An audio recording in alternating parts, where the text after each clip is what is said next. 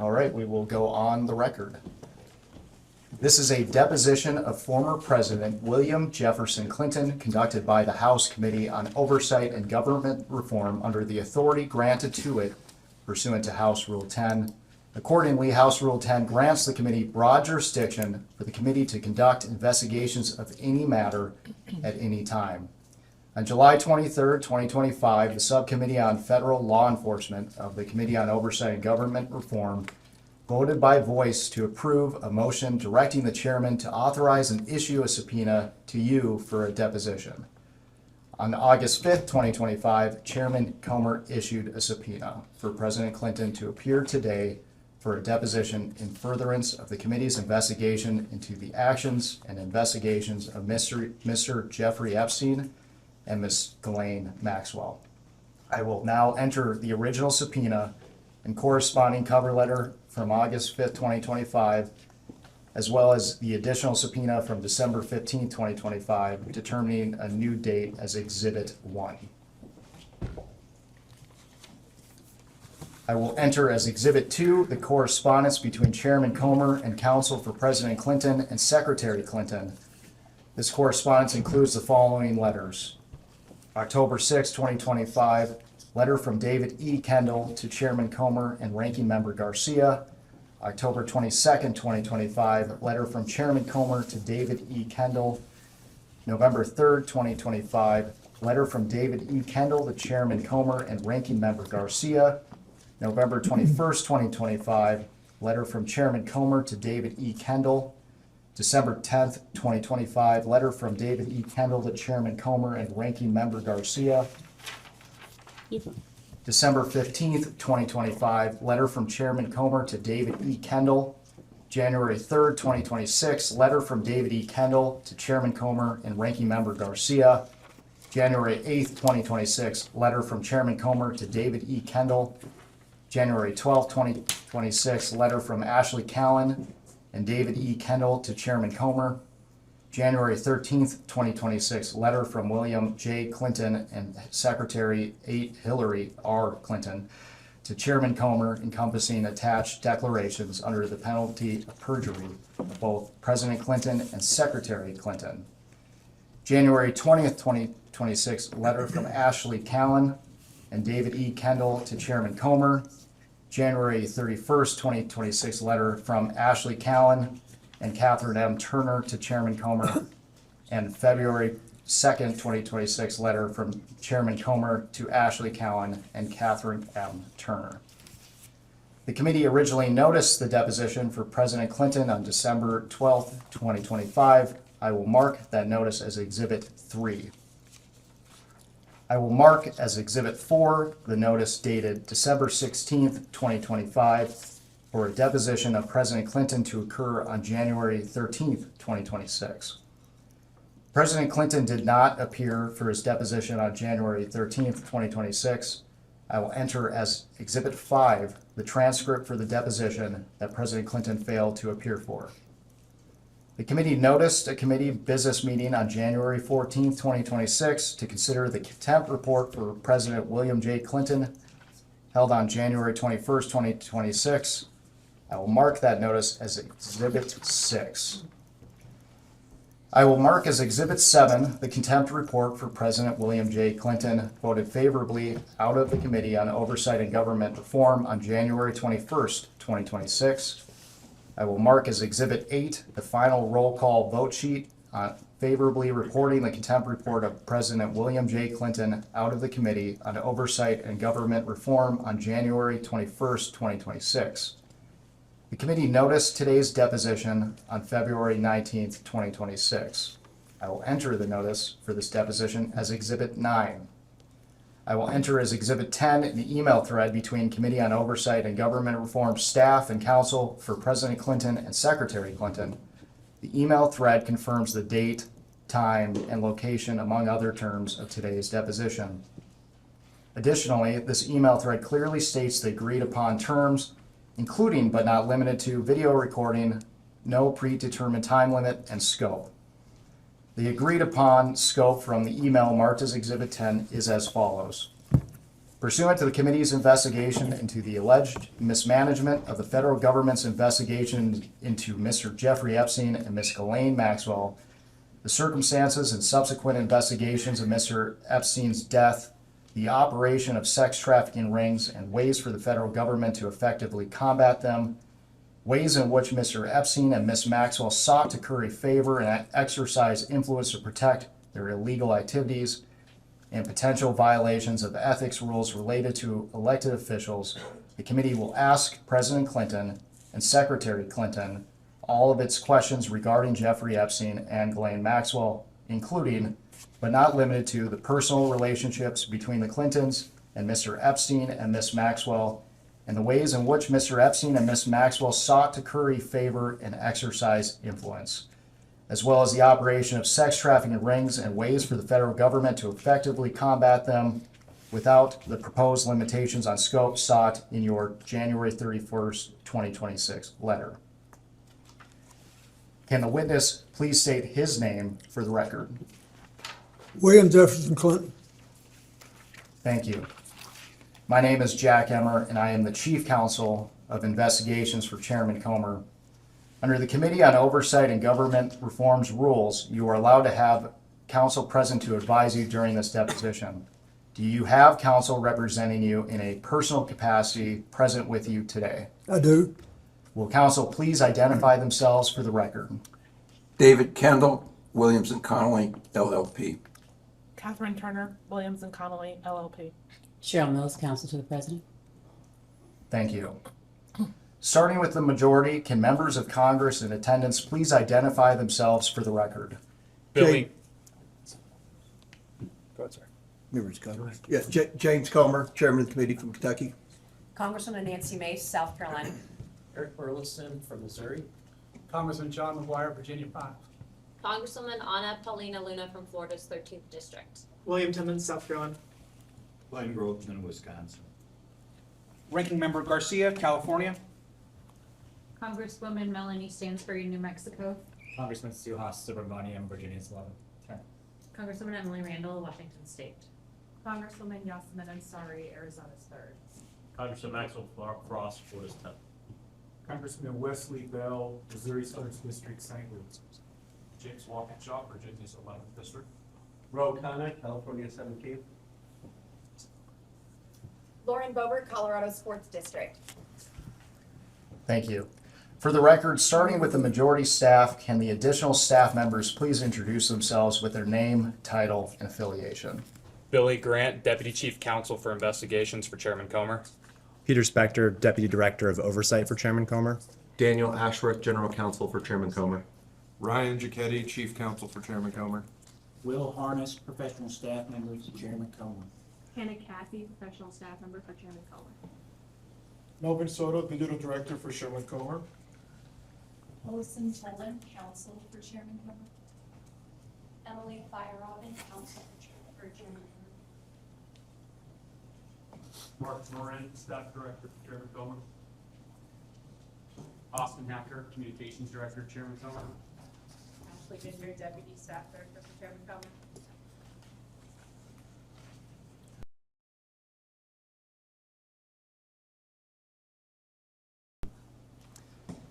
Thank you all. President Clinton, before we begin, I would like to go over the ground rules for this deposition.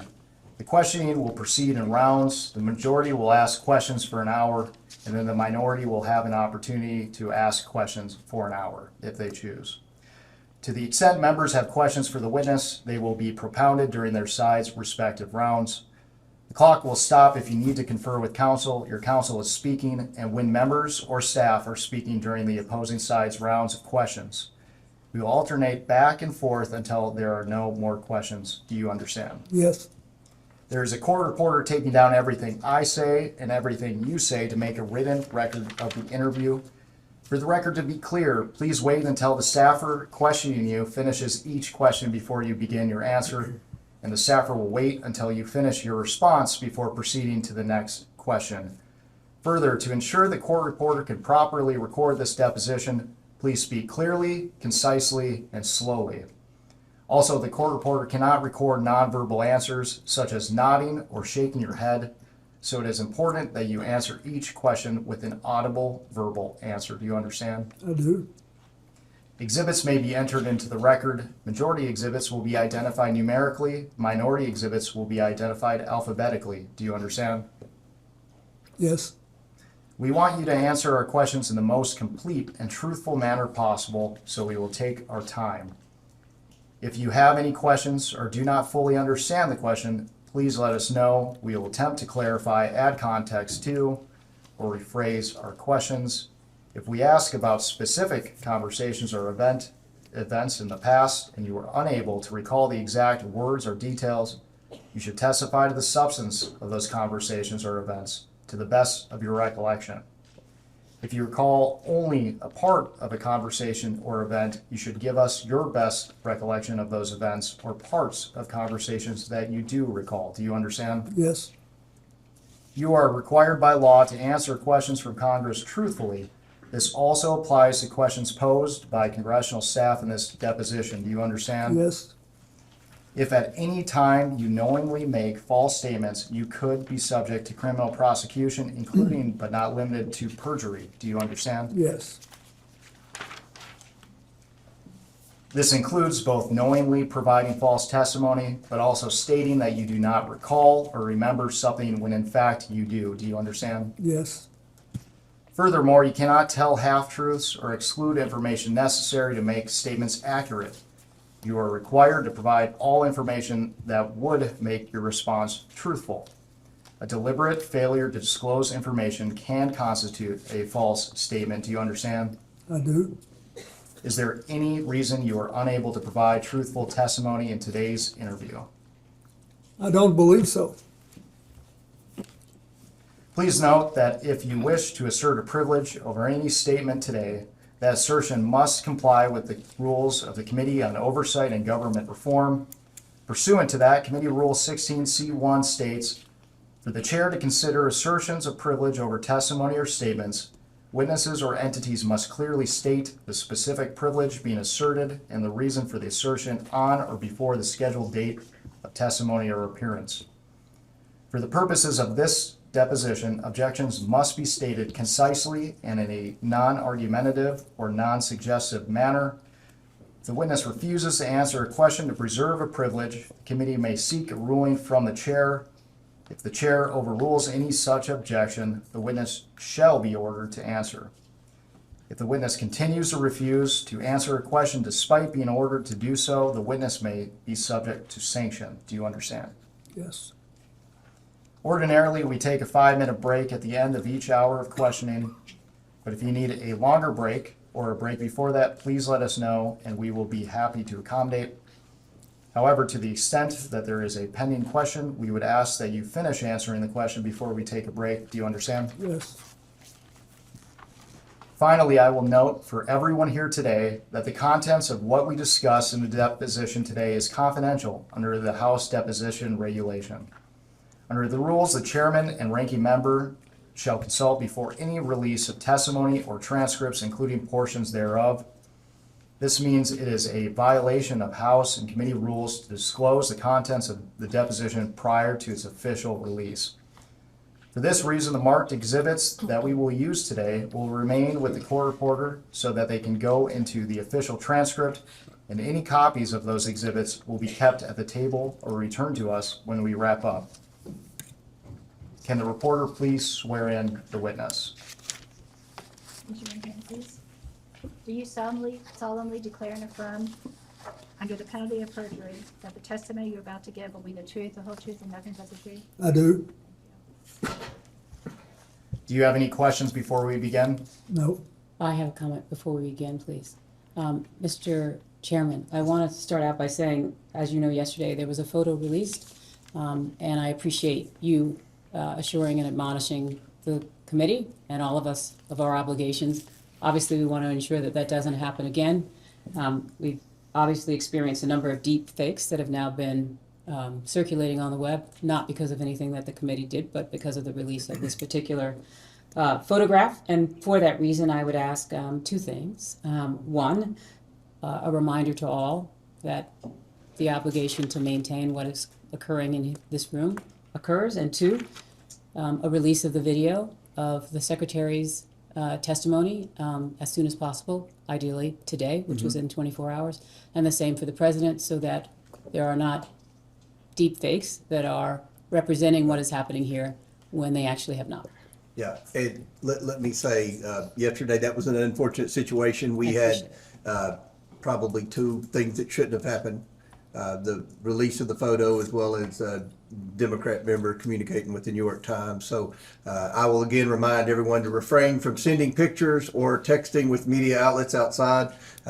Melvin is our videographer, and we're getting he's doing this today as well as producing the video, so we'll get them out hopefully as soon as possible, hopefully within the next 24 hours. Thank you very much, Mr. Chairman. I appreciate that. Nothing more.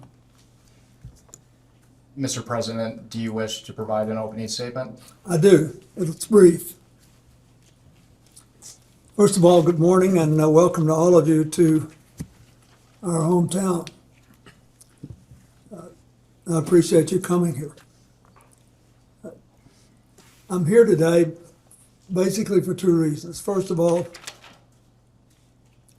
I love my country and the Constitution, and I believe America was built on the idea that no one is above the law,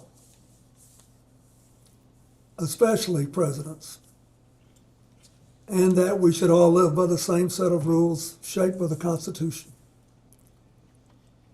Democracy requires every person to play their part, and I hope that by being here today, we can bring ourselves a little further away from the brink and back to being a country where we can disagree civilly and search for the truth and justice, and that outweighs the partisan urge for spectacle and point scoring. I will do my part, and I hope you'll do yours. The second reason I'm here is that the girls and women whose lives Jeffrey Epstein destroyed deserve not just justice, but healing. They've been waiting too long for both. Through my brief acquaintance with Jeffrey Epstein, though it ended years before his crimes came to light, and though I never witnessed during our limited interactions any indication of what was going on, I'm here to offer what little I know so I can do my part to prevent something like this from happening again. I have to just say one personal thing. Since Hillary came in yesterday, she had nothing to do with Jeffrey Epstein.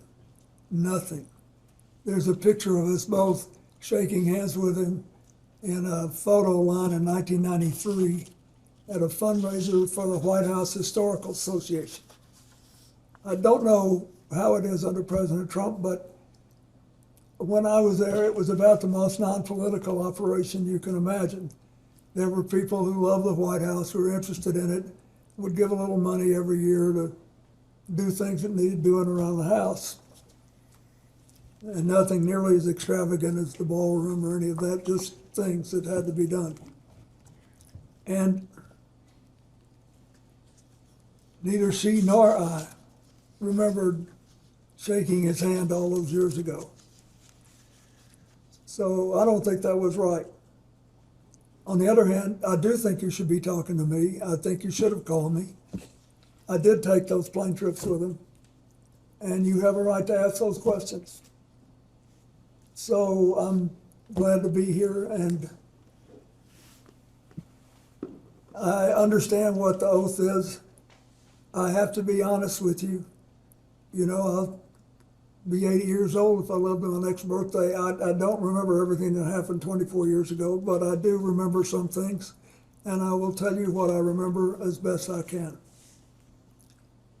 We, each of us, owe the victims nothing less than the truth and accuracy. We owe that to the American people. And I actually hope that you will be able to come up with some suggestions that will reduce human trafficking and especially focus on underage girls. I hope you'll be able to do that.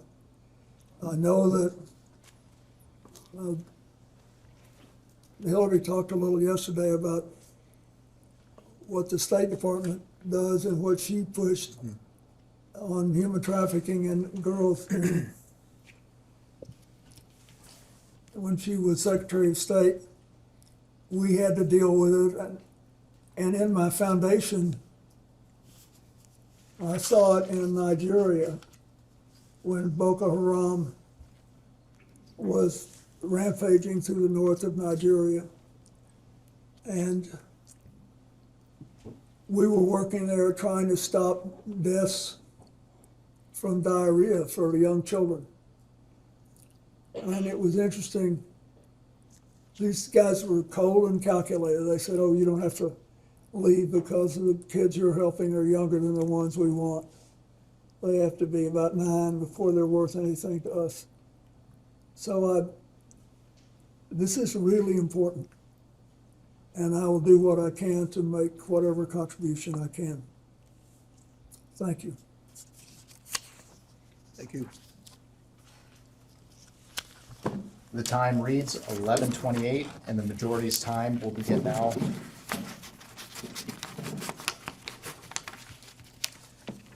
Mr. President, thank you for agreeing to testify today and for your years of service to our country. I want to start from the beginning.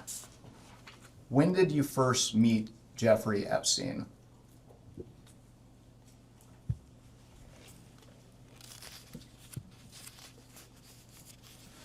Well, I will try in this testimony, and I will point it out when I'm aware there's a picture or something that predates it. There's a picture which shows him shaking hands in the White House Historical Association reception. That was in 1993, but I'm not aware of that. I first remember meeting him when I got on his airplane to take the first trip with my foundation in, I think, 2002, whenever it was.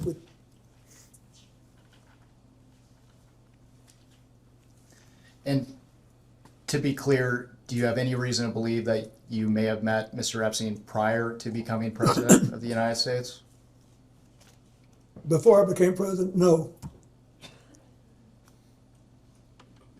And you mentioned that your first memory of interacting with Mr. Epstein was on your first trip. Which trip specifically? I'm not sure which one it was. Which one was the first?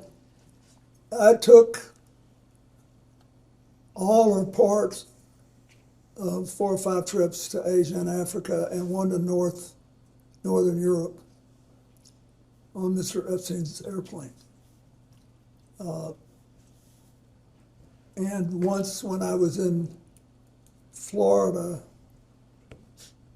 I was offered a ride back to New York, but I wasn't there having it. It was just coincidental that he was there, and I think that was fairly early in the process, but I don't remember exactly. I just know that I did.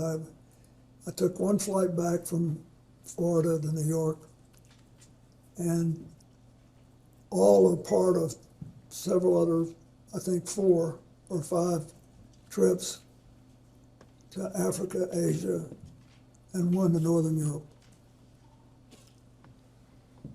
And I want to make sure the record is clear. Is it your testimony today that you have no independent recollection whatsoever of the circumstances of when you first met Mr. Epstein? Objection asked and answered. You can answer again. Yes, I do have a recollection of when I remember meeting him before this trip. I mean, on this trip when I took his plane.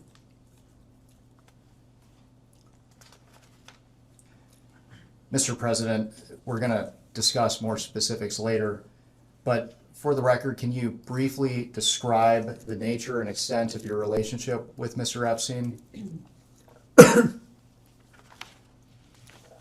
Well,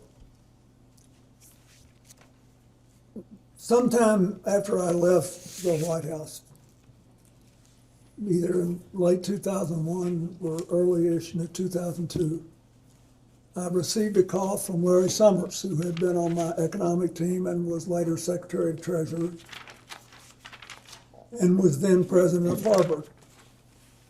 And he said that he was calling because a man named Jeffrey Epstein, who had made a substantial commitment of several $1 million, I think it was 10, but whatever it was, I don't, to brain research. And that he was a information hungry person, and he wanted to spend some time talking to me about economics and politics. And he said, he's got this massive airplane, and he said he would take you, your staff, your Secret Service detail, and anybody else you wanted to bring on the trips that he knew I was planning to set up a global network to provide life-saving AIDS medicine to as many people as possible, as quickly as possible. And I should back up and say, when I left office, we had done all the preliminary work to set up the global fund on AIDS, TB, and malaria, but it was not yet funded. And there were other instruments and institutions who were later founded, including President Bush's PEPFAR program. It had not yet been funded. There were only 200,000 people in the entire developing world who had AIDS medicine, most of them in Brazil, which had a big drug operation on its own,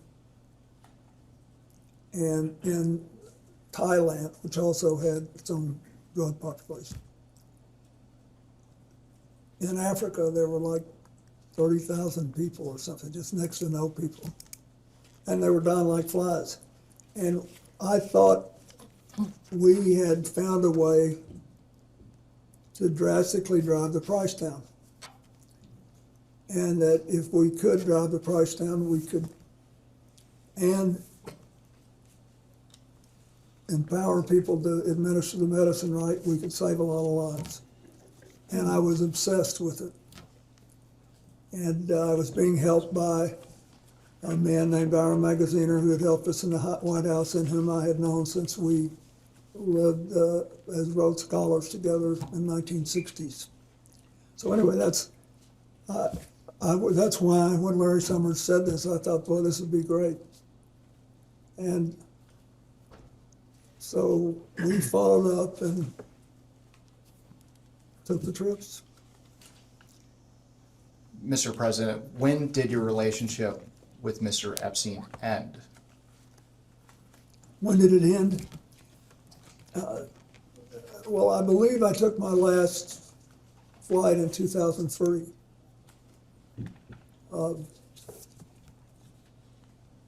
Now, later I became aware of some involvement he had in the first Clinton Global Initiative, but it was much later. Why did your relationship with Mr. Epstein end? Well, after a year or two, we really picked up a head of steam with this AIDS program, and a lot of other people whom I knew better and who really cared about the work came forward and offered to help us provide transportation. And I thought Mr. Epstein was an interesting man, but I didn't think he was really interested in what I was doing. That is, he asked all these questions. He did ask about economics and politics, as he said he would. And he never asked me anything untoward. It's just that I thought I had done what I promised to do, and he had done what he promised to do. And I thought I've always, over the years, with these donors, tried not to overstay my welcome. I thought that we'd done enough, and then it's time to start working with other people.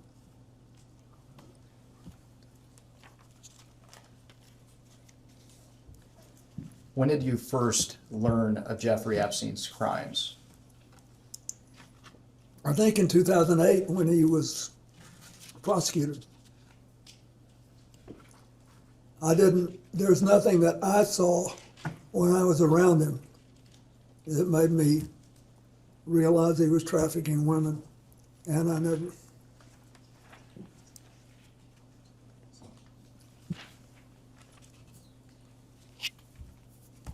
Let's talk about Ghislaine Maxwell. When did you first meet Ghislaine Maxwell? I believe I first met her with him when she was working with him. And what did you understand Miss Maxwell, and what did you understand her relationship to be with Mr. Epstein? I thought she was sort of his chief of staff or administrator. And you said that you first met Miss Maxwell with Mr. Epstein. Is that after you were president? Yeah, I don't believe I met her when I was president. I could have. I met a lot of people, I don't remember, but I definitely remember meeting her on that first flight. Can you briefly, for the record, describe the nature and extent of your relationship with Miss Maxwell? Yes, it was. It lasted longer and was more extensive than my relationship with Mr. Epstein, because Ghislaine Maxwell started going with a man named Ted Waite, who had made a lot of money making the first sort of self-designed computers. And he was a big supporter of mine and the foundation before he started seeing Ghislaine. We had been friends, and he was interested particularly in reducing pollution in the oceans. And so when she started going with him, I would see her from time to time. And when did your relationship with Miss Maxwell end? I don't think I've seen her in a decade. I don't know. It's been a long time. I don't know exactly when. Why did your relationship with Miss Maxwell end? Well, first she moved to Boston, I think. She had a relationship with a man there, and I think they may have married. And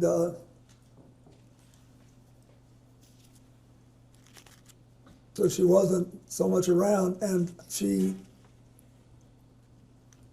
then when it became,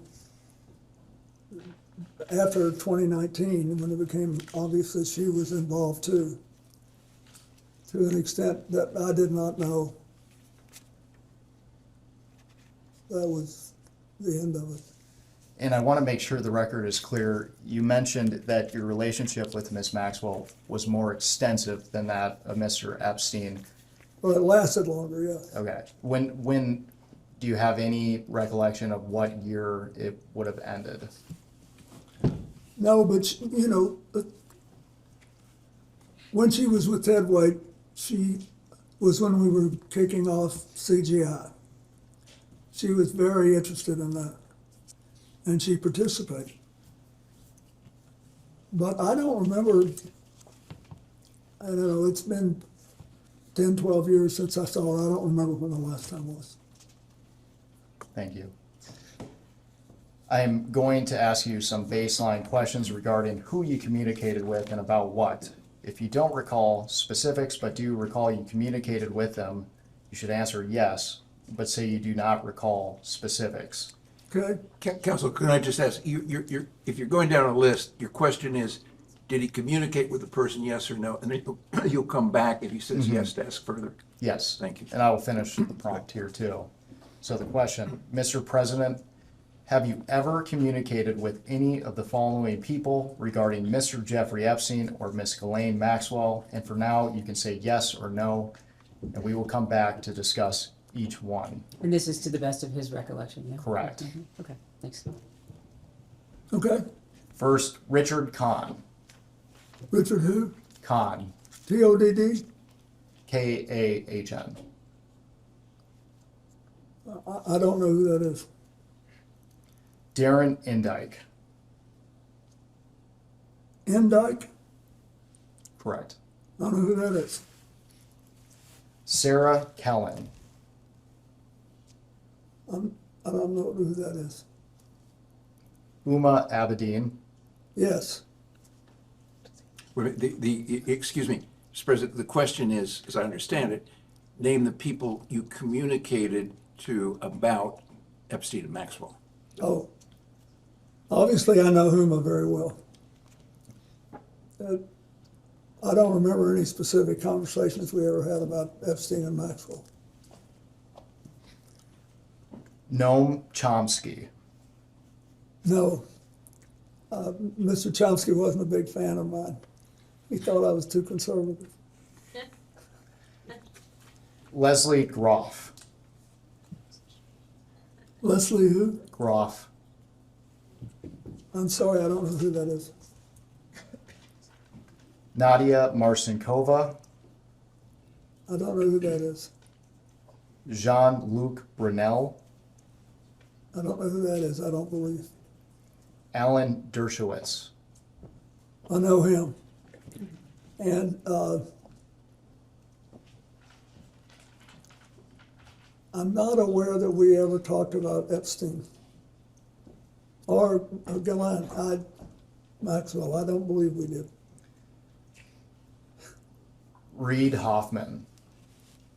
I know Reed Hoffman, but he never talked to me about Mr. Epstein or Miss Maxwell. Karina Shuliak.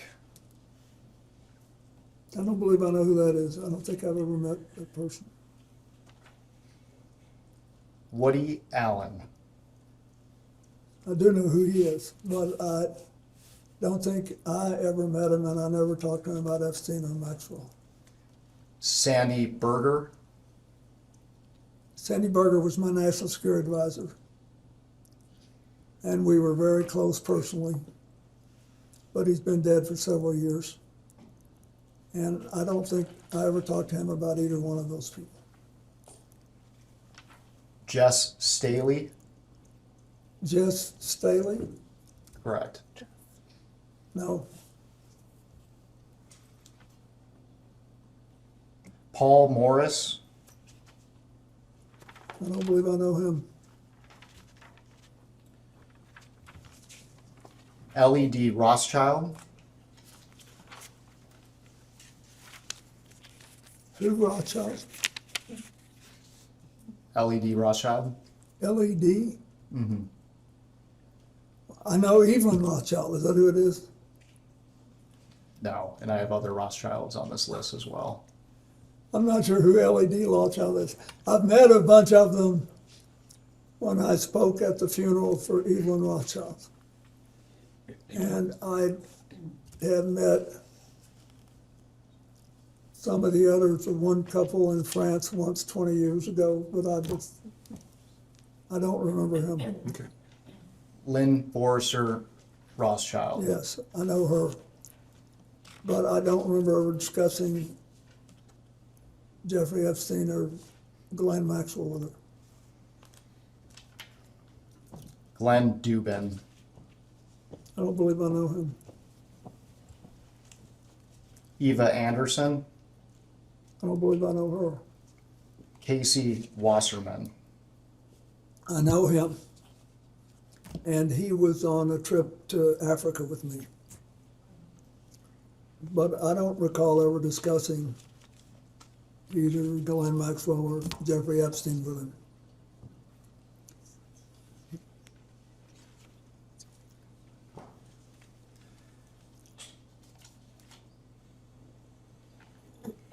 Ira Magaziner. Yes, I think I mentioned him earlier. He was the person who basically helped me start the AIDS program, and he ran the Clinton Health Access Initiative for many years. He retired a couple of years ago, a few years ago. But I don't remember ever discussing either Epstein or Rothschild with him, or Maxwell with him. Karen Ewing, No, Stacy Plaskett, Stacy Plaskett is the member of Congress from the Virgin Islands, isn't she? correct. I know her. But I don't recall ever discussing Epstein or Maxwell. Howard Lutnick, Howard Lutnick is the Secretary of Commerce, right? correct. I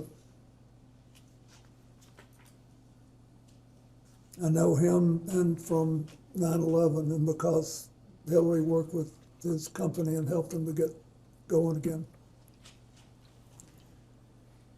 But, and I know he's now President Trump's Secretary of Commerce, but I don't remember ever having any conversation with him about Jeffrey Epstein or Ghislaine Maxwell. Doug Band, And he worked for me for years. And I know that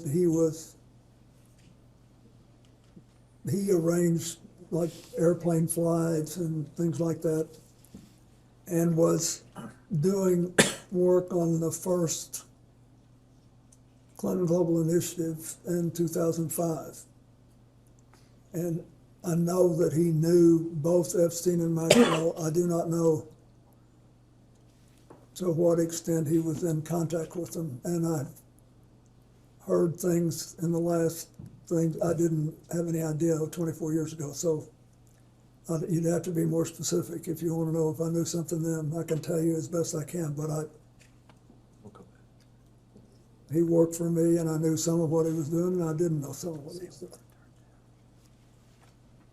thank you, and we will return to Mr. Band. Louis Free. I do know him. To the best of my knowledge, I didn't have any conversations with him about anything practically, but I certainly didn't talk to him about this. Robert Rubin, Bob Rubin was Larry Summers' predecessor as Treasury Secretary and the first director of the National Economic Council. But I don't even know if he knew Jeffrey Epstein or Ghislaine Maxwell. I had no conversation with him about it. and for now, Mr. President, you can answer yes or no. Okay. And the yes or no is intended to convey whether or not you had a conversation about Ghislaine Maxwell or Jeffrey Epstein. Correct. So the answer to Rubin is no. Larry Summers, Yes. Pete Rathgeb, Read who? Rathgeb, Rathko. R-A-T-H-K-O? Rathgeb, Oh, Rathko. I don't recall that name. John Podesta, I don't believe I ever had a talk with John about it. I did stay in touch with John Podesta after I left the White House. And I consider him a friend, but I don't believe we ever discussed Epstein or Maxwell. Andrew Friendly, No, he was one of my, what you call body men at the White House. And we've stayed in touch over the years, but I don't remember discussing Epstein or Maxwell with him. Catherine Rumler, Kathy Rumler is a lawyer who has done some, on occasion, some help for the foundation. I don't believe I ever discussed Maxwell or Epstein with it, but I can't be sure, but I don't remember doing it. Mr. President, they're only asking you what you can remember. What? They're only asking you what you can remember. Mark Middleton, I did not And he sadly is dead now.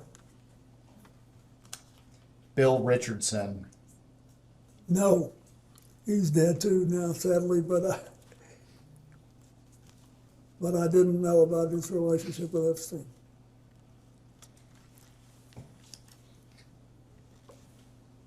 George Mitchell, No, Bill Gates, no, Leon Black, no, Ayud Barak, no, Tony Blair, no,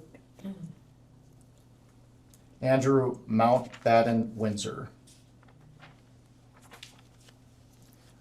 I knew that he knew, at some point I knew that he knew Ghislaine Maxwell. But I did not know, I don't think, that he knew Epstein.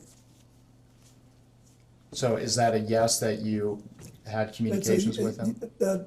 No, we never had any, Is your question communications about Epstein and Maxwell? Correct. Just generally as a conversation, like you're together? Can you just Yes. elaborate more so he can better answer your question? Mr. President, did you ever have any communications with Prince Andrew related to Mr. Epstein or Miss Maxwell? the direct answer to your question is no, but I don't want to mislead you. I know that because of my friendship with Evelyn and Lynn Rothschild, and because the former prince was around them, and they knew Ghislaine Maxwell from Britain, and through her father, her late father. There may have been some conversation there. I don't remember it, but I don't want to mislead you. I knew something that. Thank you. Your question, because it's so broad, means that any social engagement that you that's- might have would be captured. Yeah, So I I think didn't- what he's Correct. trying to I don't distinguish re- between is what you're trying to learn and just social engagement. Yes. If I had a social engagement with Andrew, Related to Mr. Epstein? not or related Miss to him, Maxwell? no, Thank you. Peter Mandelson, no, Mohammed bin Salman, no, Larry Page, no, Sergey Brin. no. So let's talk about Larry Summers. You mentioned that you had communications with him related to Maxwell and Epstein. What were the nature of those? For the record, he said with Epstein, just to Just clarify. Epstein. Just Epstein. Thank you. You mentioned that you had communications with Larry Summers related to Mr. Epstein. Can you describe the nature of those communications? Yes, as I said before, he called me on the phone. He knew what I was trying to do with this AIDS work and how important it was to me. And he said he had just talked to Jeffrey Epstein, who he's described as a successful investment advisor who made a lot of money and had made a large commitment to Harvard to brain research.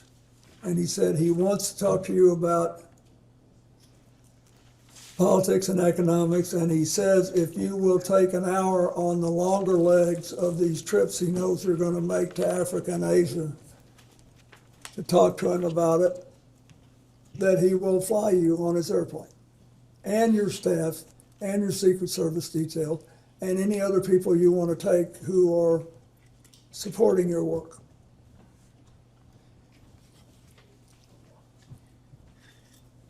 And you mentioned these communications were related to the work of your foundation. Did you ever have any other communications with Larry Summers related to Mr. Epstein? No, So for the record, you never discussed anything related to Mr. Epstein and young women or girls? absolutely not.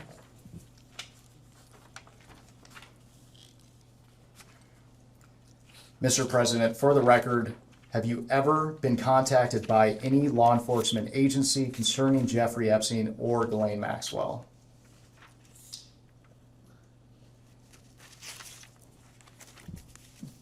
As far as I know, no. That is, as far as I remember. Back in 2008, I sort of thought somebody might ask me something. Because I was glad this had come out since it had happened. But I don't believe anybody ever did.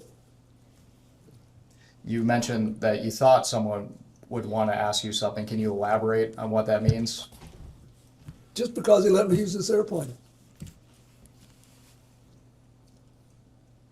And to be clear, have you ever provided any information to any law enforcement agency concerning Jeffrey Epstein or Miss Ghislaine Maxwell? So you asked this question before, you're just asking him to reiterate the response to the question that he previously asked you, Mr. President. I don't believe any law enforcement agency has ever asked me. And I didn't know enough to volunteer anything. Mr. President, are you aware of any efforts by anyone, including an attorney, process server, investigator, or any other person to contact you regarding any civil lawsuit, claim, or litigation involving Jeffrey Epstein or Ghislaine Maxwell? Not that I recall. Did Jeffrey Epstein ever inform or represent to you that he was working with any intelligence service of any nation, including the United States? No. Did Ghislaine Maxwell ever inform or represent to you that she was working with any intelligence service of any nation, including the United States? No. And during your relationship, did you ever suspect Epstein or Maxwell of being affiliated with any intelligence agency? I did not. Thank you.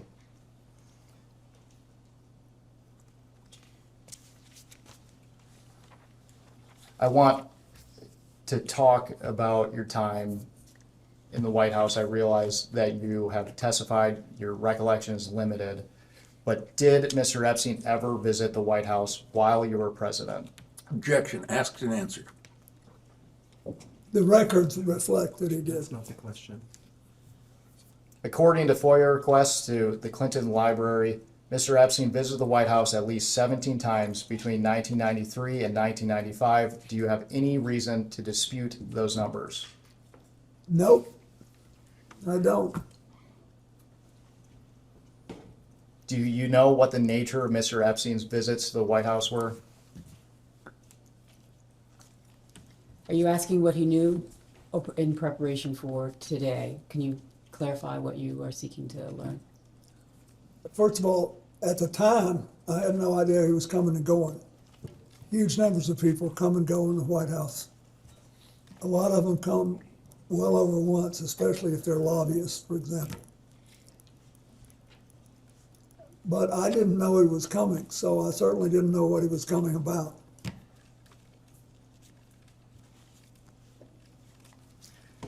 Mr. President, after you left office, did you or your staff ever conduct a review of records, documents, or other materials related to Mr. Epstein's connections to your White House? You're exempting counsel. You can respond to that, but don't say anything about what you talked to your lawyers about. You can respond to this question. Do you need the question again? Yeah, I don't even understand. You mean, did we look into what he did in the White House after I left office? Mr. President, one of the concerns of the committee is how Mr. Epstein and Ghislaine Maxwell attempted or potentially attempted to curry favor with influential figures. My question was, after you left office, did you or your staff ever conduct a review of records related to Mr. Epstein's connections to your White House? To the best of my knowledge, no.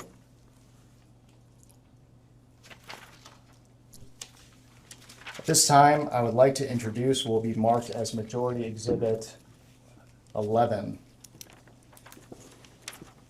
And while it's being passed out, I will note for the record, this is a New York Times article entitled "The Untold Story of How Jeffrey Epstein Got Rich," published on December 16th, 2025.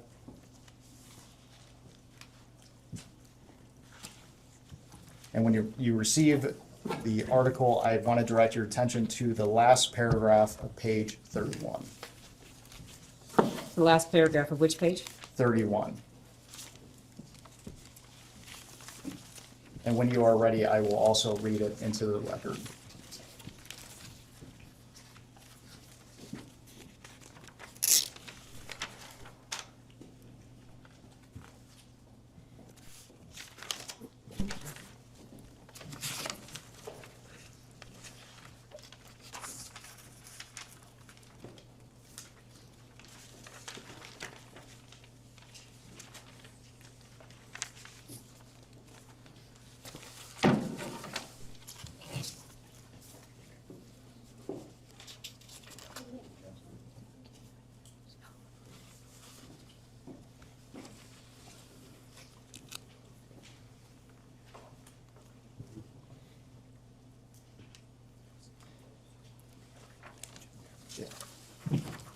Again, we are looking at page 31 in the last paragraph, Yep. and I will read it into the record and ask you a few questions.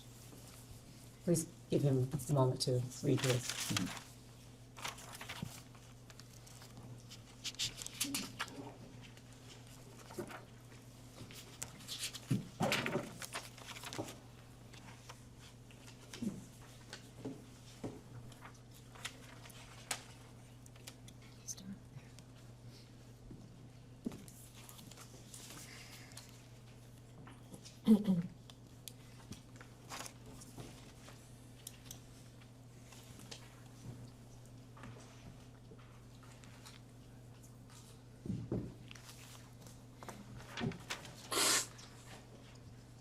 I see this. This is the paragraph he wants Yeah. to ask you guys. Mr. President, the article reads, by 1995, Clinton and Epstein were sufficiently chummy that he wrote a get well soon note to Epstein's ailing mother. Hang in there, the president scrawled on a yellow post-it, which Epstein saved and we review. Mr. President, did you write this note? Are you asking if he recalls writing this note from 1995 on a Post-it? Correct. Okay, thanks. Just clarify. It looks like my handwriting, but I don't recall, but I will tell you this. I have written get well notes to lots of people I did not know and had never met. And you answered my next question. Did you ever meet Jeffrey Epstein's mother or any of his family members? No, I'm not sure that I was asked to do this by Jeffrey Epstein. And I want to focus specifically on the article's characterization. It says that you were chummy with Mr. Epstein in 1995. Is that accurate? Well, I'm going to object to that. It's a characterization. It's hearsay. President may answer. No. I was surprised by that. Stop. Let's talk about your relationship with Mr. Epstein after you left the White House. Okay. How would you characterize your relationship with Mr. Epstein? Mr. Well- President, we have a question for you. During the time it was cordial. At any time, would you characterize Mr. Epstein as a friend? We were friendly, but I didn't know him well enough to say we were friends. How often did you communicate with Mr. Epstein? Usually only on the trips. I did go to his house once, as you know. And we will discuss that further later on today. And how did you typically communicate with Mr. Epstein? Did you talk to him on the phone? Excuse me, he just said he talked to him on the trips, so that's in person. Typically, my staff communicated with with him. I think it was mostly Mr. Band, but somebody talked to him. And you mentioned that you visited one of his properties. But outside of the work on the foundation and your trips, how many times did you meet in person with Mr. Epstein? You're asking him to the best of his recollection. Outside of the trips, I believe he came to the office once in Harlem I was still housed up there then. And I think he paid a brief visit to the office. And I paid a brief visit to his house. When I once thought he was there, but now that I think about it, I don't think he was. And that was it. I mean, that's what I remember. And you mentioned you visited Mr. Epstein's house. Are you referring to his New York townhouse? Yes. And your communications with Mr. Epstein, did you ever have any communications that were not related to the foundation? I don't believe we ever talked about anything but the work we were doing. I mean, maybe small talk, I can't imagine, I don't remember the conversations. And for the record, before we move on, did you ever have any communications with Mr. Epstein that related to young women or girls? No.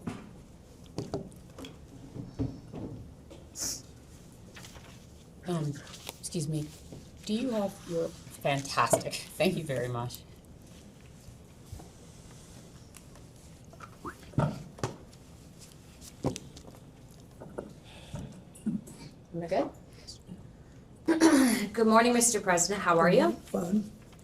I want to first start out by asking you, have you ever been or traveled on, or has Huma Abedin ever traveled on Epstein's plane? If you know. I don't know. She might have taken one of the trips with us, but I don't know. Okay, so have you flown on a plane with her? Several times. Several times? When you say have you flown on a plane, any plane? The Lolita Express. What is that, when you say that? Have you flown on the Lolita Express with Jeffrey? Objection. I don't know what that is. Have you flown on Jeffrey Epstein's plane with Huma Abedin? Asked and answered, you may answer again. I don't remember, but I have phoned. She's been sort of a part of our family for a very long time. So when I went to the Middle East, which I don't think I ever took a plane ride with Jeffrey Epstein, but she would typically go when I did. So have you traveled with both of them together? Excuse me, both of whom, Congresswoman? Of course. Have you traveled with Jeffrey Epstein and Huma Abedin together? I do not know. Okay, thank you. If the staff can please pass out EFTA 0021628 and the rest of the documents I have them print regarding passports to the President and Council. This will be Exhibit 12. Thank you.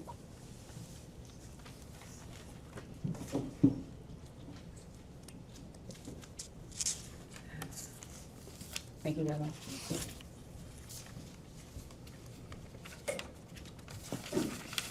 So, Mr. President, if you look at the passport page, the bottom of the document should show the EFTA number. It's 0021628. yep. There's a name on there. Would you be able to read that name to me? Can you read the name? Excuse me, Congressman, Yes. will you You ask can me read if the you've ever seen the document before? Yes, well, this is evidence, and so I wanted to ask him specifically. So it's from the DOJ document release, right? I understand, but he may not have seen it, or he Okay. may have seen it. No, I've never seen it, but it looks like a passport. Okay. Can you tell me the name that's listed on the passport? Excuse me, he's never seen this document. Would you just read the name, please? Yes, the name is Marius Robert. Marius Robert, yeah. Are you familiar with that name at all? No. Okay. Would you be able to identify the individual in the photo? It looks like Jeffrey Epstein. Okay, the reason I ask you about this specifically is because I do believe that Jeffrey Epstein was an intelligence operative. And so this was a passport that was actually entered in and released by the Department of Justice, but this was an FBI filing. It was found in his safe, if you will. So it's an alias. So the reason I ask you that is because given your nature and position, I'm wondering if you were essentially targeted by a honeypot operation and/or by intelligence to gather information. So that's why I asked you that question. Well, if it was a honey, Mr. President, there's not a question pending. I have, is there a question? No. You can ask a question. Well, I'll be getting to more, but that's the reason I asked that. Okay, my next question for you is, have you ever had contact with an individual by the name of Shantae Davies? I believe Shantae was, that's a distinctive name, and so I think that was the name of one of his flight attendants. Okay. She's been described on being on a 2002 Africa trip and providing massages. Was she or any other young female on that trip underage at that time? Not that I'm aware of. Okay. Did you ever receive a massage or have physical contact from her or anyone else on that trip? You've seen the pictures. There was one time when I was sitting up and I got a back rub, a neck rub. Okay. And I think Shantae did it, but I'm not sure. Okay. Did you ever visit Epstein's Little St. James Island? No.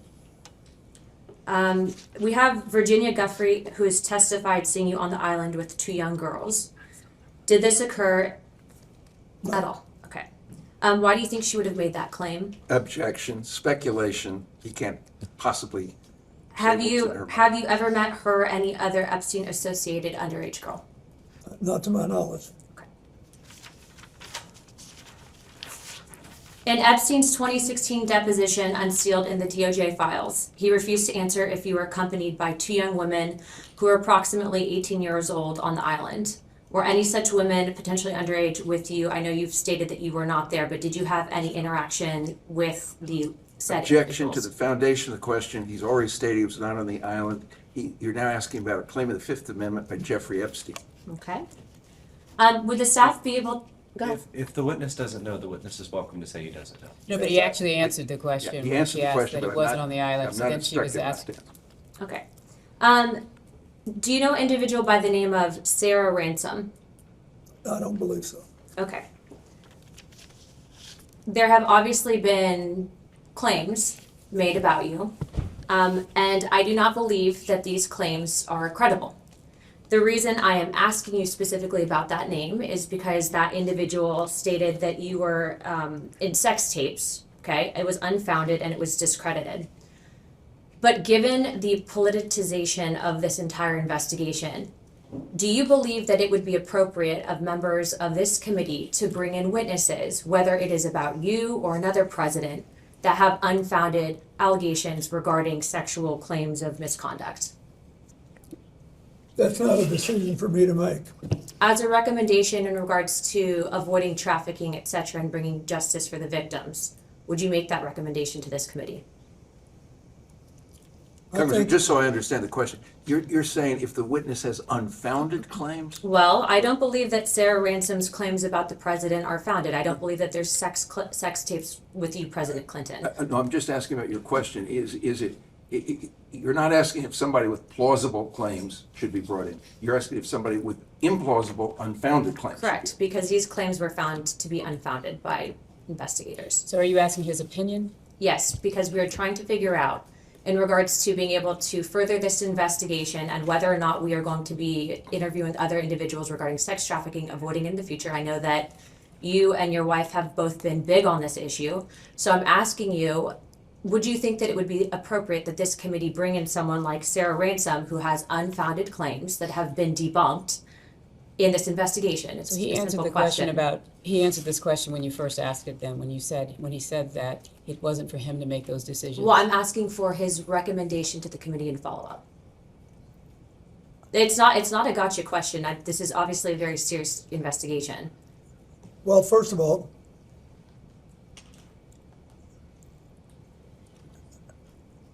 I recommend that you have on your staff a prosecutor who's had a lot of experience in this, dealing with these cases. Normally, it's not a good idea to bring in a witness that you know is lying. Okay, thank you for that. My last questions for you are you familiar with anyone by the name of Adriana Ross? I don't think so. How about Sarah Kellen? I don't think so. Okay. Would you recommend that this committee bring in individuals that were listed as trafficking minors? They were listed as co-conspirators and then given plea deals. I don't know enough about it, but I think you should do whatever you think will strengthen the ability of the United States not to have this happen again. Okay. Is it possible, and in your opinion, that you and or your wife were targeted as a means of an intelligence gathering operation? Object to the by form of the Jeffrey Epstein and question. Ghislaine Maxwell? Object to the form of the question. No objection to if he knows that they were targeted. I believe that's what she asked. No, she said, is it possible? So she's asking him to speculate instead of asking him, does Do he you know? Do you know if you were targeted at any point? I don't, but Okay. I don't. I'd sort of be surprised, but I'm not. I don't know. Okay. All right, Chairman Comer, I think that builds my time. I just want to say thank you very much, President Clinton, for coming in. And I do understand that this has been politicized, but again, I will state on record and I will state this to the press that I don't believe that Sarah Kellen's claims against you were valid. Thank you. Thank you. Yeah.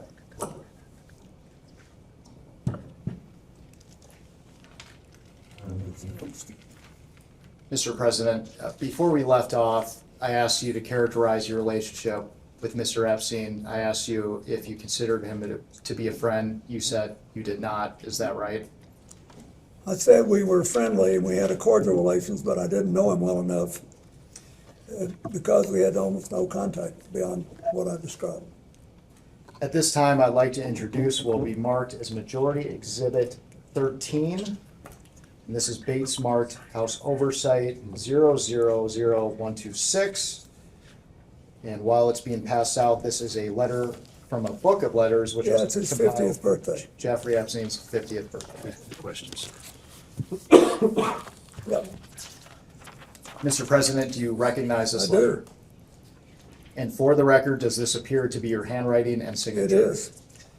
And why did you write this letter? Why did I? Because I was requested to contribute a nice letter for his birthday book. And who asked you to write the letter? I don't remember. Would Miss Maxwell have I asked you? don't know. I think someone on my staff asked me. Now, there's a word that our committee has not been able to identify, and in our defense, the Wall Street Journal has not been able to identify. Imagine being on his staff. Can you please read the letter for the record? Yes. It's reassuring, isn't it, to have lasted so long across all the years of learning and knowing, adventures and errors, and still to have your childlike curiosity, the drive to make a difference, and the solace of friends. Not a bad letter. And because we haven't been able to identify that word until now, what did you Which mean? word was it that you could not? Solace, you couldn't, No, errors. errors. Were What did you I mean? refer- Anybody who's lived 50 years and done anything has made mistakes as well as progress and done things. But for the record, you weren't referring to errors in judgment that Mr. Epstein had related to his inappropriate activities involving young Absolutely girls. not. I knew nothing about that.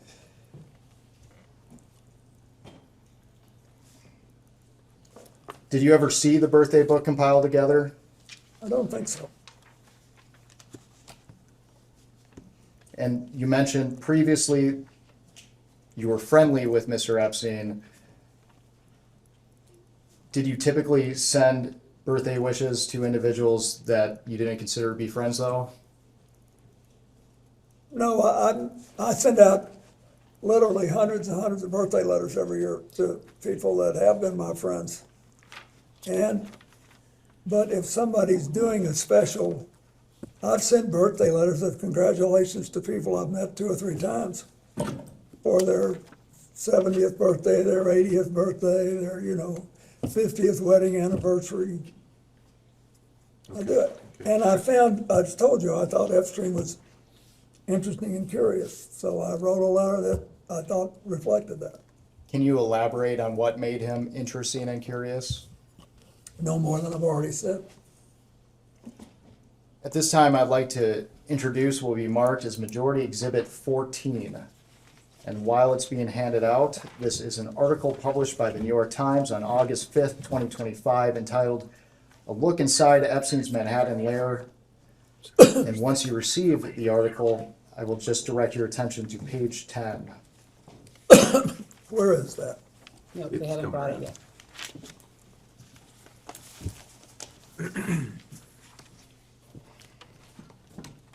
Thank you very much. And we're specifically looking at a framed photo on a wooden table alongside multiple other framed photos. And we're focusing on the photo in the middle, which appears to have a golden frame.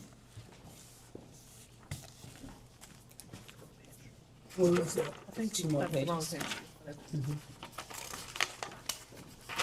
Right there.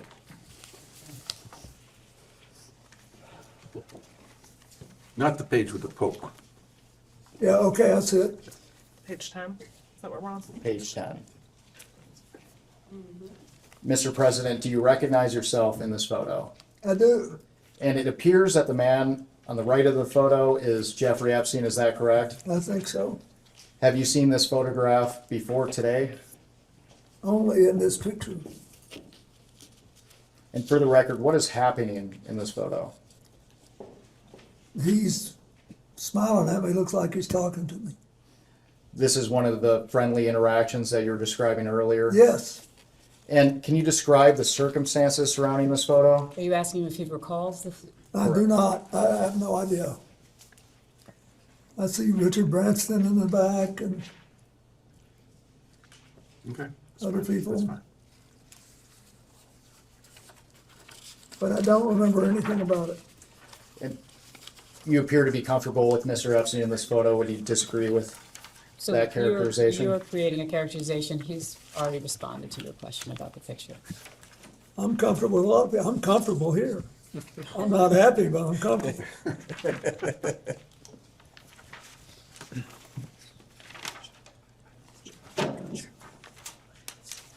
And my conscience is clear, that helps.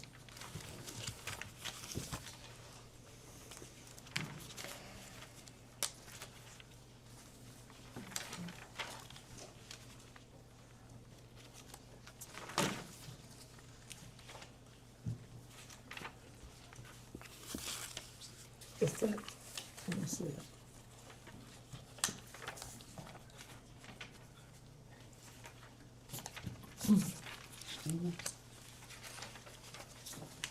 Okay.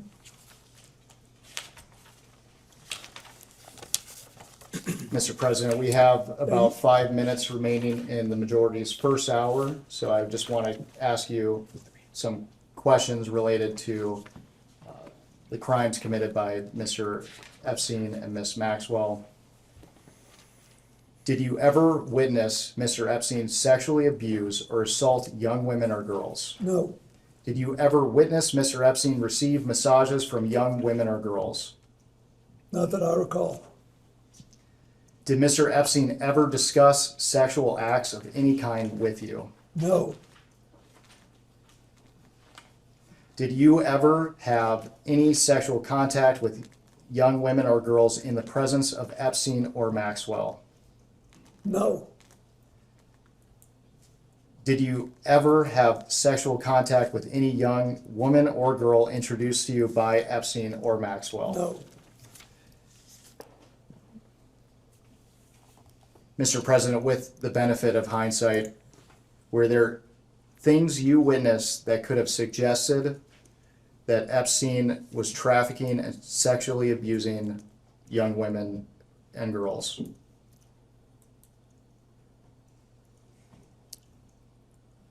I do not believe so.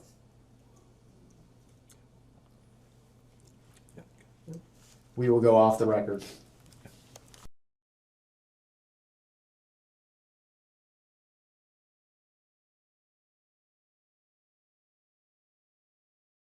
We can go back on the record.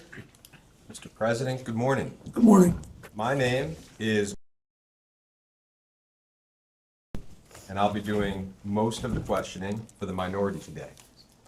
First, I want to thank you for your long and distinguished service to this country. I also want to thank you for your time today. We appreciate it. Before we get to questions, I'd like to take a few minutes and highlight some context that we think is relevant for today's conversation.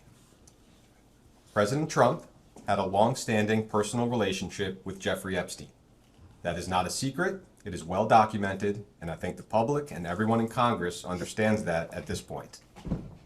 President Trump does not like talking about his long-standing personal relationship with Jeffrey Epstein. I think we've all seen that as well. On November 12th of last year, Oversight Committee Democrats released emails that were obtained from the estate of Jeffrey Epstein. In one email from 2011, Epstein said to Ghislaine Maxwell that President Trump was, quote, that dog that hasn't barked, and that an unnamed victim, quote, spent hours at my house with him. In another email from 2019, Epstein wrote that, quote, of course he, referring to President Trump, knew about the girls as he asked Ghislaine to stop. I'd like to enter as Minority Exhibit A, Oversight Democrats press release from November 12th, 2025, titled House Oversight Committee Releases Jeffrey Epstein Email Correspondence Raising Questions About White House Cover-Up of Epstein Files. And that includes both the emails that I just mentioned. There was a fair amount of public attention on those emails, and 2 days later, President Trump asked the Department of Justice to investigate Epstein's relationships with yourself, Larry Summers, Reid Hoffman, and J.P. Morgan Chase. You are, of course, a former Democratic president of the United States. Notably, President Trump did not include any Republicans in his demands. Later that day, Attorney General Pam Bondi posted on social media that the U.S. Attorney for the Southern District of New York would comply with President Trump's directive and take the lead on the investigation. I would like to enter as Minority Exhibit B, Attorney General Bondi's post on X, which also includes President Trump's post on Truth Social. It is well understood that you had a personal relationship with Mr. Epstein, and we will talk about that today, but the events I just described color our perspective on the conversation. It appears as if you and other Democratic figures have been targeted by President Donald Trump in an attempt to distract the American people from his own long-standing relationship with Jeffrey Epstein. And if that were true, it would not be the first time that President Trump has targeted his political enemies under the guise of law enforcement. This deposition is occurring in the context of unprecedented weaponization of the Department of Justice by Donald Trump. You may have a perspective on this of your own, so before we get started, I just want to give you the opportunity to share any thoughts you might have on that subject.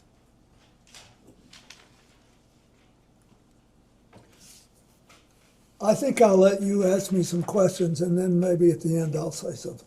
That sounds fine. Thank you. I'd like to start our conversation with a few foundational questions so we can just set the record straight from the very beginning. With respect to your relationship with Mr. Epstein, did you ever, at any point during your interactions with Jeffrey Epstein, know about the sexual abuse that he was committing against minors and young women? No.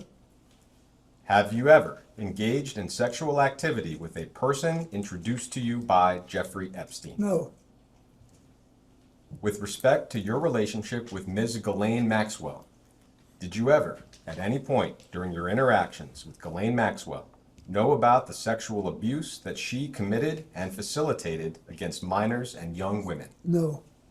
Have you ever engaged in sexual activity with a person introduced to you by Ghislaine Maxwell? No. Have you ever, at any point, visited Jeffrey Epstein's former estate on Little St. James Island in the U.S. Virgin Islands? No. In February of last year, Attorney General Pam Bondi said on Fox News that you traveled on Mr. Epstein's plane, quote, because it supposedly had a bed in there where Jeffrey Epstein had young girls. I will ask you, did you fly on Mr. Epstein's plane because it had a bed where Jeffrey Epstein had young girls? No, Are there any other accusations that have been made against you with respect to Mr. Epstein that you'd like to address before we get started with some chronological questions? I think you pretty well covered it. Thank you. Thank you. I will ask a series of chronological questions. I'd like to try to create one clear chronological record. Some of that might be repetitive from what you've already talked about. I will try to keep that to a minimum. All of these questions are from a long time ago. If you don't recall anything about what I'm asking, just let me know. Starting with events before and during your presidency, the earliest known link that we're aware of between yourself and Mr. Epstein is that he made a pair of campaign contributions to you in 1992. There was a $1,000 contribution to your presidential election committee in January 1992, and another $1,000 in June to the Clinton-Gore General Election Compliance Fund. I imagine a lot of folks donated $1,000 to your campaign. Do you have any specific recollection or knowledge of those particular contributions? No, I think this is the first time I've ever known that. Thank you. That takes us into your time as president. You were elected in November of 1992 and inaugurated in January of 1993. Mr. Epstein visited the White House a number of times while you were in office. Our understanding is that Mr. Epstein visited the White House 17 times between 1993 and 1995. I am not going to walk you through each of those visits. I'm just going to break them into categories. I think first, with respect to the only Epstein visit where it is publicly known that you either met Mr. Epstein or had some interaction, was the White House Historical Association reception that you mentioned earlier. I know there's a photograph that you mentioned of yourself and Mr. Epstein meeting. Am I right that you have no specific recollection of meeting Mr. Epstein or Ms. Maxwell at that event? I don't. Okay.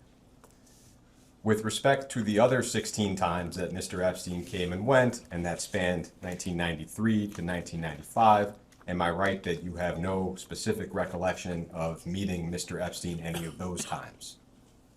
No, I don't think I did, and I don't know who he saw.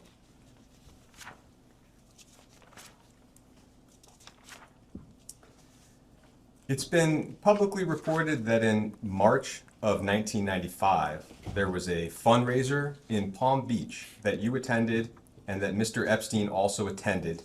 Other guests reportedly included Jimmy Buffett and investor Ron Perlman, who may have hosted the event at his home. Do you have any specific recollection of that event?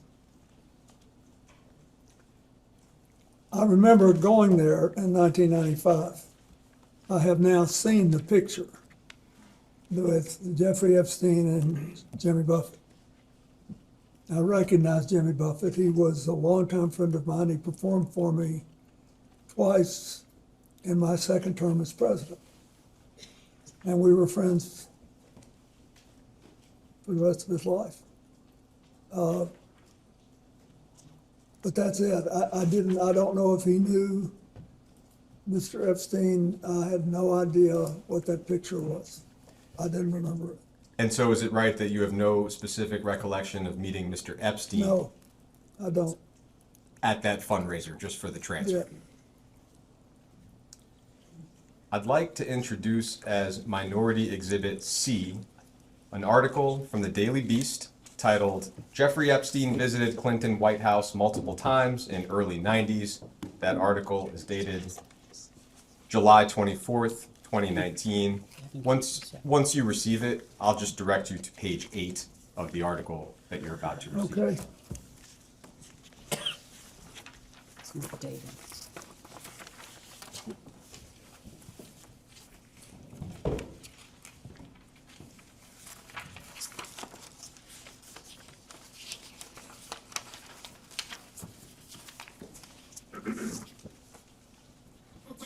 I'll give you a moment to look that note over, and then I'll read the relevant portion into the record.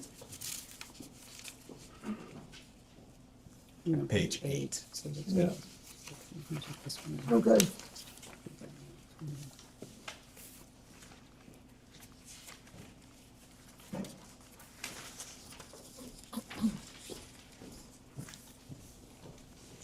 Yep.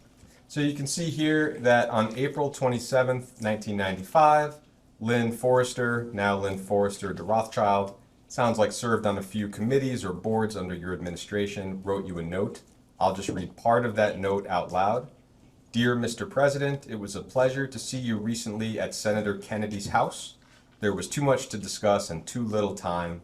Using my 15 seconds of access to discuss Jeffrey Epstein and currency stabilization, I neglected to talk to you about a topic near and dear to my heart, namely affirmative action and the future. And that's the end of the relevant portion. I just wanted to ask whether you have any specific recollection of this note or of your conversation with Ms. Forrester. I don't.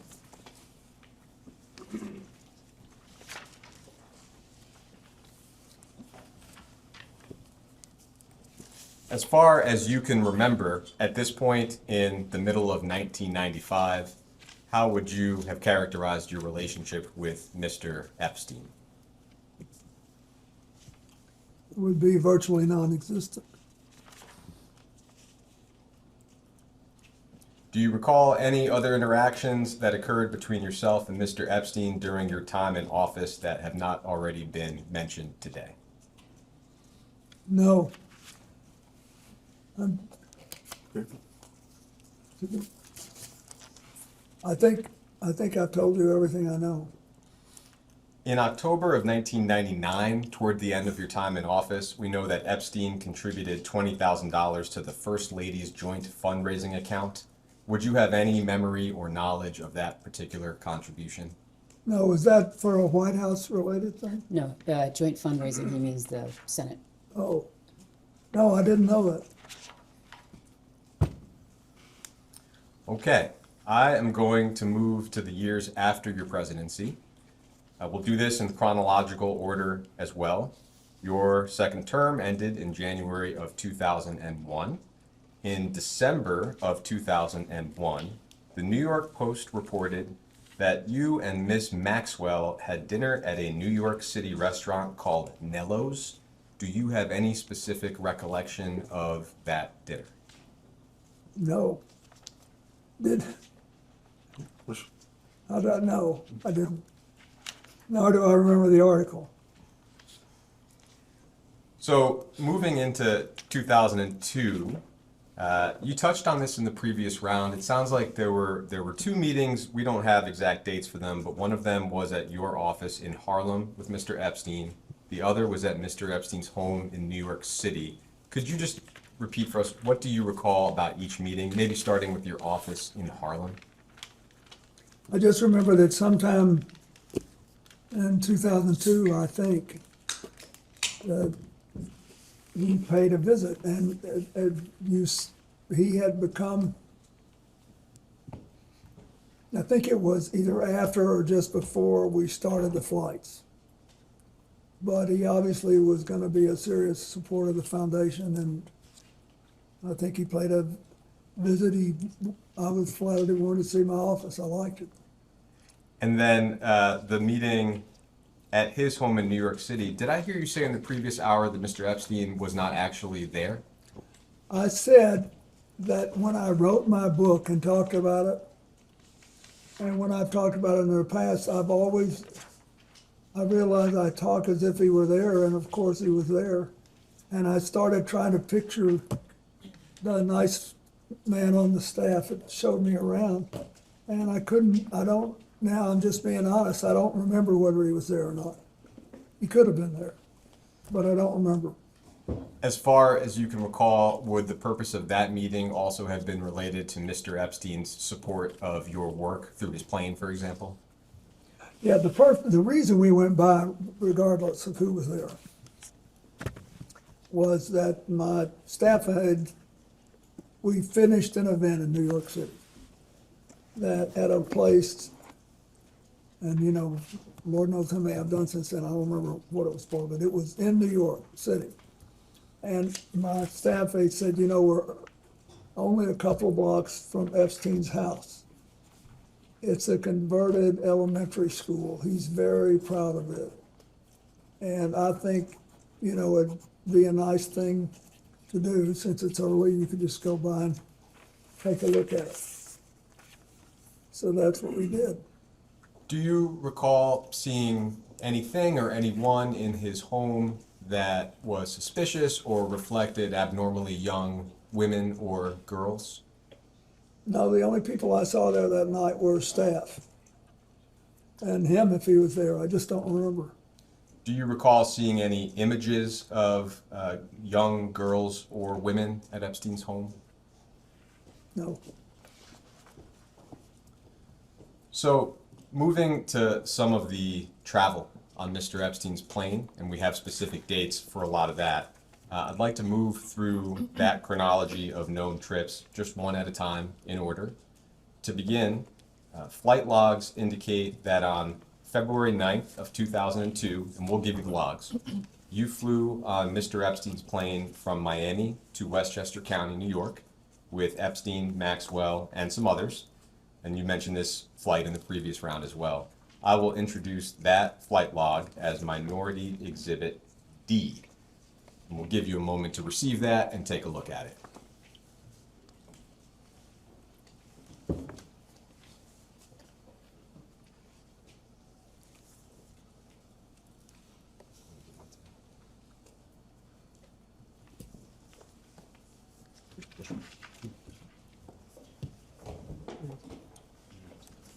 Is this one page? It is one page, exactly.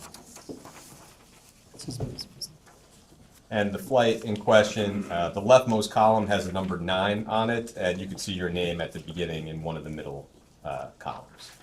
Excuse me, Yeah. at the top, it says 15. Are you talking about a date? Could you just? Yeah, the one on February 9th. Thank you. Sure.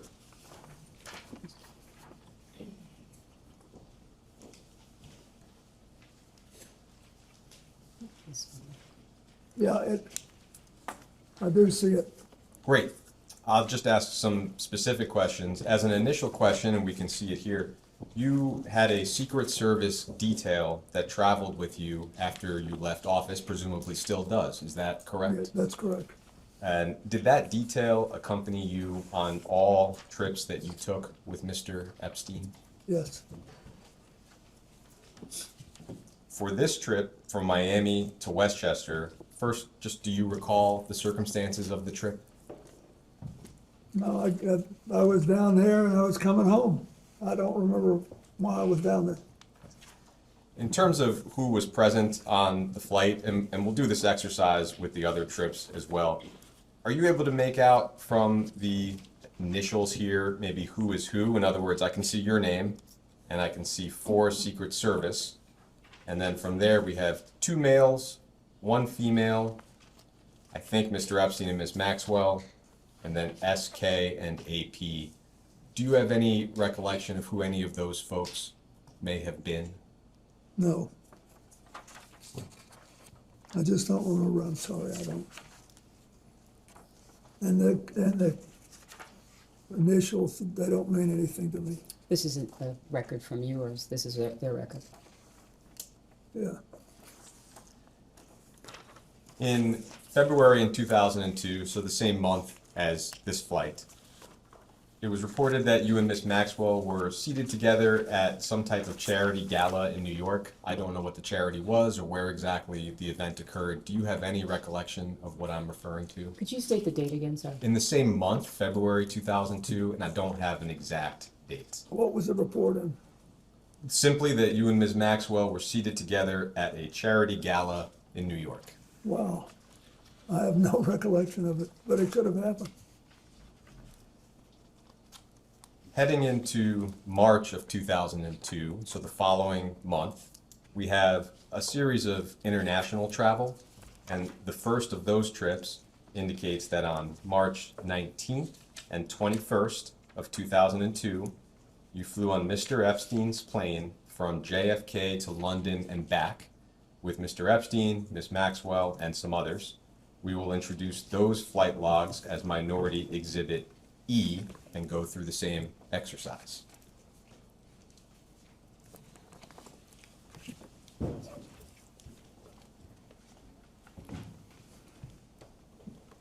Thank you. and that's the 19th and the 21st.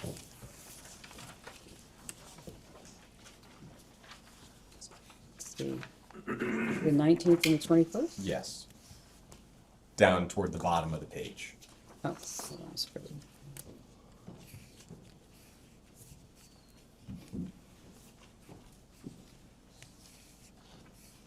Was this a flight to London? Yes. Yeah, this says we had 10 Secret Service agents. So I guess just to start with, do you recall the circumstances or the reason for this trip? And this was when? This was March of 2002. I don't, but keep in mind, there was a lot of stuff going on. India, in the late January, 4 days after I left office, had a horrible earthquake. And lots of people died. And I called the Prime Minister of India, Mr. Vajpayee, who belongs to the current leader's party, but was much less uber nationalist. And I asked him if I could help. And he said, yes. He said, I have the money and organization to fix the big cities, but not the smaller towns. And we need schools, we need hospitals, we need all this stuff rebuilt. Will you help? So that's the first thing I undertook to do, even before the AIDS thing, after I left the White House. So I was there. So by March of 2002, the next year, we were still working on that, and then the South Asian tsunami hit in December. So I was doing all this stuff and also trying to get set up at home too. So that's why it sounds unusual for me to have 10 Secret Service agents, but I must have been going to several stops.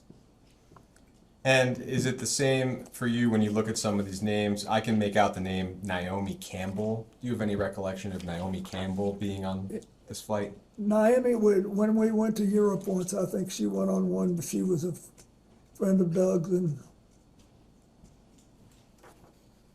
that's what I remember. Let me see.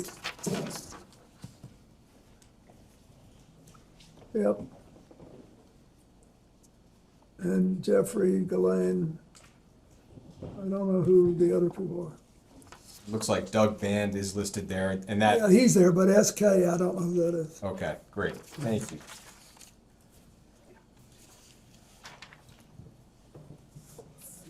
Moving to May of 2002, just 2 months after the one we just looked at, flight logs show a series of flights around Asia. Got 5 flights, including Hong Kong, China, Singapore, and Thailand. I'll introduce the flight logs for that trip. Just take a look at it together as Minority Exhibit F.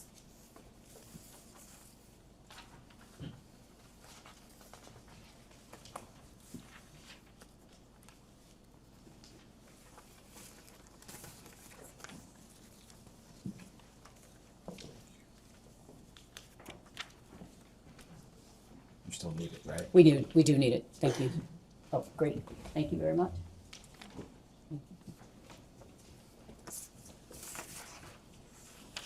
You said So what? those are from the 22nd to the 25th. Let me just highlight that for a second. 22nd. And you're saying each one till the 25th? Yeah, so the first one lists the former president, and then 4 in a row after that lists same as above. So it's the same group of folks for about 5 flights Yep. there. So same question, this trip to Asia, do you have a recollection of the circumstances, how the trip came about? Yeah, that was 2002, right? Yes. So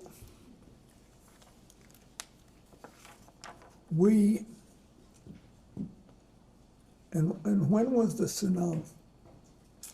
Was it at the end of 2002 or the end of 2001?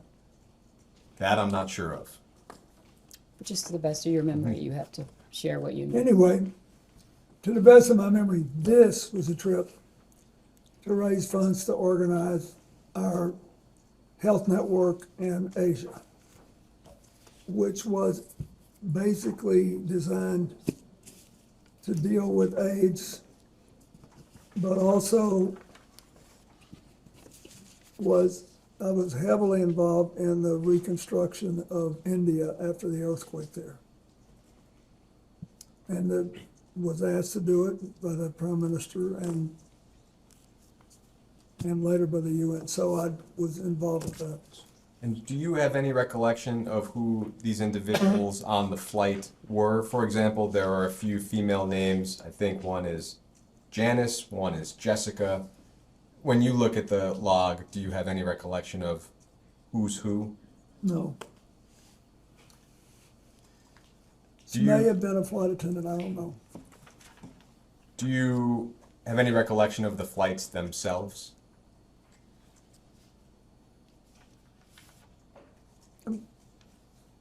Of this Not the particular flights flight? themselves. This group of flights. I remember we made several stops and you mentioned them. And we're going there, but that's all I remember. To the best of your recollection, whether with respect to the flights or the trip itself, did you ever witness or become aware of sexual abuse of any kind? No. We then have logs showing 2 flights in July of 2002, and I will introduce those as Minority Exhibit G. Give you a moment to receive those. What was the prior one? Prior one would have been F. And that was the May 2002 flight log. Where's F? No, I put F on that, but I thought that was, sorry, so you're. Oh, no problem. It should be May 2002. I have as F as in Frank. Okay, I'm not sure what this one was. Okay, got it. I'm gonna get the labels later. Okay. Thank you, sorry about that. No, I not at all. apologize. So this one will be G, and it's July of 2002, specifically on July 13th. Oh, sorry. Next one, Mr. President. I'll give that one to David. I'll You give you a said- moment Hey, to does look this at say it. where we're going? Yeah, it's on the 13th, and these flights are from Morocco to Portugal, and then Portugal to JFK. And our understanding, just from public reporting, is that this may have been part of a trip to Morocco to attend the King of Morocco's wedding. And you're asking him about the legs that he's on. This Correct, was- exactly. This was July of Is that when his 2022. wedding was? Sorry? Is that when he got married? It may have been. I think that's my July. question for you, is whether you recall that this trip. I recall going to his wedding. Okay. Do you recall approximately when that wedding would have been? No, but it was a long time ago. I don't know if this was it. But I did go to Morocco more than once. Do you recall attending the King of Morocco's wedding? Absolutely, I did. Do you recall whether Mr. Epstein and Miss Maxwell also attended that wedding? I don't. I remember, I think Chelsea went with me. And I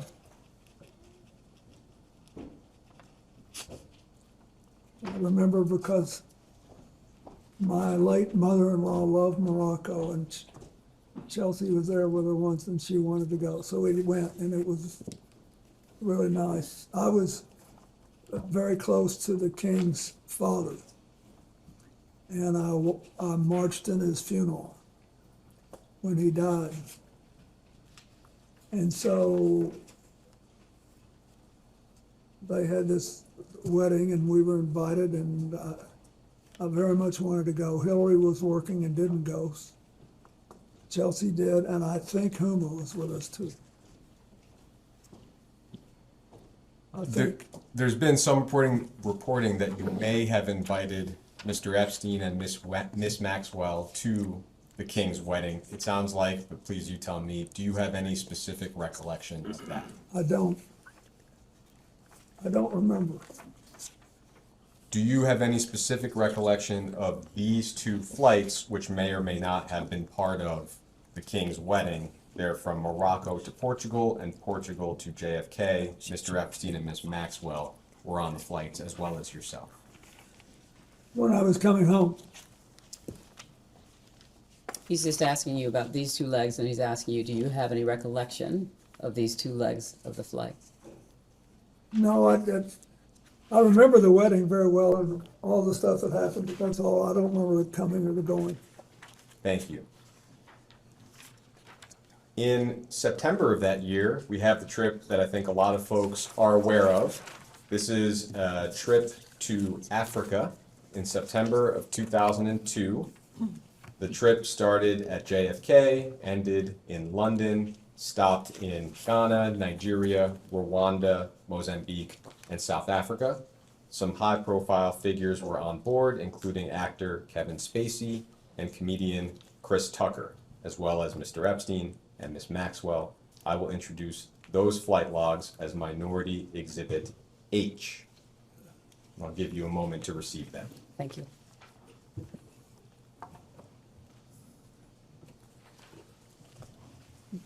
H. Thank you very much. H.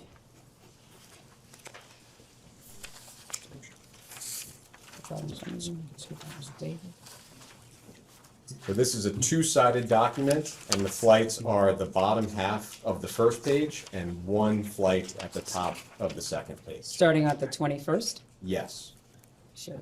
Okay, Starting there.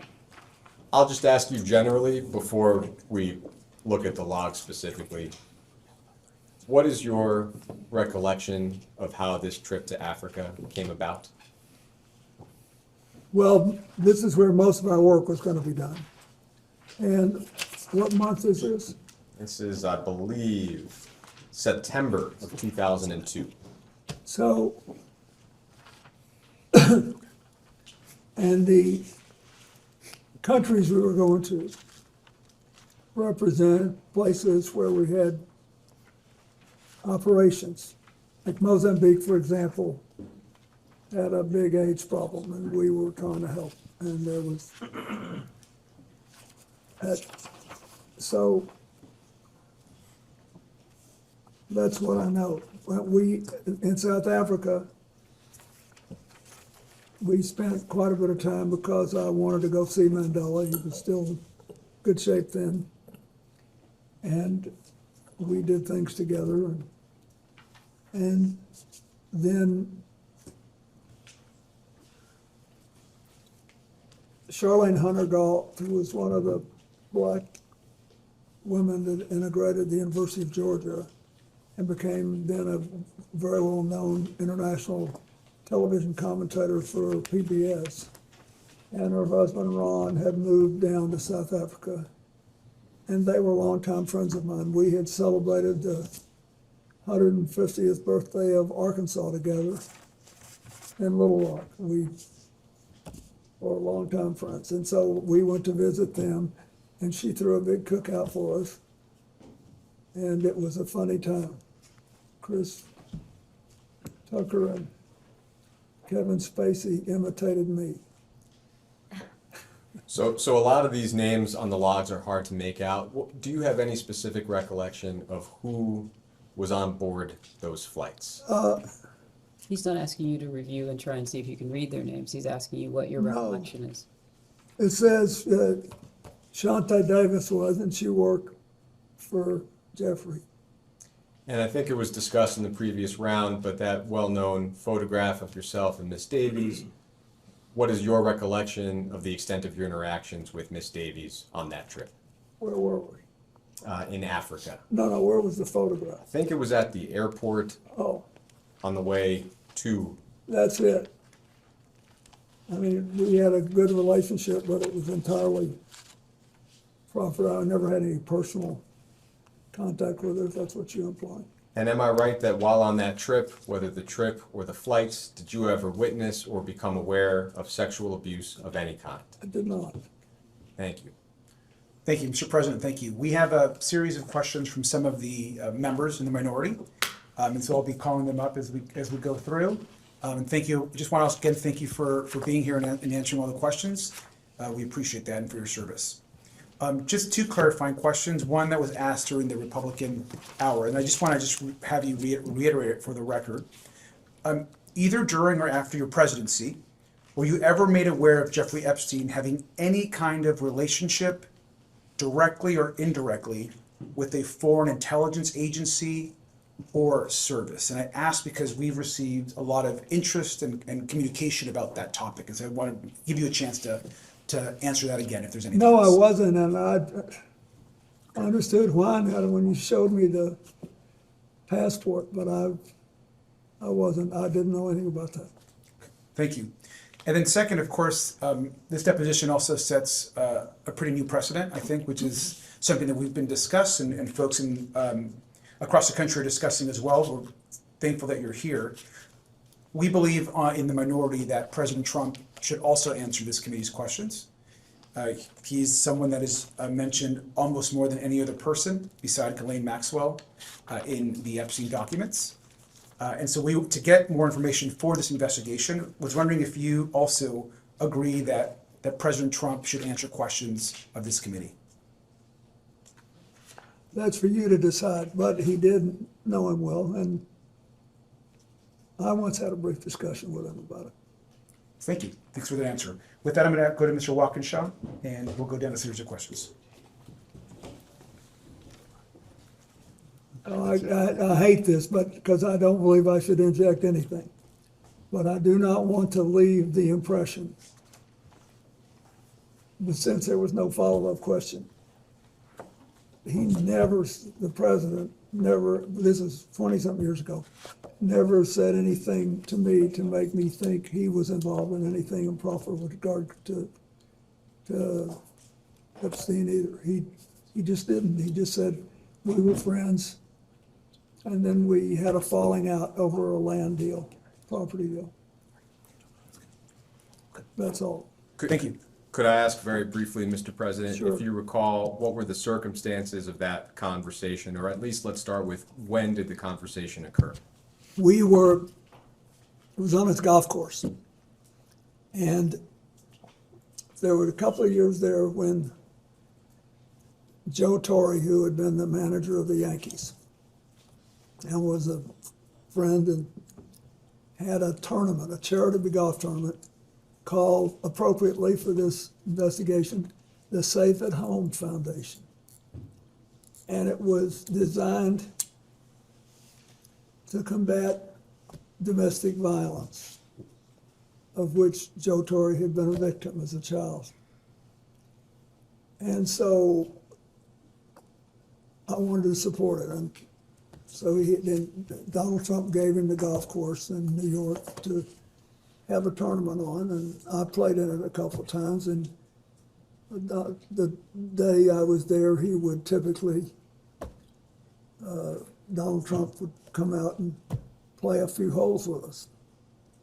And he somehow knew I had flown in Jeffrey Epstein's aircraft, and he said, you know, we had some great times together over the years, but we fell out, all because of a real estate deal.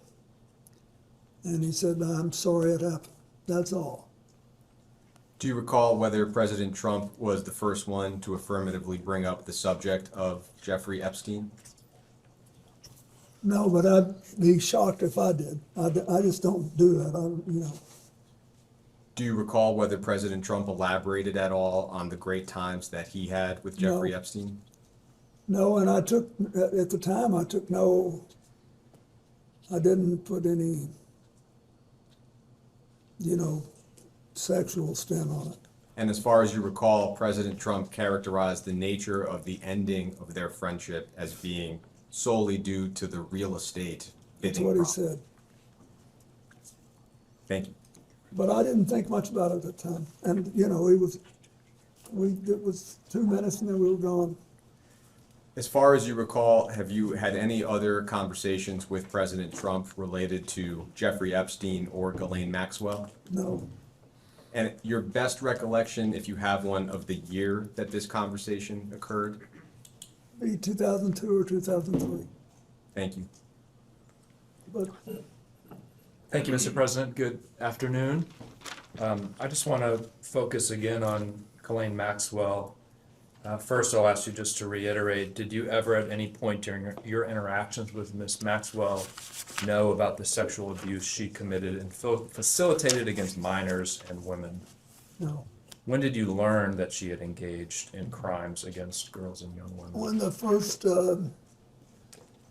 evidence came out, when was it, in 2019? Okay. And have you ever engaged in sexual activity with a person introduced to you by Ghislaine Maxwell? No.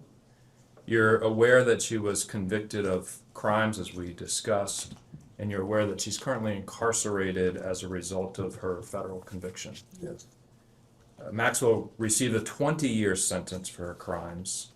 Are you aware that she has repeatedly called on President Trump to grant her clemency, and that she has said that you and President Trump are not guilty of any wrongdoing with respect to Epstein? I know that now, yes. In your opinion, does she deserve or should she be granted clemency by President Trump? I don't think I should comment on that. I don't know anything about President Trump other than what I've already told you. And I thought it was a mistake to pardon everybody in the January 6th case. And I think that this thing was really hard for me when it came out because we had been friendly with Ghislaine. I was sad, but it was terrible what she did, and she has to be punished. Somebody besides me should make a decision on what it is. So she got 20 years, and there it is. Okay. Mr. President, on July 24th, 2025, the Deputy Attorney General and President Trump's former personal attorney, Todd Blanche, conducted a closed-door interview of Ms. Maxwell at her then low-security prison. On August 1st, 2025, just a few days after that interview, she was transferred to a lower security prison where she's afforded a list of amenities, personalized meals, playtime with puppies, a transfer that I think most Americans agree is inconsistent with a very serious crime she was convicted of. Do you have any opinion on her transfer to that lower security prison and the amenities she's been granted? Did it seem strange to you when you learned of that? I think you're in a better position to find out what happened than I am. Okay. When you were President of the United States, was it common for your Deputy Attorney General to directly conduct interviews of witnesses and/or federal inmates? Was it? You were there. You have to testify what you know, He's what asking, you recall. yes, he's You asking, recall if it did you was. ever send a Deputy Attorney General to? To the best of my knowledge, I did not do that. All right. Thank you, Mr. President.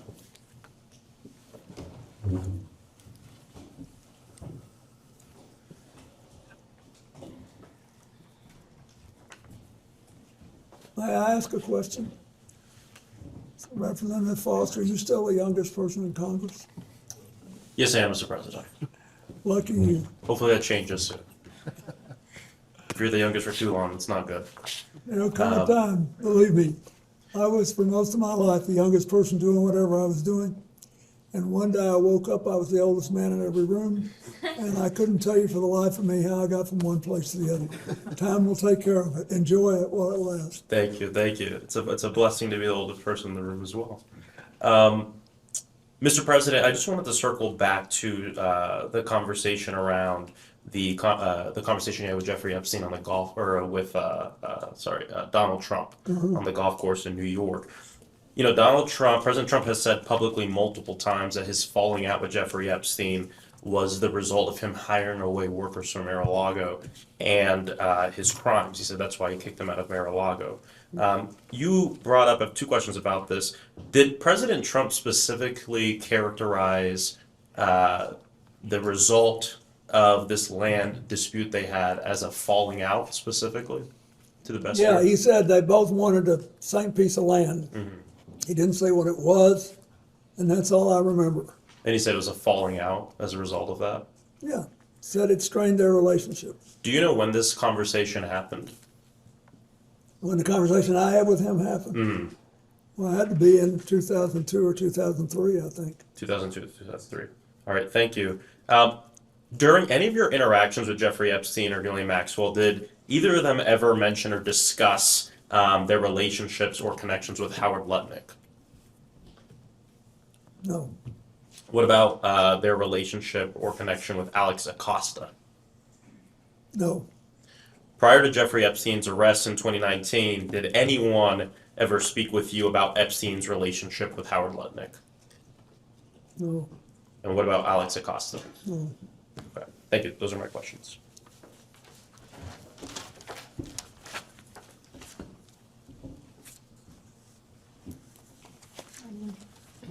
Good morning, Mr. President. Good morning. I'm Melanie Stansbury. I represent New Mexico's 1st Congressional District, and it's an honor to have you and your council here. This is a very important investigation, and we obviously have a lot of questions. And for me personally, this case is all about justice for the victims. And I really appreciated in your opening statements, your statement about nobody being above the law, including a president. And I think it's important that we are setting the precedent for Congress establishing oversight and subpoena power over a president. And I believe Donald Trump should and will ultimately be in front of this body. And I also appreciate what you said about women and girls who were abused by Jeffrey Epstein deserving justice and healing. And that's where I'd like to focus my questions. And in particular, I want to focus on 3 survivors who have shared stories that involve you. So I want to begin with Maria Farmer. Do you know who Maria Farmer is? Maria Farmer was employed by Jeffrey Epstein and abused by him for a number of years. And she first reported her abuse to the New York PD and FBI in 1996. And she states that she has personal knowledge that you visited Jeffrey Epstein's house 3 to 4 times while you were the sitting president between 1995 and 1996. And she says she knows this based on photographs that Ghislaine Maxwell showed to her, as well as discussions with the staff. So let me ask you, Mr. President, did you visit Jeffrey Epstein's house while you were president? I do not remember doing that. I do not believe I did. How do you explain this discrepancy? Objection calls for him to speculate. I can't speculate. But all I can tell you is I don't remember being there. Okay. Moving on to Virginia Roberts-Giuffre. Are you familiar with her? Mm-hmm. As has already been established, she has stated in numerous sworn statements, including a sworn deposition in the Maxwell trial, that she saw you on the island with Jeffrey Epstein. And in fact, this morning, her family shared her diary with me. And in it is a quote wherein she writes, quote, Bill Clinton met 2 times island with 2 girls, CT, GM, and JE. What is your reaction to that? It's not true. Do you have any dates associated with that? Were there dates on the diary? With I respect don't have that information, but we'll be happy to share it with you. to- Terrific, because I think there are also records that would reflect where else he would have been. So thanks. Did she say that in her book? This is from her personal diary that her family shared with us. But the book came out more recently. Did she say that in the book? I'm just reading you the entry from her diary that her family shared with me. I think she ultimately reached a different conclusion, although I had no contact with her. Okay, well, I just want to make sure that it's on the record that is Virginia Giuffre's statement. Did you ever fly in a helicopter with Ghislaine Maxwell? Ever, anywhere? I have no idea. Okay, well, at least one of the survivors claims that you flew in a helicopter with Ghislaine Maxwell to the island. Did you ever? Then I did not do that. I've never been to that island. Okay. The third person I want to talk about briefly is Shantae Davies. I know we've already mentioned her here today. I know you've already mentioned that she was listed as a flight attendant. on the trip to South Africa in 2002 that you took with Jeffrey Epstein. Are you aware that Shantae Davies is a survivor who claims she was abused for 3 years, including during that time period? I am now. And are you aware that Jeffrey Epstein recruited his victims through calling them masseuses? No, You're not aware that but Jeffrey... it doesn't surprise me. I mean, I didn't know that, no. Knowing that Jeffrey Epstein recruited hundreds of minors as masseuses to massage him, and knowing that this victim, who was a survivor 3 years of his sexual abuse as a masseuse, was on the plane, does that make you think about the massage you received from her differently? Can I just interrupt? You're saying knowing, you know that. He was saying that he was unaware that that's how Mr. Epstein was recruiting his individuals. I'm asking if today, hearing this... You seen the picture? I have a copy of it right here, yes. Well, I'm sitting up and I'm just asking if now that you know that Jeffrey Epstein recruited girls as masseuses, does that reframe that photograph, and knowing that there were girls on the plane that were being abused? Objection. It states facts not in the record. You can ask this witness what he thinks or remembers about anything that happened, but I don't think it's right to ask him to speculate. she wants to know if I feel bad about it, yes. I'm not, I think Don't you? what I'm trying to get at is that there is a culture that surrounded Jeffrey Epstein in which rich and powerful people saw young women that were survivors who were being abused and didn't say anything and didn't do anything. So is your question- Part of what I'm trying to do is to ask you, we know there was a survivor that was on the plane. You've stated that you didn't know she was a survivor. I understand that, but I'm asking now that you are aware that Epstein was recruiting survivors as masseuses, does this make you rethink what you saw as you were traveling and interacting with him? So he has already spoken to, wait a minute. I want to make sure that you are clearly answering her question. He's already stated what he saw and what he knew. And so what you're now asking him is, given what you've now shared with him, does he think any differently about what he saw and what he knew? Thank you. Yes, thank you. I wish Shantae had told me. I liked her. Mhm. But I didn't think it was anything unusual. I can't tell you how many airplanes I've been on where rich people asked me to go and they had someone offering a massage. You know, all these boats that you go on and all that, they all do that. And usually I don't do that. I'm not into this. Well, that certainly raises some other questions about people offering free massages on boats, etc. But I do want to enter a couple of exhibits into the record, and I know council is prepared to pass them out. And while that is occurring, we're going to introduce this exhibit. What is it? Exhibit I, it'll be Minority Exhibit I, which is a FBI PowerPoint that was included in the files that were released as part of the Epstein Files Transparency Act. And then I would like to introduce this exhibit, which is Exhibit J, which is a internal correspondence, emails between the FBI.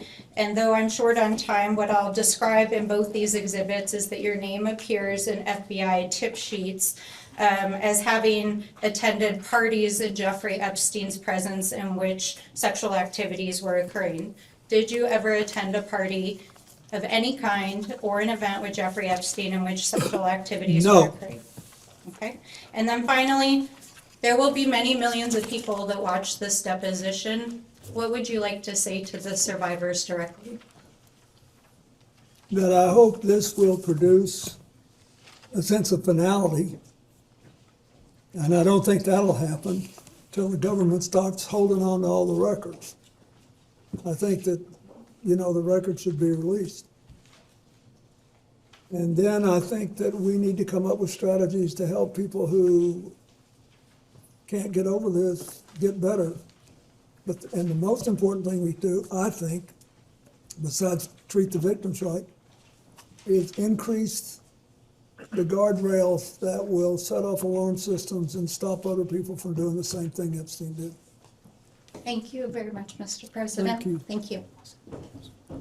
We had an additional member join us in the interim. Could that member just identify themselves? Absolutely. Hello, Mr. President.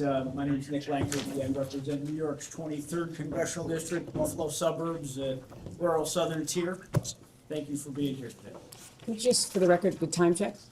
We've got about 5 minutes left in this round. Thank you so much. I think it's fine. Congressman, how are you? Thank you, Mr. President. Thank you for being here and for your time today. Thank you for your service. We have, as you know, in the files that were released, there were several photos that included you. And we have an exhibit here. That's just one of the photos. And Exhibit K, Minority Exhibit K. Yep. And we'll have that passed around. And what we're trying to get at is some context for the public on whether you remember this photo and any details you may be able to provide us about it. So do you recall the details of this photo or recall the photo being taken? No, I don't think I ever knew the photo was taken. Okay, and for those who can't see it, it's a photo of you in a hot tub. There's a person next to you here. Do you remember where it was taken? Where was it taken? I'm almost sure that this pic, and I think there's an adjacent photograph, which you probably have, that if people saw it, they would feel that someone was trying to con them showing this picture. But anyway, this picture was taken in Brunei. And we flew one night on a trip to Asia, the last very long leg. You said we, is it, who is that including? Well, my TIL team that was working Thank you. on the AIDS issue, and Mr. Epstein was there, and Miss Maxwell. But anyway, we got to the end of the flight was Brunei. It's a tiny place, but a very wealthy one, and the Sultan of Brunei was a man that I had gotten to know well in my 8 years as president. And his first involvement with international matters was basically to join the Asian Pacific Economic Leaders Conference, which I started and which he attended. And so, and then he was very proud of that. And he hosted, his time came to host it. You know, you do these things in a rotation. And it came at either at the very end of my term or maybe in the next year. Anyway, he wanted, when he knew I was coming, and he said he wanted to help me with my AIDS initiative, and he invited me to stay there. And he said, I want you to stay at this hotel, and I hope you'll use the pool. So I did, and then I got out and went to bed, exhausted. Just for the record, there's another picture that also shows this as part of the larger pool area. Do you all have that so that he can refresh his recollection with respect to that? You should have it. It's quite enlightening. If you watch this. Yes, it's noted. It'll Yes. give you a different feel. Thank you. Okay. We don't have it with us right now. Okay, We do thanks. I just have wanted it to as make well. sure he knew the And so context. were there other people in that pool or hot tub with you as well? I don't think there's anybody in the hot tub. I didn't forgotten that there was anybody in the hot tub, but it was big, but it was about. Well, He's asking in the pool It appears area. this photo, there's a girl over here, or there's someone. Yeah, I don't know who that is. But he's also asking in the pool area were there other Yes, individuals? I don't know who that is. Okay, so you don't know? No, and then there were other people in the pool. Okay, so do you remember were they under 18? Would you No. know? No. Were they part of your traveling party, he's asking you? Yes, they were, I think. I think everybody there was part of our party. It was late at night or late-ish, and I also believe that there was a Secret Service agent there at the other end of the pool. Okay, and was this in public? No, it was a hotel room, and the Sultan wanted us to stay there, and the water, this big pool, was on the same floor that there were several suites, and so We went out, I swam around, I sat in the hot tub for 5 minutes, or whatever it was, and I got up and went to bed. And then I have to ask this, did you engage in any sexual activity No. with this person? Great, thank you. Okay. And that ends this round, and we can go off the record.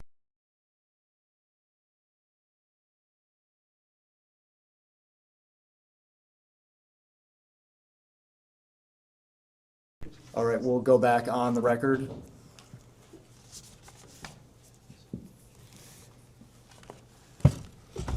Thank you for that. I appreciate it. Yep. Ready to go? Yep, we'll start with Representative. Wonderful. Hello, Mr. President. How are you? Fine. Good. Thank you so much for being here with Thank you us. for being hoarse. Oh, you're fine, Mr. President. Mr. President, I want to make my questions as quick and as painless as possible so we can move on with the day and hopefully not keep you here for too long. First question I have for you, Mr. President. Have you ever lied in a deposition?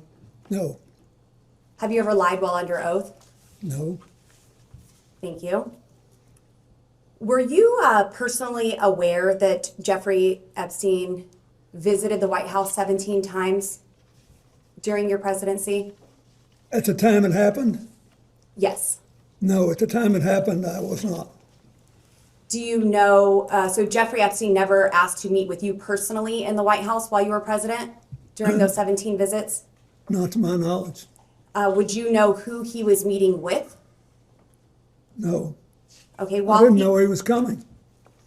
is that standard protocol for the president to not know of someone who is attending, visiting the White House 17 times So wait, excuse me, just to be clear. while you were president? The White House office, which has 1,600 employees, you're speaking of the White House office? yeah? Yes. Okay.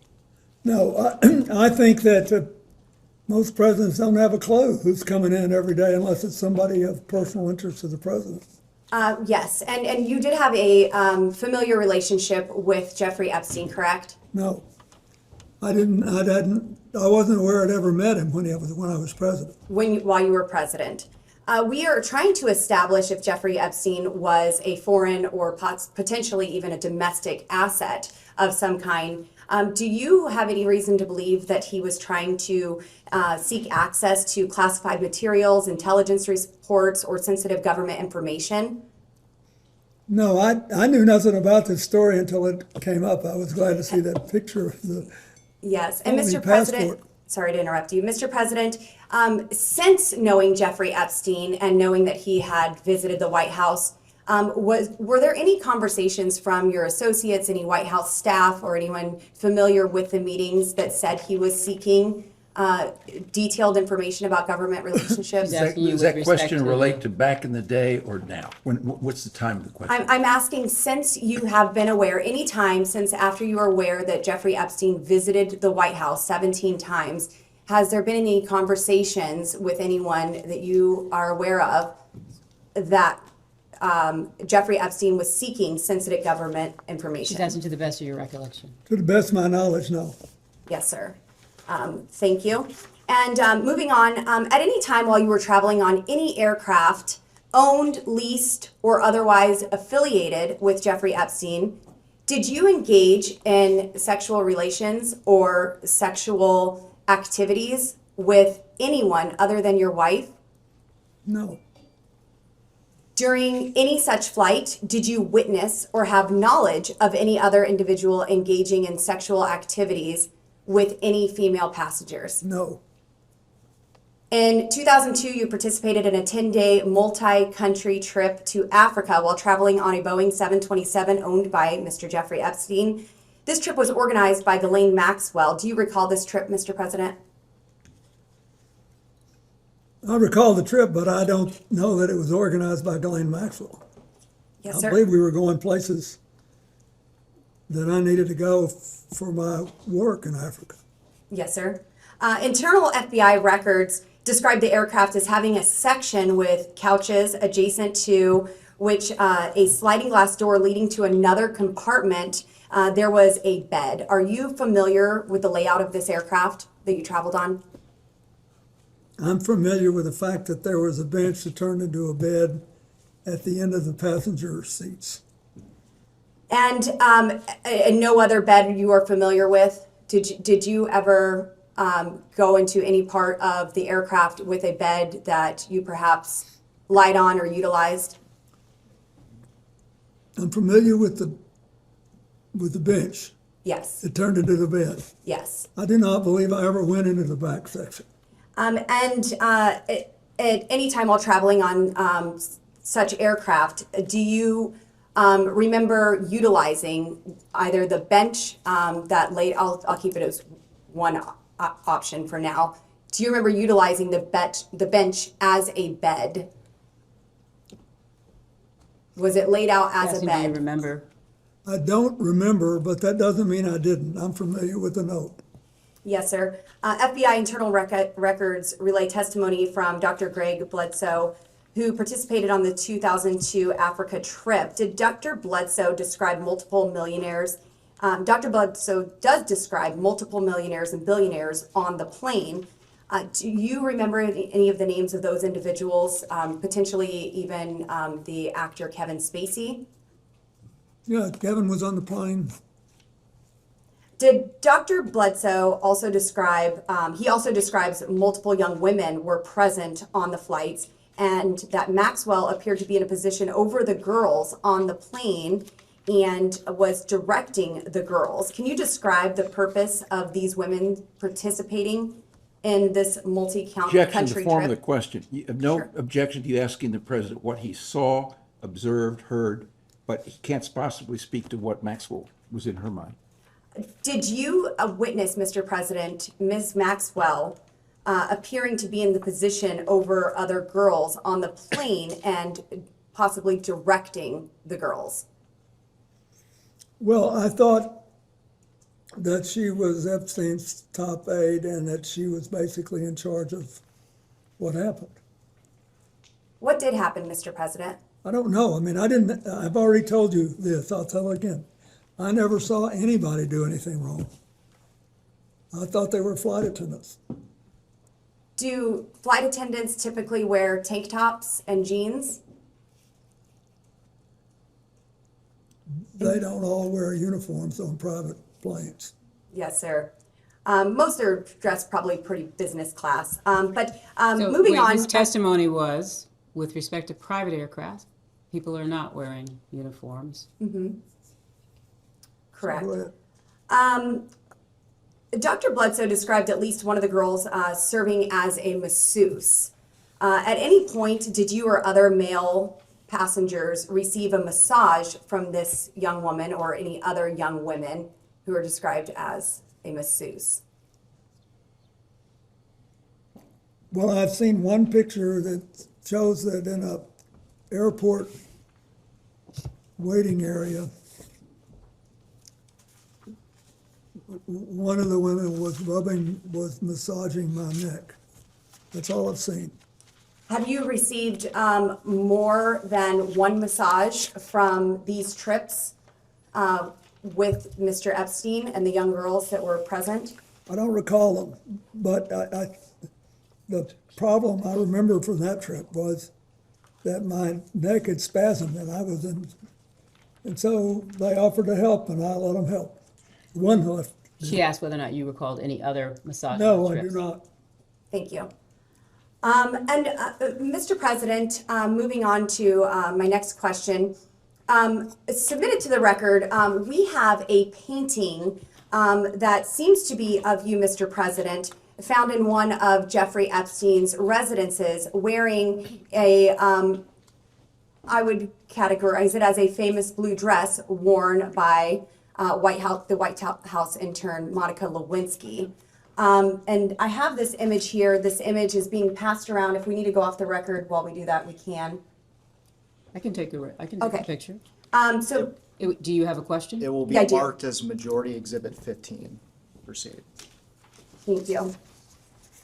Mr. President, we are looking at an image of a portrait that is looks to be you, Mr. President, in this blue dress. Can you describe this painting? And He doesn't need to describe the painting. You just gave him a picture. What's your question? my question is, are you familiar with this painting? Have you ever seen it in person? I've never seen it in person. Do you know why someone would paint this Are you asking him to Objection. speculate? That's calls for speculation. You can ask the artist. And if I had known Jeffrey Epstein had this painting, it would have saved me this whole day. Did you ever introduce Epstein to Monica Lewinsky or any other young female White House staffers? I did not. Did Epstein ever request introductions to young female intern staffers of you? Did he request you to introduce them? And one regarding this exhibit 15, this portrait, to the right of this image, there appears to be a plain letterhead document that is framed in a gold frame. Are you familiar with? So he's testified that he's not seen this picture? The painting we asked, yes. And now I'm asking about the image next to it. So Are you asking whether or not he's familiar with what's in this small frame? I'm the part that you have covered up. This part? I'm asking if he's familiar with this letterhead letter that was letterhead that we can Is this see. part of the painting? No, sir. This is next to the painting, and it's framed on the wall in the home of Jeffrey Epstein.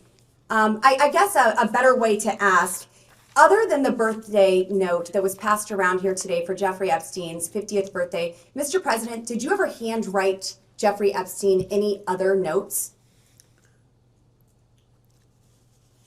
Well, I wouldn't remember except that I've seen a picture recently of another note where I thank him for getting me away from the crowd on the airplane for a while so I could take a nap. Yes. Okay, Mr. President, I just have two more questions for you, and then I will let you go. And again, I'm so grateful for your time here today.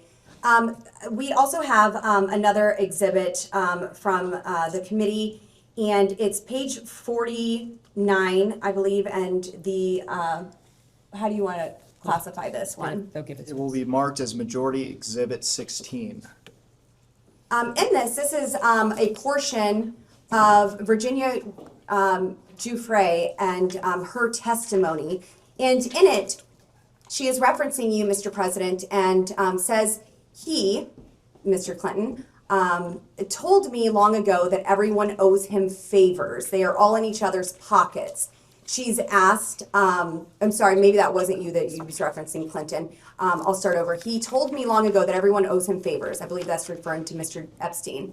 They're all in each other's pockets. Sorry, could you, what line are you starting at? Yes, ma'am. I'm starting at the first line, and I do believe I incorrectly said that she was referencing Mr. Clinton. So to correct that. So she's not referencing, Correct. She is not referencing Mr. President Clinton, she's referencing instead? Who? I believe this is Jeffrey Epstein that she is referencing here. Thank you, Ms. Bober. Thank you. And then she's asked, would you say you asked him why Bill Clinton was here? And Virginia responds on the island, where he was here, on the island. And she goes on to say, excuse me, can you clarify who JS is? Can we look and see who JS is? It says V and then it says JS, so is this I will get you that name. But this is a I can pull it conversation up right between here. two people, or is this a Yes, transcript of a deposition? This is a transcript of a deposition, yes. Thank you so much. It says telecon at the top. Doesn't appear to be a deposition. It says, What do we Telecom. have this as? I'm not objecting. No, that's fine. And we could go off the record if you want, just to get this. I don't have this. So this is, go ahead. We'll go off the I think record.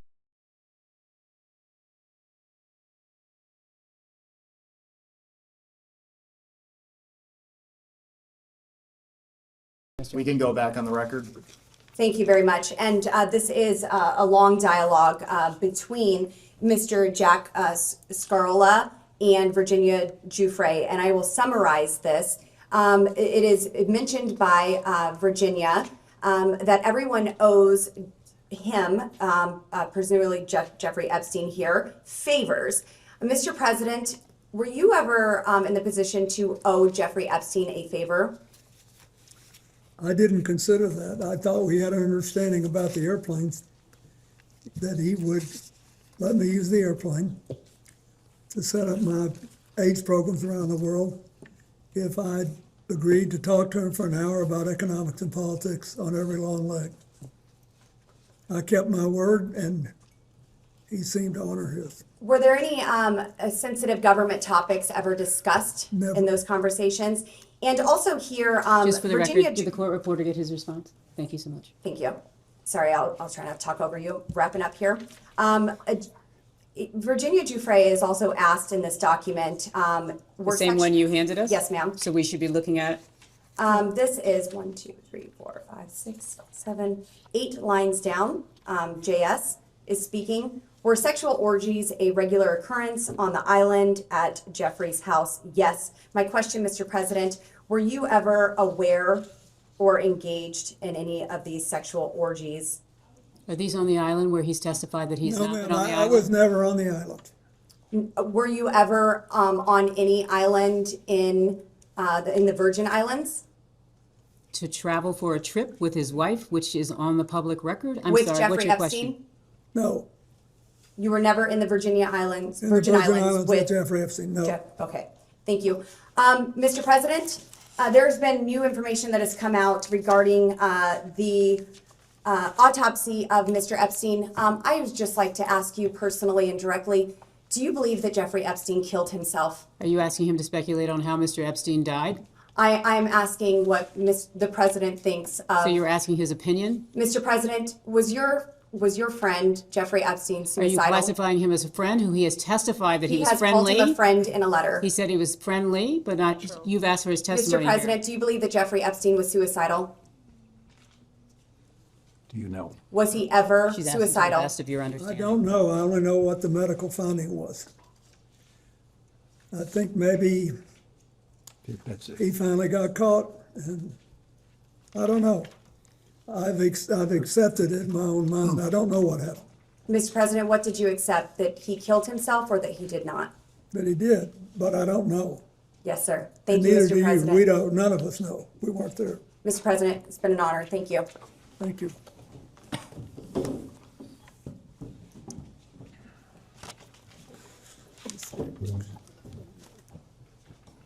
Mr. President, in the previous hour, you discussed your relationship with Ms. Maxwell, and I have a few general follow-up questions. And I may make you repeat yourself, but I'll try hard to not ask you questions you've already answered. First, can you characterize your relationship with Ms. Maxwell after your presidency?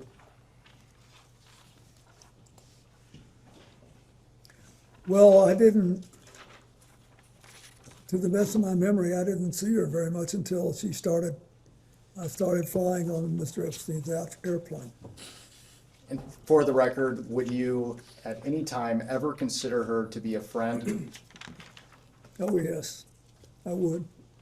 What years would you consider her to be a friend? I don't know,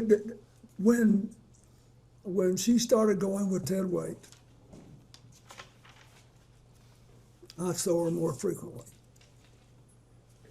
Because I saw him more frequently. Then she was around CGI. So if you compare the time I spent with her to the time I spent with Mr. Epstein, I spent more time and I felt that we were better friends. How did you typically communicate with Miss Maxwell? When she showed up at something that I was doing or vice versa, like. So in person? At CGI, yeah. I bet I never talked to her on the phone more than twice in my life. And what were the nature of your communications with Miss Maxwell? What your call? I don't recall anything. I don't recall what they were, but she was always, Okay. you know, I don't know. She was very interested in CGI. I remember that. And that's it.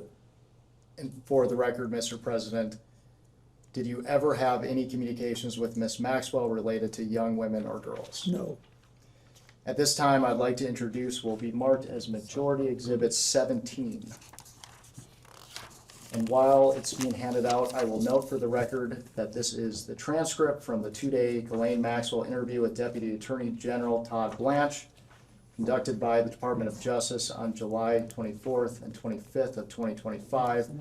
And I will not be making you read the entire transcript. I will direct your attention when you've had a chance. Okay. Mr. President, have you seen this transcript prior to Before? today? Yes. No. I would like to direct your attention to day 1, and we are looking specifically at the bottom of page 9. Yep. Are you And No, we need a copy down here. Do we have a second copy and a third copy? Give me 1 second. Thank you so much. We'll go If you off the can pause. record briefly.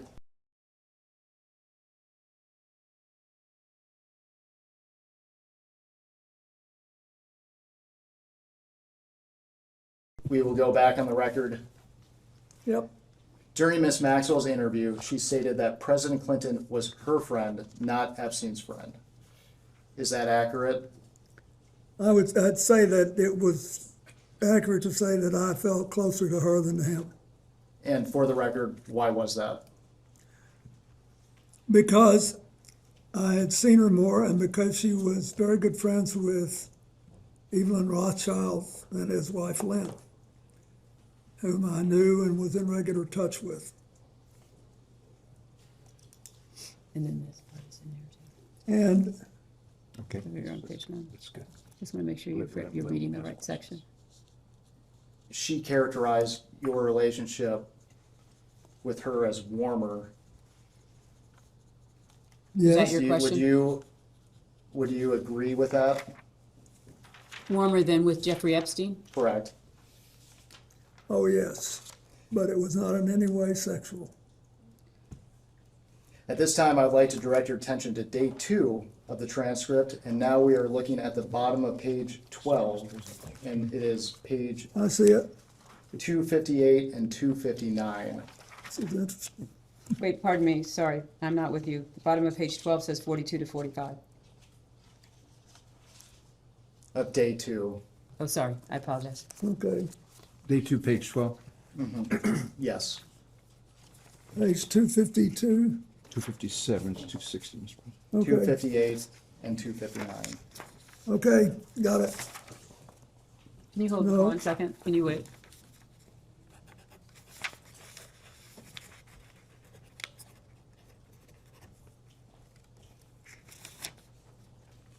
What do you have?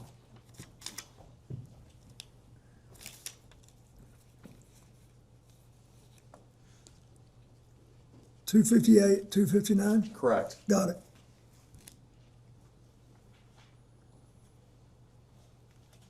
Are you asking us to read that? Yes. All of 258 and all of 259? Correct.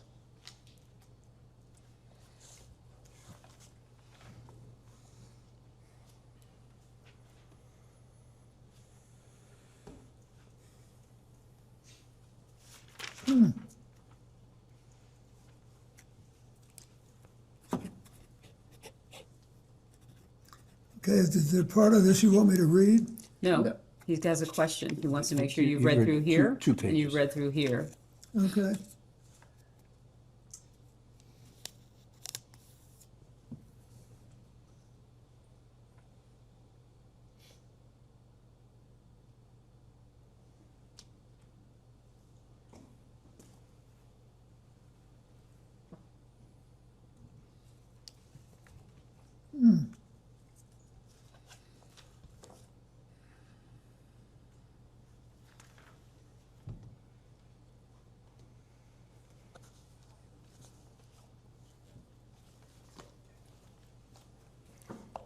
He's asking about these two. You read them? This and this. No, you don't have to read the other part yet.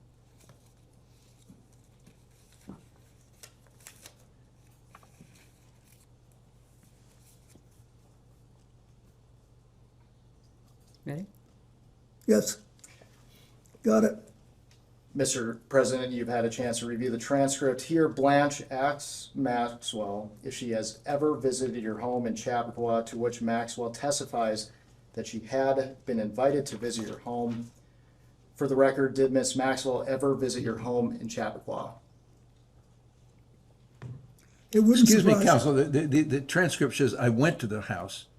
Does it say invited? Did I miss that? Maxwell replies after Blanche asks, Got it. why Sorry. did you go to the house? You're right. Maxwell says, I was invited. Got it. I will repeat the question again. Did Miss Maxwell ever visit your home in Chappaqua? I don't recall, but it's quite possible she did. Hillary was a senator.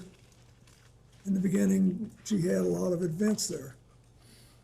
And we knew her. During the same exchange, Miss Maxwell implies that she may have been just driving past Chappaqua and stopped in if you were home. Did this ever occur? If you don't. Not that I remember, but I may not have been home.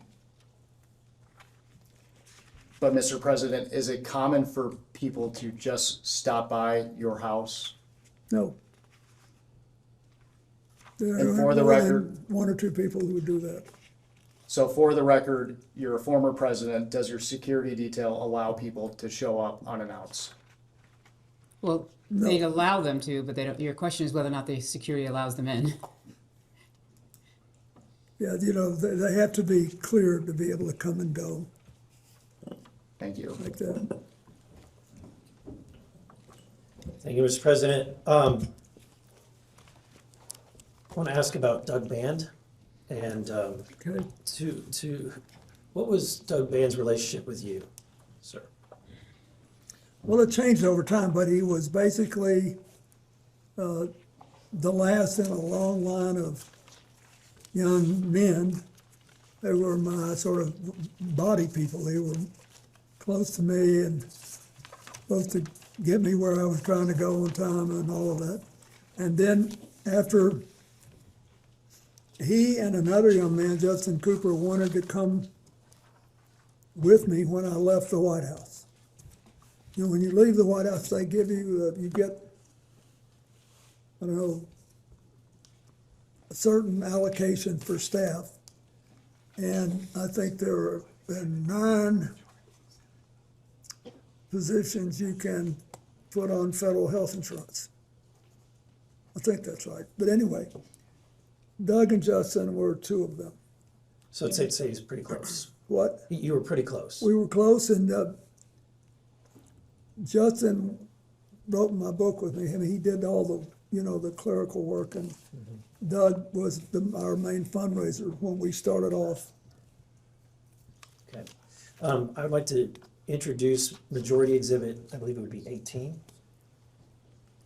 which is the EFTA 02332287.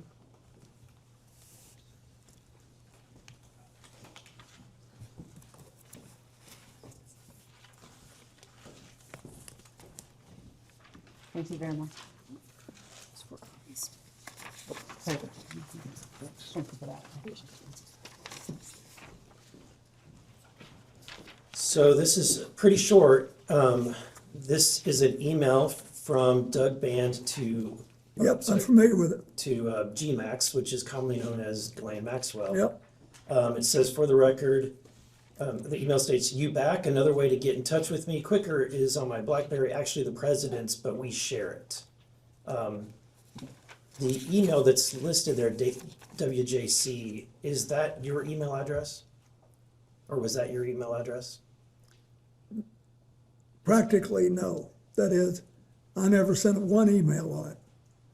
But you recognize that? I recognized it, and I think Doug thought it would increase his cachet if he had an email with WCC on it. And But he's asking you, is this your email, Mr. President? no, I didn't send emails on it.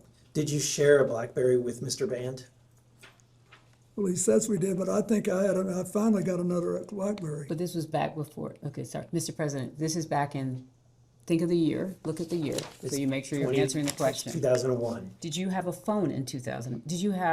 He's asking you, was this your BlackBerry, or did you share this BlackBerry with him? Well, I'd been out of office then 9 months. Did you have a phone, Mr. President? I don't think I did.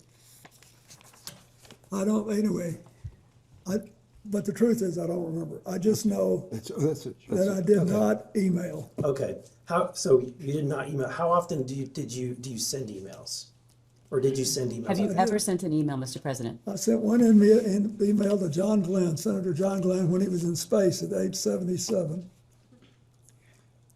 And I sent an email to the men and women aboard a U.S.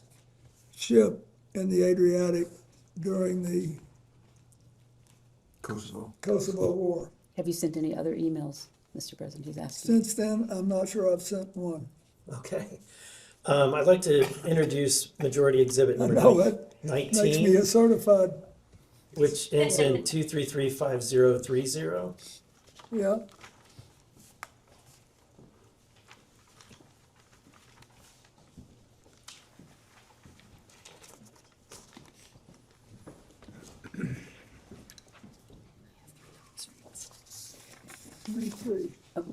One goes to, Okay, if you're ready, I'll be happy to read it out loud. It's, again, it's from Ghislaine Maxwell. Yeah, I read it We all. believe, while it's redacted, having seen the unredacted files, we believe that the two is to the same email. It says, sorry to hear about the Bellsburg stuff is bad news, even worse, that it may be damaging. You know that one of my pet fears is that in London I am press toxic, so I hope that I never add to your woes in that department. If I hear anything, I will of course let you know. I could not help myself. There was one juicy little bit tidbit I did let out, the one about what a super stud that you are and how I have a crush on you and how you are hung like a horse. And, well, you get the picture. Hope you don't mind. Are you familiar with this email? are you saying at the time it was sent or in the preparation for this? At the time that it was sent, were you familiar with it? Oh, no. Are you familiar with it before? Yes, it's Okay. now famous. Okay, what can you tell me about your knowledge of this email? So if his knowledge is only from when he was prepared for this hearing, that would have been with his counsel, or is that what are you asking for outside of any preparation Let me for ask this this. hearing? Mr. President, do you believe that Mr. Band sent this or received this email? I do. Okay. So, and there's more. Let me go to the next one. Exhibit, which would be number 20.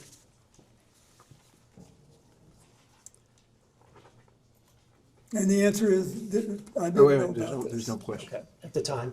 I would just ask you to clarify whether or not you're asking if he knows about these emails at the time they were sent, or if you're asking whether or not he came to learn about them in the course of preparation, just so that distinction in time is clear. Okay.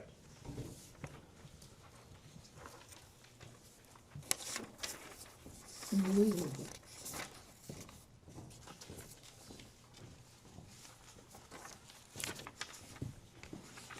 I believe this email is also very short. It's just at the top. Again, it's from the WJC email, same one. And it says, this email is silly. I want to spank bottoms tonight. Who's it from? It's from the same email account, the same email that has been used before, the WJC email. What was your knowledge of Mr. Band's relationship with Ghislaine Maxwell? I knew he was, basically, he contacted her in the same way that she represented Epstein on things. I did not know, nor did I need to know, that they had a personal relationship for Did a they have while. a physical relationship? Are you asking him whether or not they had a physical relationship? You believe they had a physical relationship? I don't know for sure. And But just to be it's- clear, you said it, but you did not have a physical relationship with Ghislaine Maxwell. The president's not. answered that question multiple Absolutely. times. Yeah, thank you. Okay, and finally, I want to move on to another question regarding the visits to the White House. Are you familiar with Mark Middleton? Yes. Can you describe who Mark Middleton was? He was a young man from Arkansas who was really ambitious, wanted to go to work in Washington, wanted to have, and he knew Mac McClarty, my chief of staff, who was from Little Rock, and Bruce Lindsay, who was also from Little Rock. And he worked with us, and then later I think he became I don't know, but maybe he became a lobbyist later, but there was a period of time when he was in a position to wave people in to the White House because he was, that was one of his jobs. Okay. So he has been identified by multiple news sources to be the individual that most of the time was entering or signing in Jeffrey Epstein into the White House. Yes. And what role did he have specifically at that time? He was working and, you know, on logistical things in the White House, but there must have been someone else who he told him to let him in. Maybe Mark had I don't know if he had the authority to let people in. You can only testify to what you know. He's asking, who did Mark Middleton work for in the White House? I don't know the answer to that. Okay. I can find out, but So knowing that he met with Mark Middleton or was signed in with Mark Middleton, do you have any knowledge of the content of the meetings or the topics of the meetings that Mr. Epstein would be coming for? no, Mac never said anything to me about meeting with him. And by Mac, do you mean Mac McClarty, the Yeah. chief of staff? Did he work for Mac McClarty? Well, he might have been, but at the time, was this at the beginning of my presidency or at the end? This would have been during the 90s at the beginning. when- 1993 to 1995 is what they provided before Yeah, the he period was- of time for the visits. He was my first chief of staff, and then he became my special envoy to Latin America, so And this is Mac McClarty. I'm McClarty, so Okay. it depends on, well, we could tell what he was doing if we knew when this happened. Okay. Are you aware that Mr. Middleton committed suicide? Yes, I am. In 2022. He was found dead at Hefner Ranch, approximately 30 miles from his home in Little Rock. He was discovered hanging from a tree by an extension cord around his neck with a self-inflicted gunshot wound to the chest. So he was shot and hung. Do you have any information that leads you to suspect that he did something other than commit suicide? No, Okay. Do you have any concerns that this was in relation to his knowledge or relationship with Jeffrey Epstein, given the date? But the president has Of the already suicide? testified to the fact that he was unaware that Mr. Epstein was visiting the White House. So are you asking him then as to what he would have known? I'm asking, when you heard about the death, knowing about the things that have been, at this point, it's all over the news, seeing that he has committed suicide. Have you ever had any conversations with people about whether or not that there's any relationship between the two? oh, no, no one's ever suggested it to me. Okay, thank you. I yield back. Next up, Mr. It's really sad. It is. Mr. McGuire from Virginia. He represents UVA. What? He represents UVA. What about UVA? He represents UVA. Thank you, Mr. President, for being here. I served in Navy Special Warfare during your presidency. Thank you. In your opening statement, you talked about preventing future or more human trafficking in our country, and I agree with that. I think that's one of the big purposes of being here. Today, we hope we can get justice for the victims, have accountability and transparency. Just curious, have you read the Epstein files that have been released? No. I've read many news stories about them, but I haven't read them all. And how many Epstein files do you recall were released during the Biden administration? I don't If you know. know. How many? If you know. I don't know. 0. And how many Epstein files have been released during President Trump's second term? Again, if you know. Thanks to the Congress and the victims, quite a number. Over 3 million. Now, as president, you're chief of executive for the U.S., and as we get to the end of this, I'm going to ask you, what could we do to prevent, because I think that's what we all care about, is what do we do to prevent more human trafficking type stuff.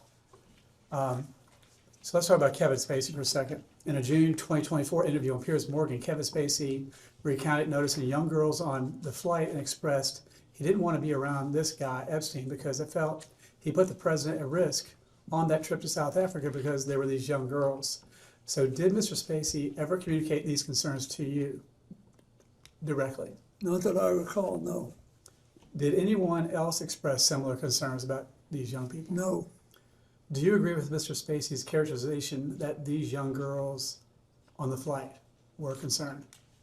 I'm sorry, what exactly is the characterization that Mr. Spacey gave? That these young girls would put the president at risk? So that's Mr. Spacey's concern, and you're asking him whether or not Would he- Mr. would he agree Spacey with- said that, shared that with him? Would he, yes, would he agree with that? I had no reason to believe that at the time. Okay. Did you ever feel uncomfortable due to the presence of young girls on any of these flights? When you say young girls, do you mean women who are younger than 18? And so you're saying there were women younger than 18? I'm asking. Yeah, if you can ask that question. Were there anybody on the flights that you can recall under age 18?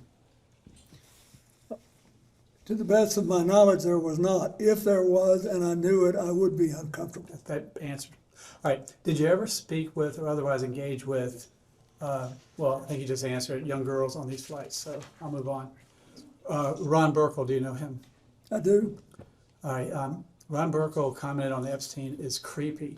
I would like to introduce Majority Exhibit. And what's number? 21, Majority Exhibit 21, page 5. The paragraph at the top of the page, the last sentence. If you would take a look at that.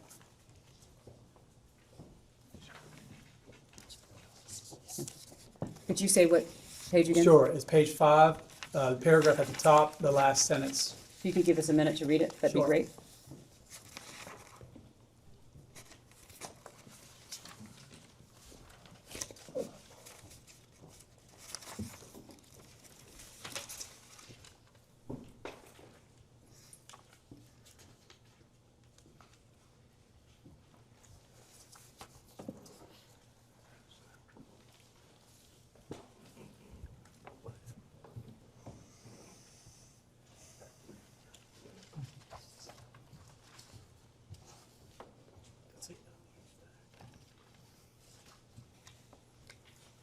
No, page 5, Top paragraph. this paragraph.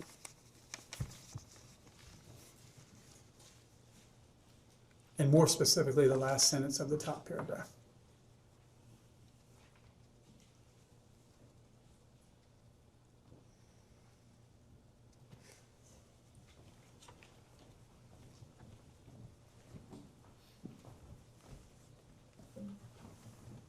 Yeah, I didn't know about this.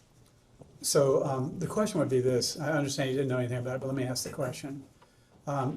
You have no memory of this occurring, correct? Excuse me, Excuse are you talking about Ron Burkle saying to the president? Well, let me read the whole thing. Let me read the whole thing. He didn't actually say, it doesn't say that. Sources close to Burkle says he was invited by Clinton, assumed the rod was vetted, and flew home on a commercial jet after finding Epstein to be creepy. It appears if he saw that and he flew home early. But that be that as may, do you have any memory of this occurring?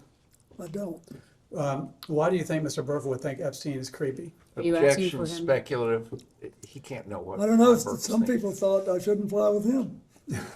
Did you witness anything unusual with Epstein that would lead you to believe that Epstein was creepy? No, I never saw him do anything that I was suspicious of. And you don't recall Mr. Burkle leaving the trip early to fly home commercially after I don't know. Okay. I'm surprised I don't know that. Sure. So who else in your circle, because one of the concerns I have is how did someone who is convicted of trafficking humans, how did he infiltrate the highest level of government? If we could get to an idea or a lesson learned, we could prevent that from happening again. Who in your circle, while you were president or after in the Clinton Foundation, who else do you think we should question here? Can I just clarify one thing? You said who had been convicted. He wasn't convicted at the time. Epstein? Yes. No, I'm talking afterwards. So people that were associated with him because After he was because convicted. one of the questions would be is, why do you think Epstein visited the White House so much? So he was convicted in 2008? I believe so. I have to look at my And he notes. visited the White House in the 90s. So I'm just trying to make sure you're not speaking to before he was convicted. You're talking about after he was convicted? So let me go back. So the thing is, he went to the White House many times, and he is connected to world leaders all over the place. Many people have resigned as a result of the Epstein files. So I'm just asking a neutral question, and that based on your experience as a world leader, what could we do to prevent predators like this from infiltrating the highest levels of the American government? Well, when someone knows about it, should report it, and there should be a system set up to act on it. Well, I agree with that. Is it true that in 2013, Ms. Maxwell was a guest at the Clinton Global Initiative Conference? I don't know. When's the last year we had it? 2013 is one of the years where they're asking whether or not she was there. I know. Mm-hmm. I'm trying to, So you can just... Off the top of my head, I don't know. Well, I understand that she also attended your daughter's wedding. She did. And so understanding now the unspeakable evil that these people committed, do you believe it was a mistake allowing them close to your family? Are you asking if he knew at the time when she was at the wedding? Looking back. Looking back, I had no idea. If I had known what she was doing, I would have done the right thing. Understand. Well, I think that... But I also, keep in mind, I felt bad for Ted Waite, who was a very close friend of mine. And I never had any doubt about him, and I still don't. Roger that. Well, I think you would agree that we all want justice for the victims. We all want transparency and accountability. We want to strengthen our anti-human trafficking laws. And President Trump has secured the border and gone after the cartels and even passed legislation to help human trafficking victims. What other legislation could we do, based on your experience, that would help stop trafficking in America, if not the world? Well, first you need to ask people who know more about how people get over it. I mean, there's already been a large number of dollars put into settlements, but I think there must be damages to people that will take a lifetime to heal. So I think there needs to be a lot of study on that. And then I think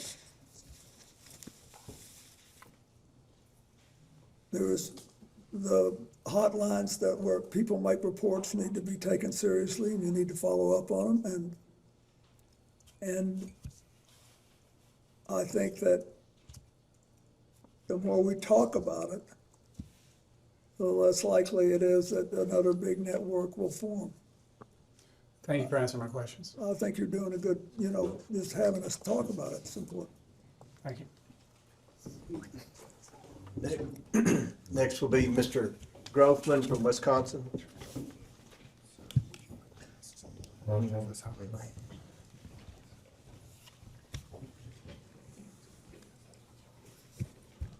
Can I get a time check? You have approximately 15 minutes remaining. What? Approximately 15 minutes remaining. Okay.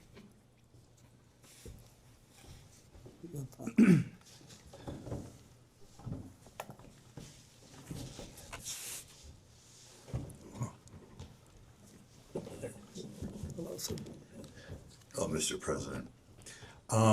It's on here. Yes, we can hear you. Was Jeffrey Epstein on? You apparently took 26 flights on planes connected to Jeffrey Epstein. Was he on every flight you were on?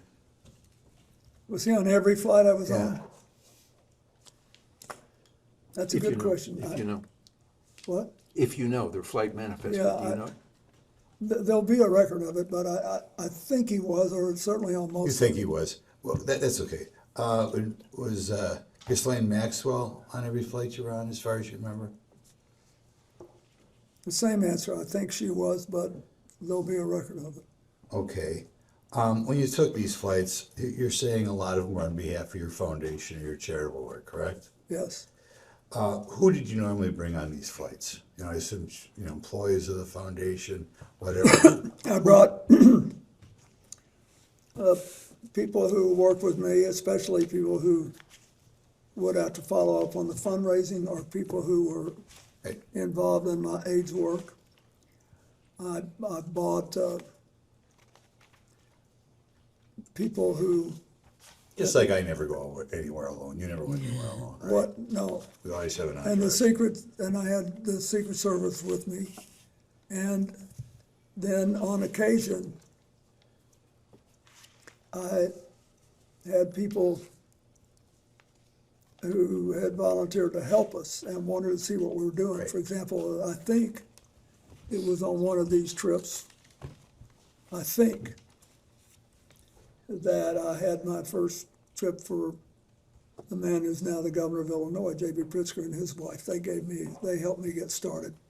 It's all a matter of public record. Okay. As far as on your normal trips, could you rattle off, say, the 4 or 5 people connected to your foundation who you remember were most frequently on these trips or were most important on the trips? Could you give us the names? Well, Doug Mann, Justin Cooper, Aaron Magaziner,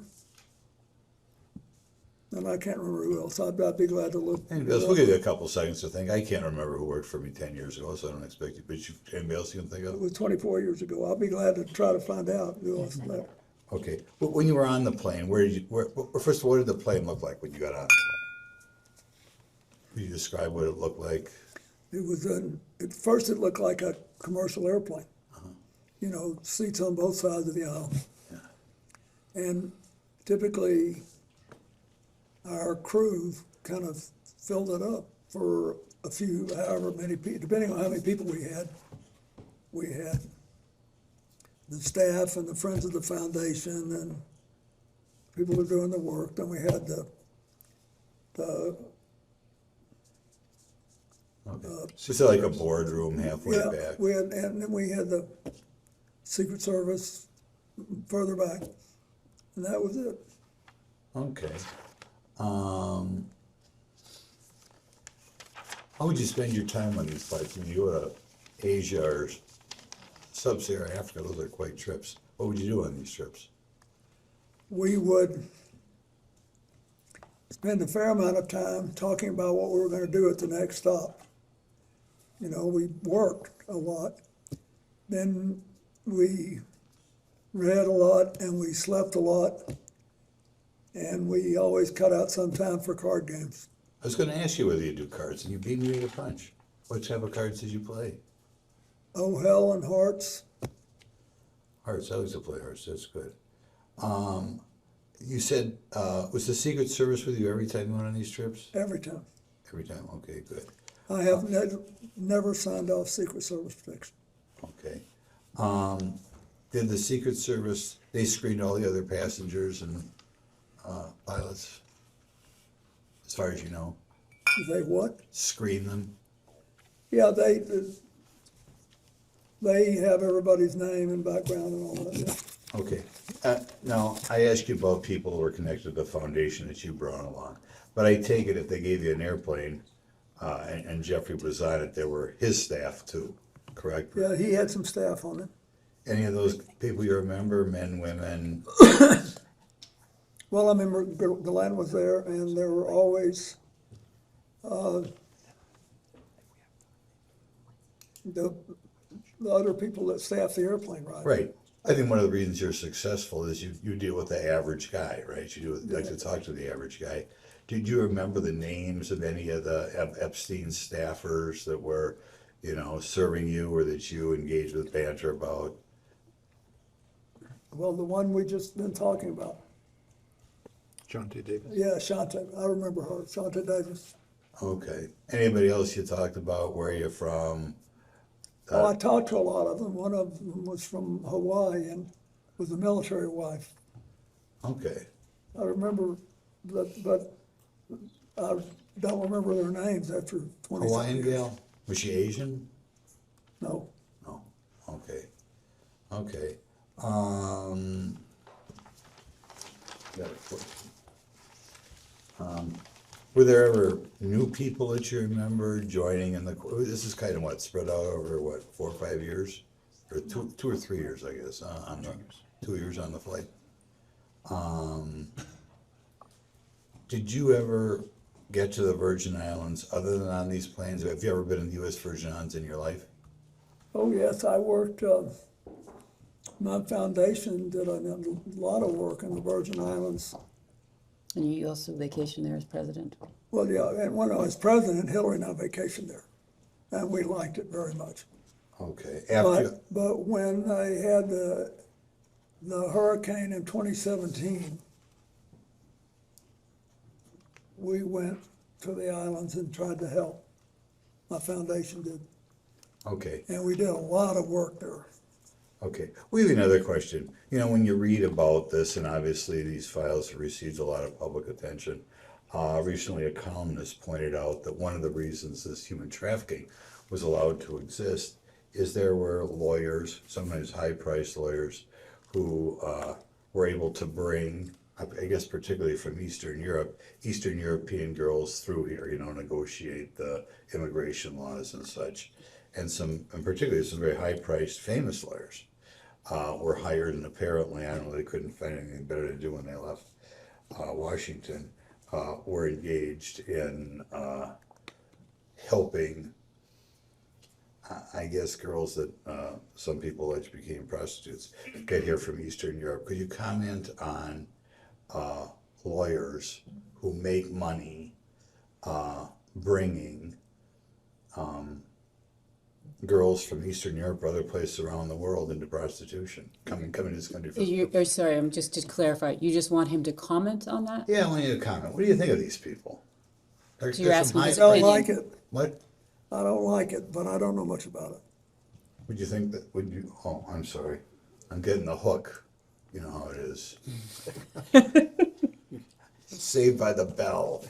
Well, why don't I finish that question? Do you think if lawyers help legally or illegally people come into this country for the purpose of prostitution, that they should be disbarred?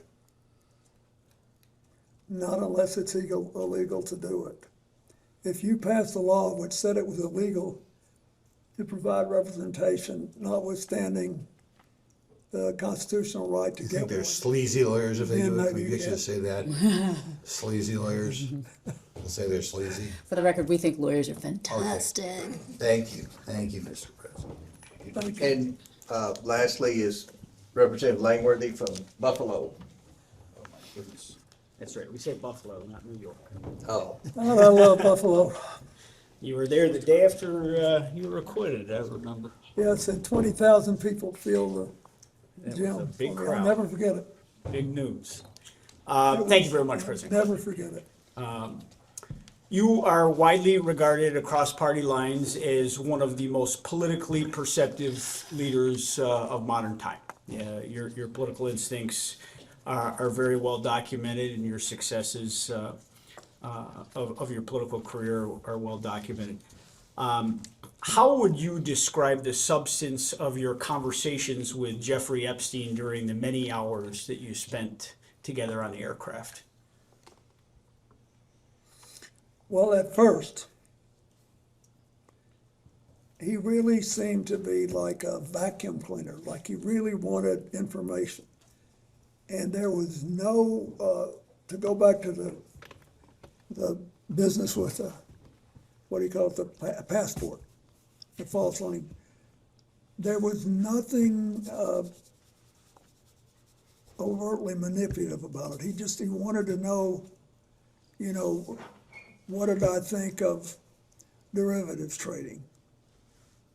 Did I think that the stock market was properly regulated, or did it need more? How did we have the most broadly shared prosperity in 50 years? Was it just an accident? Was it just technology? Or do we have specific policies? He wanted to know stuff like that. And it was great for the first, 2 or 3, 4 or 5 conversations. But I could tell that it was like, you guys are in politics. Don't you ever feel like sometimes somebody's talking to you and then they're just checking the box and they got to go do something else and be somebody else? That's the way I felt. Interesting. The international travel you took with Mr. Epstein, it represented a significant investment of time and money on his behalf. Yeah. And I did miss the first portion of this, so if any of this is repetitive, I apologize. Your arrangement was that you would spend an hour of conversation with him on topics of his choosing, and that No, he testified, just so that I'm you sorry, I know, wasn't- on economics and politics. on economics and politics. Thank you. Okay. That was it. And that was the arrangement, and the rest was in-kind donation, the For flights. all the time. long haul flights, yeah. If we were gone 4 hours or more, I'd give him an hour. Okay. Did you ever ask him directly why he was willing to finance these trips and provide you with access to the plane? I did. So much. And what was his reaction to that question? He said, I think you did a good job as president and you managed to get reelected and you're the first Democrat in 60 years that got reelected. I want to know what happened. And I want to understand it. And that was it. I mean, he never was, it was never like he was trying to suck up to me or anything. He just was, it was very straightforward. But after a while, it was obvious that he had done what he intended to do, and he was kind of going through the motions, and he didn't really care about I really cared about this AIDS thing. I thought we had a chance to build something that would revolutionize the treatment of all mass illnesses. Same thing with tuberculosis and malaria, and sure enough, we did. But I thought we were on the verge of something big, and he didn't much care about it, and I had a bunch of people that did. So we went our different ways. And as you pointed out, I mean, we're all in the political process, certainly not playing at the levels that you have in your career. But do you believe that this was, in essence, Epstein being a political junkie and looking for that association? Yes, and I didn't know what else. All I knew was that but after we started, when I got this thing going and people could see it like a chugging engine, then we had more and more people interested in helping. And I wanted to have people there that I knew were genuinely caring. I know it sounds funny, but it matters, because when you start something like this, you're going to have rough times, spots, things are not going to go right. You're going to have to solve new problems. Far better to have people who are passionate about this. So on these overseas visits, did Mr. Epstein accompany you to any of the meetings or the private dinners or the official engagements? And if he did, what capacity was he introduced? He went to some of the meetings, and some of the dinners, but the big public dinner we did in South Africa, he did, for example. But some he didn't when it wasn't appropriate. When I had to talk to somebody about whether I thought they were following a proper legal path and trying to let us sell generic drugs and how we're going to get them. There were a lot of complicated things. Can I get a time check? We have like a minute left. Did he ever seek introductions to foreign dignitaries or leaders from you? Not that I remember. Okay. Did he ever ask you to make phone calls on his behalf? No, he never did. I remember that. He didn't. I mean, I would remember. You said he was not a friend, but with that amount of travel and proximity, why wasn't he a friend and he was just an acquaintance? Well, no, it wasn't just an acquaintance either. I felt friendly toward him, but he was, as I said in my book, odd. There was always something a little holding back, and and I could tell. It was pretty strange the way it happened. Larry Summers, the president of Harvard, calls you out of the blue, says this guy wants to do it, you do it.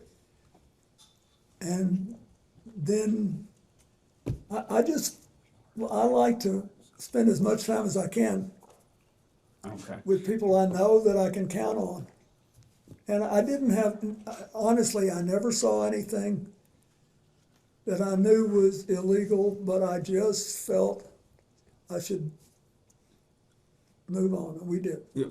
Did you ever have any arguments or disagreements with Mr. Epstein or Miss Maxwell in the course of your travels? Not to my knowledge.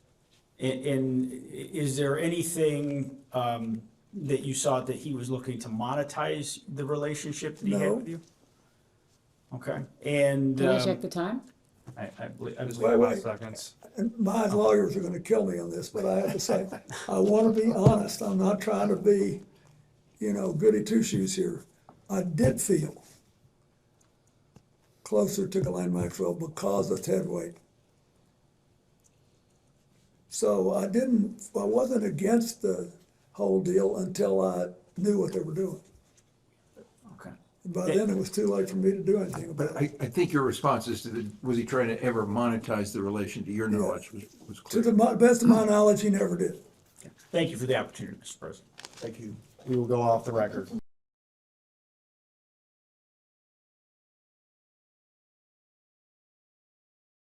We can go back on the record. Mr. President, I just have a few more questions. I'll try to be as efficient as possible as we move through them. One is moving back in time just a little bit. In 1996, Maria Farmer, who was a confirmed Epstein victim, submitted information to the FBI that Jeffrey Epstein was sexually abusing minors. During your presidency, were you ever made aware of the information that Maria Farmer provided to the FBI in 1996? No, and no. Thank you. I'm going to move back ahead to the year 2003. There's just one international trip that I don't think we've specifically discussed yet. And that was in November of 2003, a trip to, I think, Russia and China on Mr. Epstein's plane. That's the last one I took. Great. So I'm going to give you, I think for us, the last piece of paper for the day, which is the flight log for that trip. And we'll mark that as Minority Exhibit L. And I'll give you a moment to receive that. Wow, Thank you very much. I'd forgotten I went to Russia and China. You went through Russia. Huh? You went through Russia, you're coming from Norway. Yeah, And for your council, that's a total of 5 trips distributed between the 4th, 5th, 6th, and 9th here on this log. yeah, this was another one of our age trips, because Ira was on it. Yeah, so if you could just describe what you recall about the circumstances of this trip.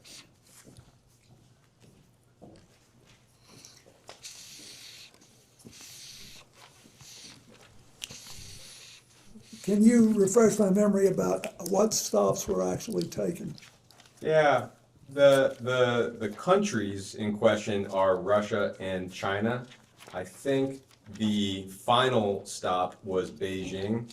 I do not, off the top of my head, recall what each of these airport codes are. It was Brussels to Oslo, to Tolmagacho, Russia, to Hong Kong, Chengdu, Beijing. Well, thank you. I appreciate that. Okay, let's do it again. Brussels to Oslo, to the middle of Russia, Tolmachevo, to Hong Kong, to Chengdu, to Beijing. Got it. We stopped in Europe, and as I remember,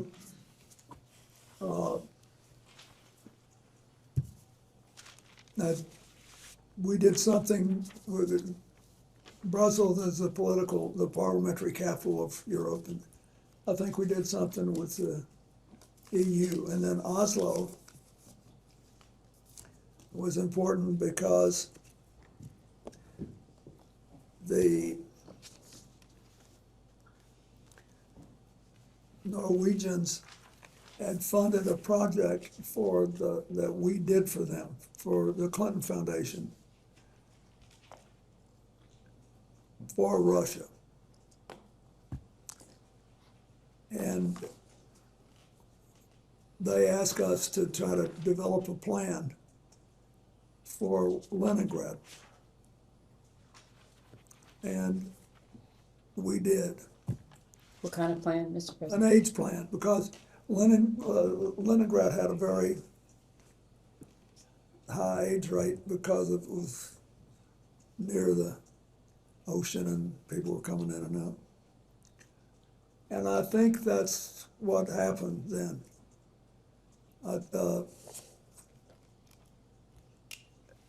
And then we went to China, and I had been doing a lot of work on China, and it was very interesting because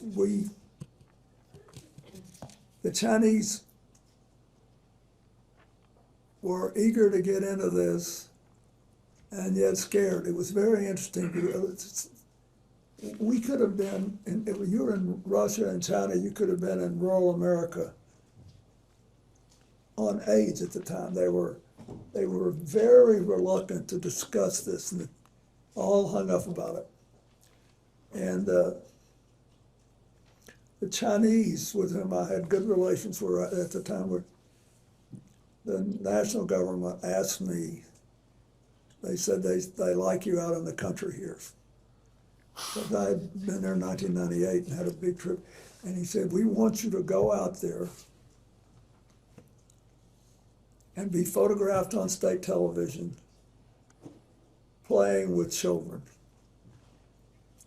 and talking to their families about AIDS. So that's what this whole trip was about. So I was doing that. And it was, I think, I'm almost sure that's it, because, and then we stopped in Hong Kong on the way out, right? Yep. Hong Kong and Beijing. Yeah. Thank you very much. I appreciate that context. Is it correct that while on that trip, you did not witness or become aware of sexual abuse of any kind? No, we were all busy as crazy, and I never saw anything like that. Thank you. We have a few events for which we don't have exact dates. I'll ask about them one at a time. CNN has reported that in July of 2003, Ms. Maxwell co-hosted a fundraiser for your presidential library, and Mr. Epstein may have attended.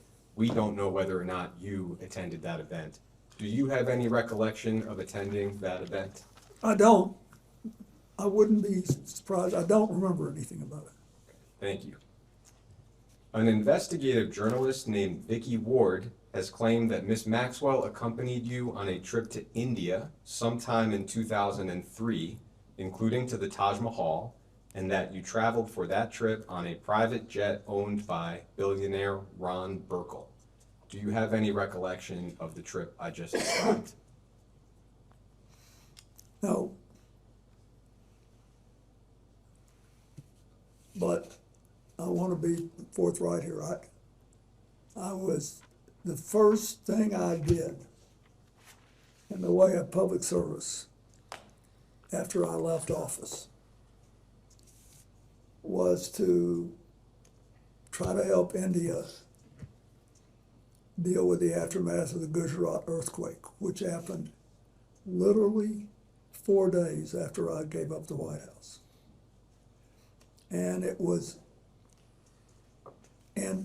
so I called the Prime Minister of India, who was a friend of mine, and he said, I need help. I've got to build schools and hospitals, and I can't do anything in the small towns and the middle-sized towns and the rural areas. I only have the money to do something in the big cities. So I'm not saying I did or didn't do this. I have no memory. But I also I don't want to mislead anybody. We were doing tons of stuff, and we needed to finance it. So I can't say that I didn't do it. Thank you. In your 2024 memoir, you said that by the time Epstein was arrested in 2005, that you had stopped contact with him. When do you recall being the last time that you had any kind of communication with Mr. Epstein? The last time I remember was with him was sometime in 2003. Attorney Brad Edwards, that's an attorney who's represented many of Mr. Epstein's survivors. Excuse me, counsel, I believe there was a misstatement there. The book says who in 2008 had been convicted and jailed in Florida, not 2005. Okay, thank you, I appreciate that. Attorney Brad Edwards has represented many of Mr. Epstein's survivors. He claimed in a 2011 filing that he believed the Justice Department possessed some kind of correspondence from you from 2007 or 2008 on behalf of Jeffrey Epstein. At any of the various points when Mr. Epstein was under investigation, did you or any of your representatives ever submit any correspondence to the Department of Justice on his behalf? I have no memory of that. To your recollection or knowledge, did you or your representatives ever have any other communication with the Department of Justice regarding Jeffrey Epstein? Not that I remember, no. CNN has reported that in 2007, Ms. Maxwell co-hosted a fundraiser for Secretary Clinton's presidential campaign in New York City. We believe that Christina Aguilera may have performed at that event. Do you have any knowledge or recollection of attending that event? I don't. There was an email released as part of the DOJ files recently that suggested you may have attended a party at Ghislaine Maxwell's home in October of 2009, and that publicist Peggy Siegel, as well as Jeff Bezos, may have attended. My only question to you is whether you have any recollection of attending a party that I just described. Is this her home in New York City? It would be at Ms. Maxwell's home in New York City. No, I have no memory of that at all. Thank you. It's been widely reported that in July of 2010, Ms. Maxwell attended your daughter Chelsea's wedding in Rhinebeck, New York, and that she accompanied billionaire Ted Waite, who was, at least at the time, a family friend of yours, and you've described a little bit today. You, of course, were at that wedding as well. Do you have any specific recollection of interacting with Ms. Maxwell at that wedding? No, I was an emotional wreck. I was just trying not to fall off the little, what do you call the pallets? The dais? No, the wooden we walked on the grass with. I knew she was there, and she and Ted were there. And what was your understanding of her relationship with Mr. Waite at the time? Well, I thought they were together, and I think Chelsea and Mark did too, and she was there.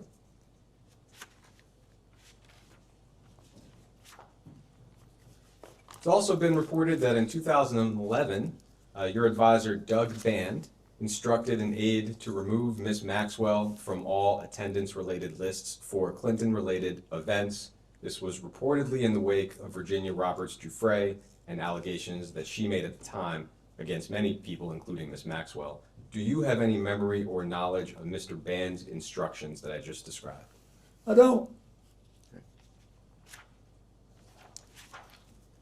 Thank you. That takes us through most of the known timeline of your relationship with Jeffrey Epstein. There's just one more topic I would like to cover. That is the Clinton Global Initiative. In 2007, Mr. Epstein's lawyers claimed that he was part of the original group that conceived the Clinton Global Initiative. Would you agree with that characterization? No. Can you elaborate a little bit on why you would not agree with that? I wouldn't agree with that because the first time I ever discussed what became the Clinton Global Initiative was with Doug Band and the rest of our small group on the way back from Davos. And Doug said we should have a meeting like this in New York at the opening of the UN. And we can make a lot of money because you don't have to go to Davos. You can meet all these people over here. And I said, I want to do it for an entirely different reason. It's fine if we make money, but the most important thing is that we give serious people a chance to go to meetings and actually make commitments to make positive change. I'm tired of going to meetings where everybody just bloviates and doesn't ever do a damn thing. So If we can figure out how to do that, I'm interested. And then we got, a team. There was, to operationalize it, it was Doug Bann, Mary Morrison, who had worked for me in the inner office at the White House, and a man named Ed Hughes, who was a wonderful young guy who stayed with us the whole 12 years. And they were working on how to stand up and do the mechanics of this. Then my job was to try to get some people who would come that people would want to hear and see, and try to, make it exciting and make people actually want to make commitments. And so I think it was at that point that Ghislaine may have gotten involved. I don't know. You can ask them about it, but I'm just telling you how it began. It began with Doug said, let's do this and make money, and me saying, let's do this and make commitments. I think the question, Mr. President, which you've answered was Jeffrey Epstein involved in the At the time, no, initiation? not at all. Thank you. But I do not know what happened afterward. It has been publicly reported that in 2006, Mr. Epstein made a $25,000 donation to the Clinton Foundation. Do you have any specific knowledge or recollection of that donation? No, I saw it I saw that it was reported. I don't know. Thank you. With respect to Ms. Maxwell, and you just touched on it briefly, she told DOJ last July that she was, quote, very central to the startup of the Clinton Global Initiative. Would you agree with that characterization? I would agree that she worked hard. I now know. I didn't at the time, because I was working on the other, as I explained, I was working on a whole other part of this. If I could ask you to limit your answer to your knowledge at the time. At the time, I did not know it. Thank you.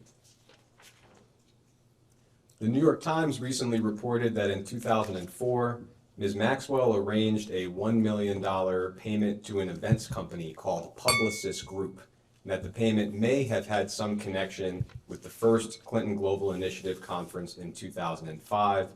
The reporting suggests that Mr. Epstein may have been involved with the payment or somehow aware of the payment. Do you have any specific memory or knowledge or recollection of the $1 million payment I just described? No. It's also been reported that in September of 2013, at a Clinton Global Initiative conference, Ms. Maxwell was recognized as a Commitment to Action partner for her work on behalf of the Terramar Project, which was an ocean conservation nonprofit that she founded in 2012. Do you have any memory or knowledge of that conference? I do.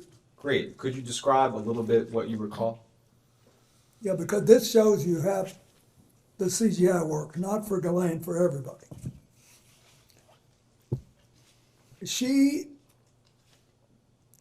First, she was still with Ted Wade, and he was still heavily involved in ocean work. So that was sort of an incentive, but she had organized this group whose objective was to, in effect, take two massive islands made of metal and junk out of the Atlantic. I mean, they were floating around. One of them had gotten to the Caribbean. They were floating around in all this metal. So that was what she was trying to do. That was a good idea, and she was recognized for that. The fact that she was recognized was not particularly remarkable. Everybody who makes a commitment goes through a photo line and gets recognized. Did you have any personal role in Ms. Maxwell's recognition at that event? Or would that have No, I been... might have been in her room by the time she got it, but it was, no, they put the recognition in that room. I remember this specifically because it was where all the ocean freaks were, all the people that cared about this, that wanted to be. So that's why they wanted those things announced By there. ocean freaks, you mean people who are passionate about the ocean? Yes. Thank you. I mean that. People who were passionate about doing this, it was great. And so I didn't think a thing about it. Do you have any additional knowledge or recollection related to Ms. Maxwell's role at that event? No. Reportedly, in February of 2014, you had dinner with Ms. Maxwell and others in Los Angeles at a vegan restaurant called Crossroads Kitchen. That dinner may have been organized by your then Deputy Chief of Staff, John Davidson, perhaps around 20 guests. Do you have any recollection of the dinner I just described? I had a lot of dinners like that in Los Angeles, so I don't remember that specific one, but whenever I went to Los Angeles, I attempted to have a dinner someplace in public with a lot of my friends, just to keep in touch with them, keep going.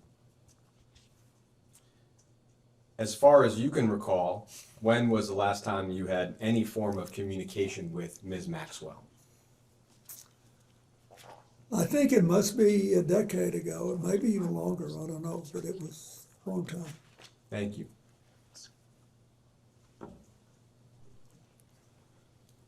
Mr. President, it's a pleasure to be here, and quickly, on a lighter note, point of personal privilege, my birthday is November 5th, 1974, which shouldn't mean anything to you, but what it means is that I turned 18 2 days after the election, and I couldn't vote, and I'm still upset about that. So on behalf of my mom, I apologize, she was a little slow. President Clinton, as counsel noted at the beginning of this deposition, Donald Trump posted on social media that he wanted Attorney General Pam Bondi to investigate you and other prominent Democrats in order to distract from his own close ties to Jeffrey Epstein. That post was previously marked as Minority Exhibit B, which you already have. Yep. President Trump's post refers to Jeffrey Epstein's crimes against young girls and women as the Epstein hoax.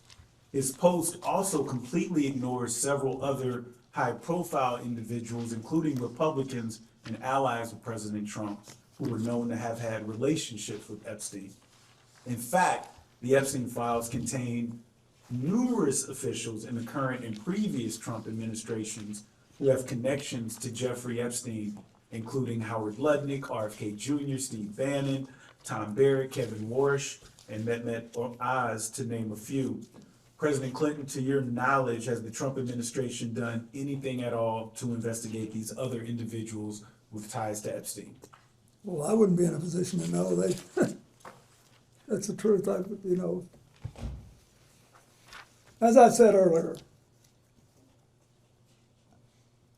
the only conversation I had with President Trump about this was in the early 2000s. And I have no information that he did anything wrong. I just want it all out there. I want everybody to get it all out there and let everybody see where we are. And had you had any conversations with him since the early 2000s about this subject matter? No. And then my last question is, Howard Lutnick recently went so far as to lie about his close connections with Jeffrey Epstein, but the truth came out with the release of the files. President Clinton, is Howard Lutnick still employed as Secretary of Commerce in the Trump administration, to your knowledge? I think he is. And in your opinion, why has Donald Trump ignored these other prominent figures who've had close ties to Epstein? He's asking your opinion, Mr. President. Lutnick runs a big company and has made a lot of money and has supported him strongly. I don't think he believes that he's done anything bad enough I think he thinks he took his family to the island and he couldn't have done anything wrong. That's what I think he thinks. But I'm speculating. I'm doing what I have no business doing. Because I really don't know. Thank you, Mr. President. Thank you. That's okay. Thank you. I'll speak up. Thank you, Mr. President, for being here, for your service. I'll be brief. I think most of the pertinent questions have been asked today. I want to talk about transparency. You and Secretary Clinton were both very clear about your desire to testify publicly before this committee. In fact, on February 6, 2026, you posted on social media, quote, "I will not sit idly as they use me as a prop in a closed-door kangaroo court by a Republican Party running scared. If they want answers, let's stop the games and do this the right way in a public hearing where the American people can see for themselves what this is really about." President Clinton, why do you feel it is important for you to testify before this committee in a public setting? Because I think that first what happened with Jeffrey Epstein was horrible. What he did and what Ghislaine Maxwell was convicted of, it was horrible. We can't tolerate it in America and shouldn't. We ought to keep doing as Hillary talked about yesterday, trying our part to get rid of that kind of trafficking around the world. Secondly, I was on the plane. It may be that I've said something today that gave you some indication that would help change policies or something. So I thought it was important. But I also think people know that there's been a little bit of zig and zag and ambivalence about, how hard this thing should be put out there. And I'm not pointing a finger at anybody or anything, I'm just saying we know that. And so I think it's important that we get it all out. So to be clear, this committee issued a subpoena to the Department of Justice to release the full and unredacted files last summer. There's also now the Epstein Files Transparency Act that asked for the same that President Donald Trump signed into law. But still, the Department of Justice under this administration has not released all of the files, and there's been many illegal redactions. Do you think that we, of course, as Congress and the American public should get the full and unredacted files immediately? I think unless there is some serious danger of physical harm to one of the victims, or some national security interest involving intelligence, because you've heard these, that some of you think that there's some intelligence issues, national security issues. I think the rest of it ought to be gotten out, and I think we just need to get to a point where we can put this behind us. And then I think I hope you can and will help build us a system that works in America the way our international system works best in trying to identify and stop human trafficking and trying to make people whole once they've been damaged. And not a question, but just in response, the law is very clear about the identities of the victims. Yeah. Unfortunately, the Department of Justice has wrongfully released some of that information, including personally identifiable information, while illegally redacting names of potential co-conspirators. So They're going to kill me for saying this, but I think it's important to see. I think it is entirely possible that people in the Justice Department, I don't agree with on nearly anything, right? But when it's possible that they didn't intentionally cover some of this stuff up. But it's hard to accept that when you look at the other problems in dealing with the information. So you guys got to clear that up, clean it up, decide how you think it should be handled. thank you. So before we go off the record, just one clarification, it's more just for councils.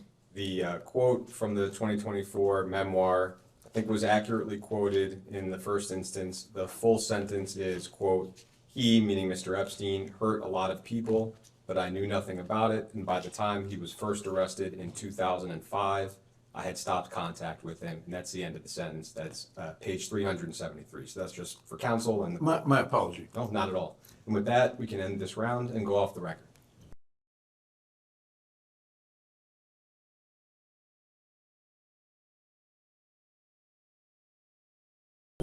We'll go back on the record. Mr. President, during the last hour, there was a discussion related to your book with Minority Counsel, and I just want to read the excerpt into the record, and just a quick question for clarification. You said, "I had always thought Epstein was odd, but had no inkling of the crimes he was committing. He hurt a lot of people, but I knew nothing about it, and by the time he was first arrested in 2005, I had stopped contact with him." We understand that Mr. Epstein was arrested in July of 2006. Can you explain the discrepancy? Are you asking him to fact check his own book? Correct. Okay, I mean, No. Can you explain it or not? I can't. I'm sorry, we made a mistake. Thank you. All right, Mr. President, Congresswoman Nancy Mace from South Carolina, thank you for being here with us for hours today. I know it's been a long day, and I know that we're going to wrap up soon for you. Did you know one of the witnesses who testified in the Epstein cases that Epstein said, you quote, "like them young"? Why would Epstein say that about you? are you asking his opinion? You're asking him to think about why Mr. Epstein would say Correct. something Why about would, him? why would Epstein say that So about she's the asking you president? to try to be in Mr. Epstein's mind and guess at what Mr. Epstein would have thought about. First of Clinton all, likes them young, referring to girls.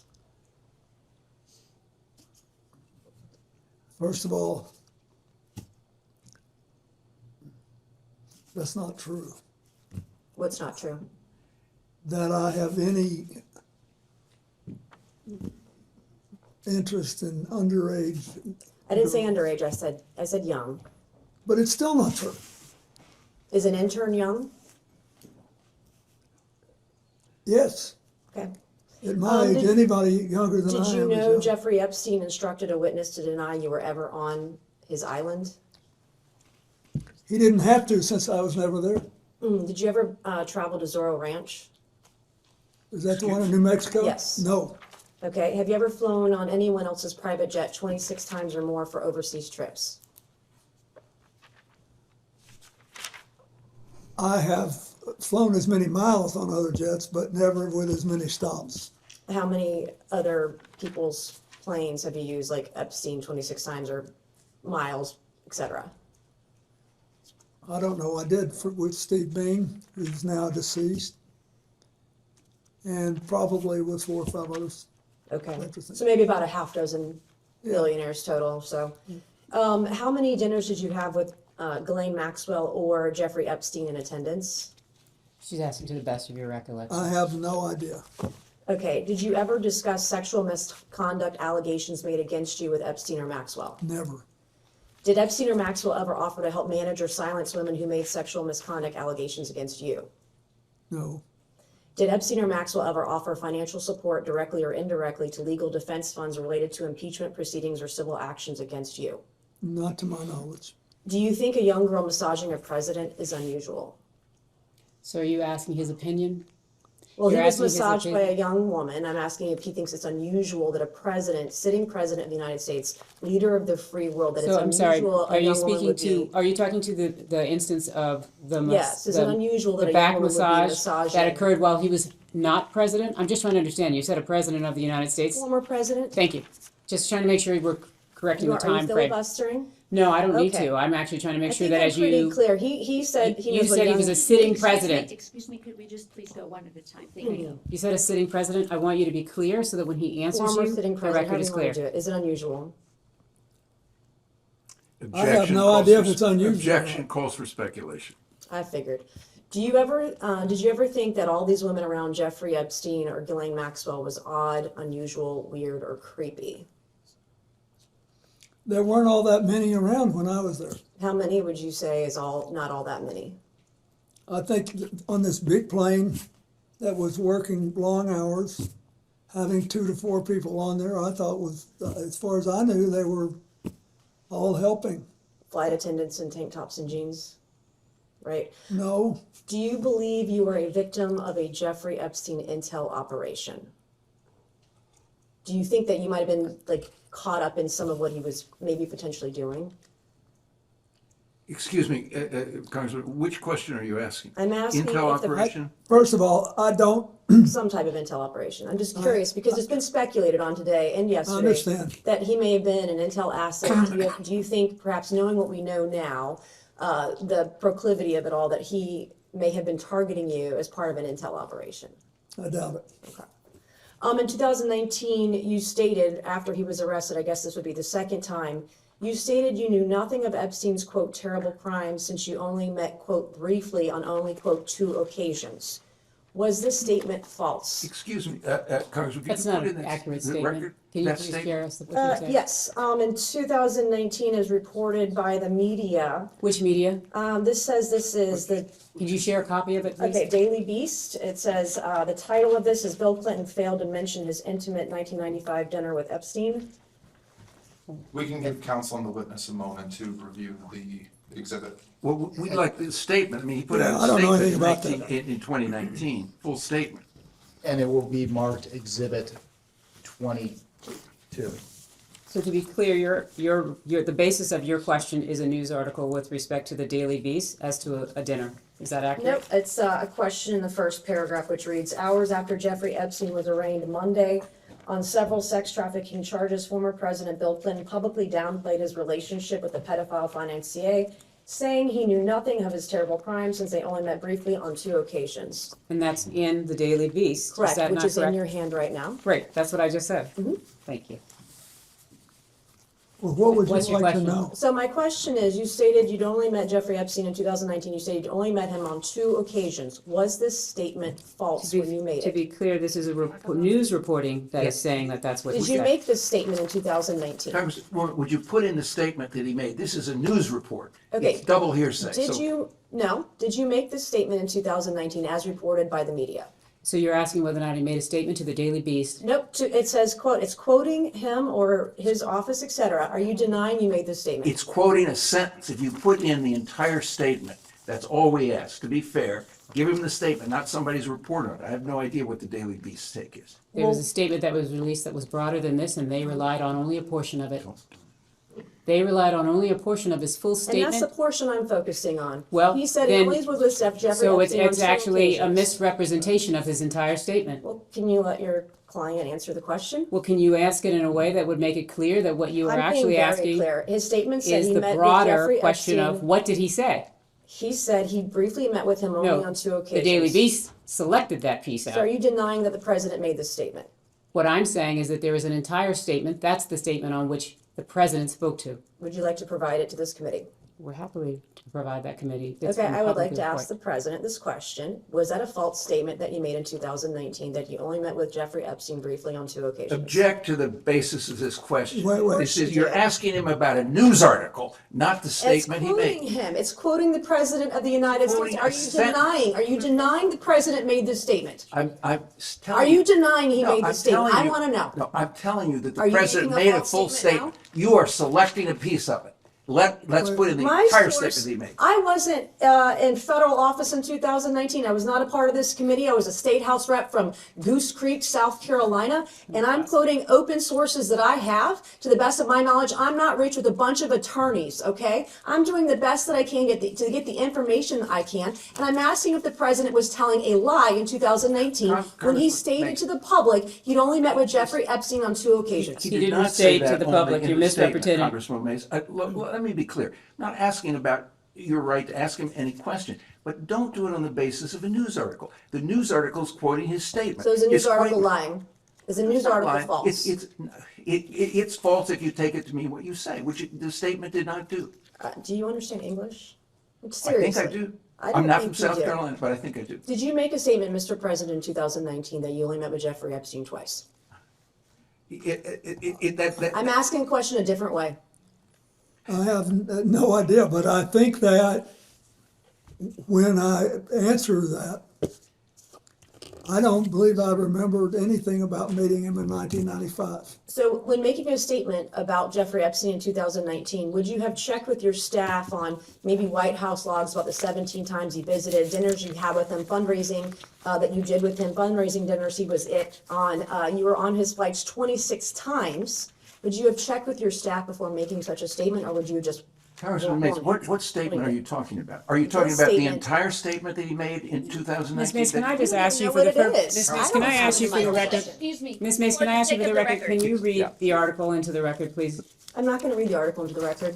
Well, Ms. Mace, you are indicating that this I'm article quoting, misrepresents a I'm piece. quoting from, Could you you have read not the asked article anybody into to the read an record? article into the record. I'm not going to do that. You've Well, not this done is the that yet. basis I'm not on which going you're to. relying. You're not in charge of me. I am quoting I'm from not this seeking to be in article. charge of you, believe me, that is something I would not at all even try. seek to be, so I want to be respectful. But I am asking, if you're asking him to speak to this, can you please put the entire article in the record? The entire article is in the record as an exhibit. What exhibit number is this? 22. 22. And yet, Counselor, I It's believe already in the question record, has been Counselor. clarified to reflect only the small portion of the larger statement, to whatever extent the witness is able to answer to his recollection of that portion of the statement and any preparation that occurred to make that statement. so in other words, what you have just articulated, that the question's been clarified by Ms. Mace or by you, that what is intended is to actually only be speaking to the selected piece out of the entire statement that was released by the president's office. Is that what you're clarifying? That's what I'm focused on, yes. Okay. So if you read this,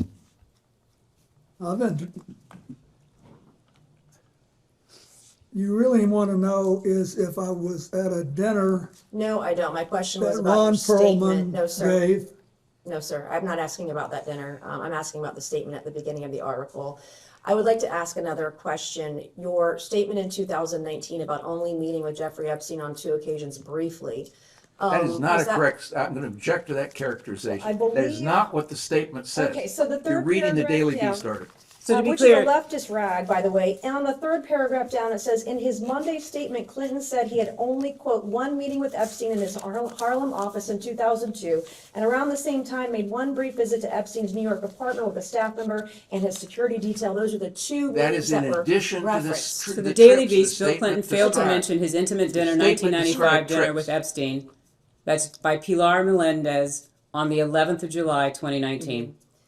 All right, Mr. What? President, your statement saying you only met with Epstein briefly twice, was that part of an effort to cover up your close relationship with Jeffrey Epstein, correct? Object to the form of the question. It misstates the record. She's asking if you were trying to mislead the public. No, Okay, how many times did Ghislaine Maxwell visit your home in Chappaqua? I have no idea. Who invited her? Well, I don't know. I don't know how, she may have been, Mr. President, that's it. Okay. Hillary had political events there. Okay, so is it is it to your knowledge, was she at your home in Chappaqua likely because your wife had her over for Senate events? That's what you testified earlier today, correct? That's not what he testified, but please ask the I would question like as him to to what he would clarify. actually, thank you, I appreciate that. I do not know, but if you are Okay, Mr. President, implying if the you don't know. reverse, I will volunteer something. She was never at my house in Chappaqua for any personal reasons. I didn't say anything for anything No, personal. you I didn't, but you had a great tone in your voice and you're Mr. very President, good Mr. at it. President, that's just, Thank you. I'll take that as a compliment. I It is a admit compliment. Thank you. And I did not go to Yale Law School or any law school for that matter. So yesterday, your wife testified that Ghislaine Maxwell was never at her home, and I believe you stated earlier today you thought if she was over there, it would be for Senate events. So was your wife falsely testifying Objection. yesterday before this committee, Mischaracterizes- or are So he you? doesn't have the benefit of his Mischaracterizes wife's testimony yesterday, Secretary's and so unless you all are gonna provide the transcript, or you're gonna actually provide that information, he's not in a position where he could address I that. believe all I said was that I didn't know Okay. that she had done. You postured that maybe it was for her Senate. I'm going to have one last question, Mr. Chairman, and then you'll take over.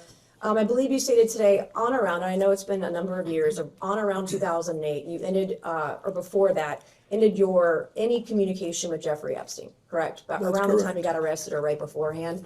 And he was arrested for child sexual prostitution or hiring girls for sex or one girl for sex, correct? Roughly, child sexual exploitation. If you were aware in 2008 that Jeffrey Epstein was having sex with kids, and you knew of his close association with Ghislaine Maxwell, why would you still associate with Ghislaine Maxwell, who you dub essentially like your Doug Band? She was the body man to Epstein, Doug Band was the body man to you, and why would you allow Ghislaine Maxwell to associate with your daughter up until, I don't know, 2004, 2015? you knew he was a bad guy, why would you allow your So, daughter excuse me, to- what's the period in which you're saying he would have known that Jeffrey Epstein was After a bad guy? 2008, so up until Ghislaine Maxwell was involved with CGI until what, 2015? And we confirmed today that he had a dinner with Ghislaine Maxwell in LA in 2014, so he's still hanging out with a close associate, the closest associate to convicted pedophile Jeffrey Epstein. But Excuse me. I guess my question is Congressman, why? Yes, the question, excuse me, is the question why Ghislaine Maxwell came to the wedding? Is that the question? No, I didn't even bring up the wedding. Okay, Why are sorry. you obfuscating? Why are you putting words in my mouth? You're smarter than that. no, let me Thank you. finish. I think, first of all,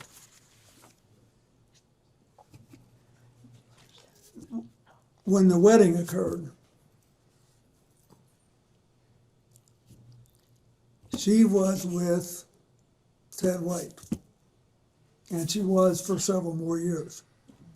We did not know when Epstein was arrested that she was still involved with him.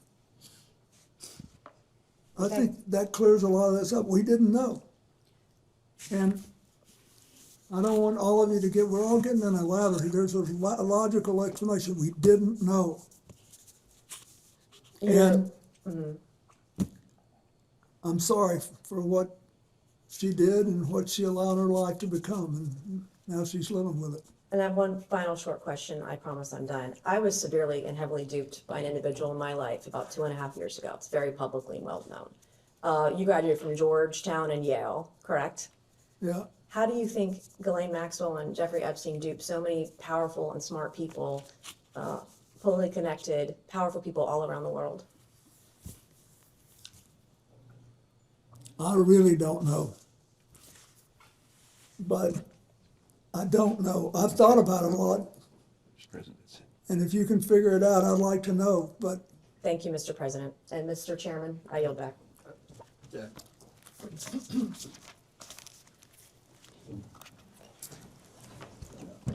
Point of privilege? I would like to say, since you made a great deal out of all this Ivy League stuff, I am also the last president ever to live in a place without indoor plumbing. There's a full statement which we'll be happy to provide for the record that it might be that Representative Mace is unaware of, but the full statement says President Clinton knows nothing about the terrible crimes Jeffrey Epstein pleaded guilty to, Florida, some years ago, or those with which he's recently been charged. In 2002 and 2003, President Clinton took a total of 4 trips on Jeffrey Epstein's airplane, 1 to Europe, 1 to Asia, 2 to Africa, which included stops in connection with the work of the Clinton Foundation, staff and supporters. Secret Service detail traveled with him on his trips. He had 1 meeting with Epstein in his Harlem office. 2002, around the same time, he made a brief visit to New York. That was the full statement. Ms. Mace was selecting portions out of the statement or relying on an article which only shows certain portions of the full statement. Let's go. Miss Luna from Florida. Mr. President, I just wanted to do a couple of follow-ups. Regarding your personal conversations with Mr. Epstein, you said that he wanted to discuss economic and political questions. Was there ever a particular region of the world or topics that he wanted to reoccur and address?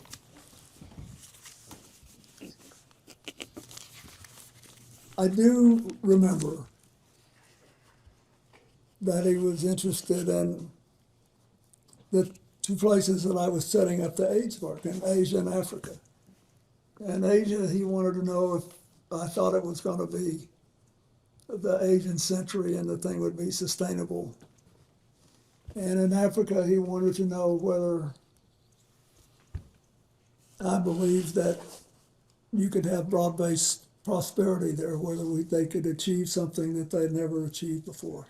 It seems that Mr. Epstein also had asked a similar question about America's prosperity and economic policy. Did you feel that when he was asking questions, particularly maybe pertaining to the regulation of our stock market and or derivative trading, did he on a number of occasions come back to that and maybe pick your brain about policy or future policy here in the United States? No more than any other big issue. I knew that, everybody lives in New York with money, and look at, he made his money advising Les Wexner, so he had to be interested in markets. Okay, and then I know that Ghislaine was a little bit more probably chatty with you. Did she ever share a similar interest to Mr. Epstein on economics or political topics of discussion? Were there any reoccurring topics that you felt that she was wanting to focus on? Not that I noticed. Okay, all right. Thank you, Mr. President. Thank you. Good.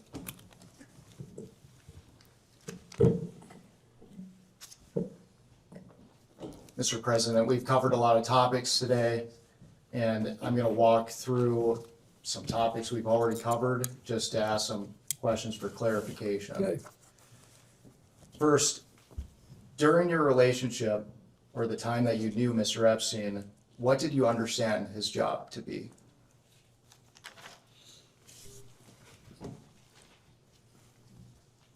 I'm not sure I knew. It was never clear to me. But he could have been living on investing the profits he'd already made. I knew he was his finance guy. And you just testified to Les Wexner being one of his clients. Did he ever make any other representations about who his clients were? No, but I never asked either. During the time that you knew him, did Epstein ever provide you with financial advice?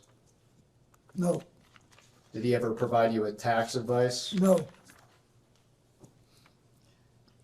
Did you ever personally receive money from Mr. Epstein? No. Did Mr. Epstein ever loan you money in your personal capacity? Not to my knowledge. So to be clear, did you ever exchange money with Mr. Epstein?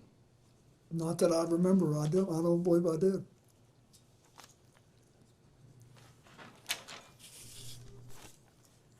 And throughout today's questioning, we talked about the various properties that Mr. Epstein owned.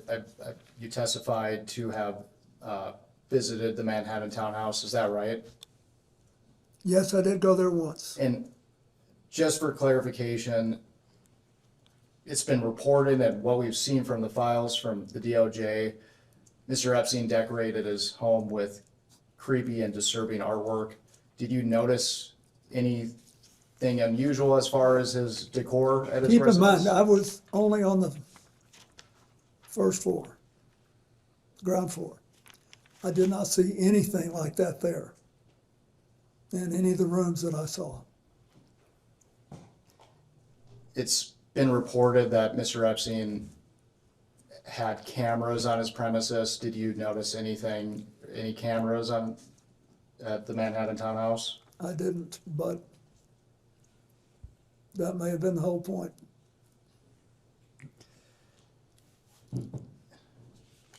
Mr. Epstein apparently rented a property in Boston at one point. Did you ever visit that property? No.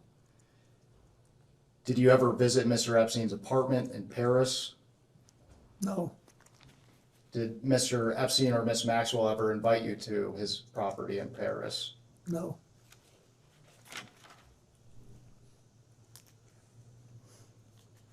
Did you ever visit Mr. Epstein's home in Palm Beach? No. Were you ever invited by Epstein or Maxwell to visit the Palm Beach property? I don't think so. Did you ever visit Ghislaine Maxwell's New York townhouse? No, I don't even know that I knew she had a townhouse.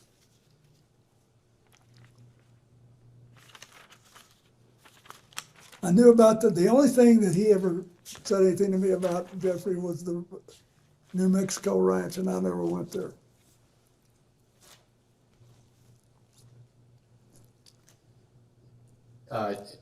Did he invite you to the New Mexico ranch? Sort of. Can I you- mean, he was a little, but I didn't go. By then, I didn't go. Was there a reason? I don't remember, but I didn't. I think it was as we got closer to the end that he said something about it. Mr. President, in 2005, police in Palm Beach, Florida began investigating Epstein. In July 2006, Epstein was arrested for the first time for soliciting prostitution for minors. For the record, prior to Mr. Epstein's arrest, were you aware of any investigation into Mr. Epstein? No. On October 20th of 2005, police executed a search warrant for Mr. Epstein's Palm Beach, Florida home. Palm Beach Detective Joseph Carey spoke out about his belief that Epstein was tipped off about the raid since multiple computers expected to be at the house were missing when the search warrant was executed. To your knowledge, was Mr. Epstein tipped off about the October 20th search warrant in Palm Beach? Just asking to your knowledge. I don't know. I don't know. It's the first I've heard of it. They're only asking for your knowledge, Mr. President.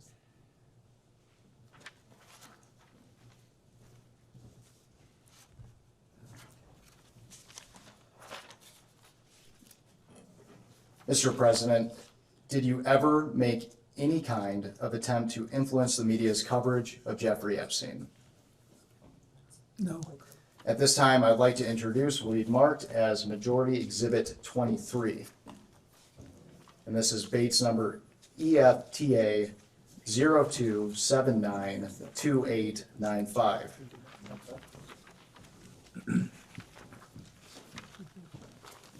One page. Yes, ma'am. Thank you. Who's Shasta? I don't even know who that is.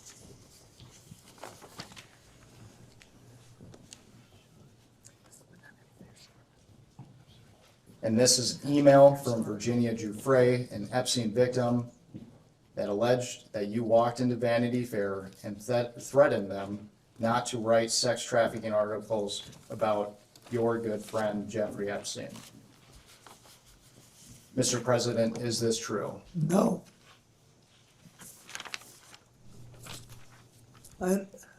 No. Not no, hell no, not close no. Why do you think Ms. Giuffre would make these claims? Are you asking to have an opinion don't about know, Ms. but- Giuffre's point of mind? Can we not do that? Like, ask him about the facts that he knows, as opposed to asking about the facts in other people's minds. Mr. President, have you ever asked any other publication to shut down a story related to Mr. Epstein? No. And by any other publication, counsel, he's answered the question about Vanity Fair, correct? Yes. Thank you. I absolutely didn't. Okay. No. Okay. I thought it was hell no. Mr. President, did you ever advocate for or suggest leniency in Epstein's case to any government officials, including those in the Department of Justice or Florida State Attorney's Office? No. On June 30th of 2008, Epstein pleaded guilty in Palm Beach County, Florida State Court to 2 felony charges, 1 count of solicitation of prostitution and 1 count of procurement of a person under 18 for prostitution. He was subsequently sentenced to 18 months in Florida County Jail and began serving his sentence on June 30th of 2008. To be clear, you have not had any direct contact with Epstein after his arrest in 2006, is that right? That's correct. After his arrest or after the publication of when he went to jail in 2008? Can you just clarify the dates there? I will ask another question. To be clear, you have not had any direct contact with Epstein after his arrest and when he was incarcerated in 2008. Yes, to the best of my memory, that's correct. Are you aware of any effort by Epstein to contact you while he was incarcerated in Florida? I'm not. Mr. President, who is Arnold Paul Prosperi? I think that he's a son of a guy I went to Georgetown with, named Paul Prosperi. I think that's right. And I saw in all these things that my staff gave me that he was mentioned, but I don't think anybody said anything to me. I have no memory of that. So is it your testimony today that and actually, let me back up here. So according to jail logs, Mr. Prosperi visited Epstein at least 20 times while Epstein was incarcerated in Palm Beach County Jail between 2008 and 2009. Based on what you just said, is it your testimony that you believe that to be the son of the man you went to college with? It could be. But he didn't talk to me.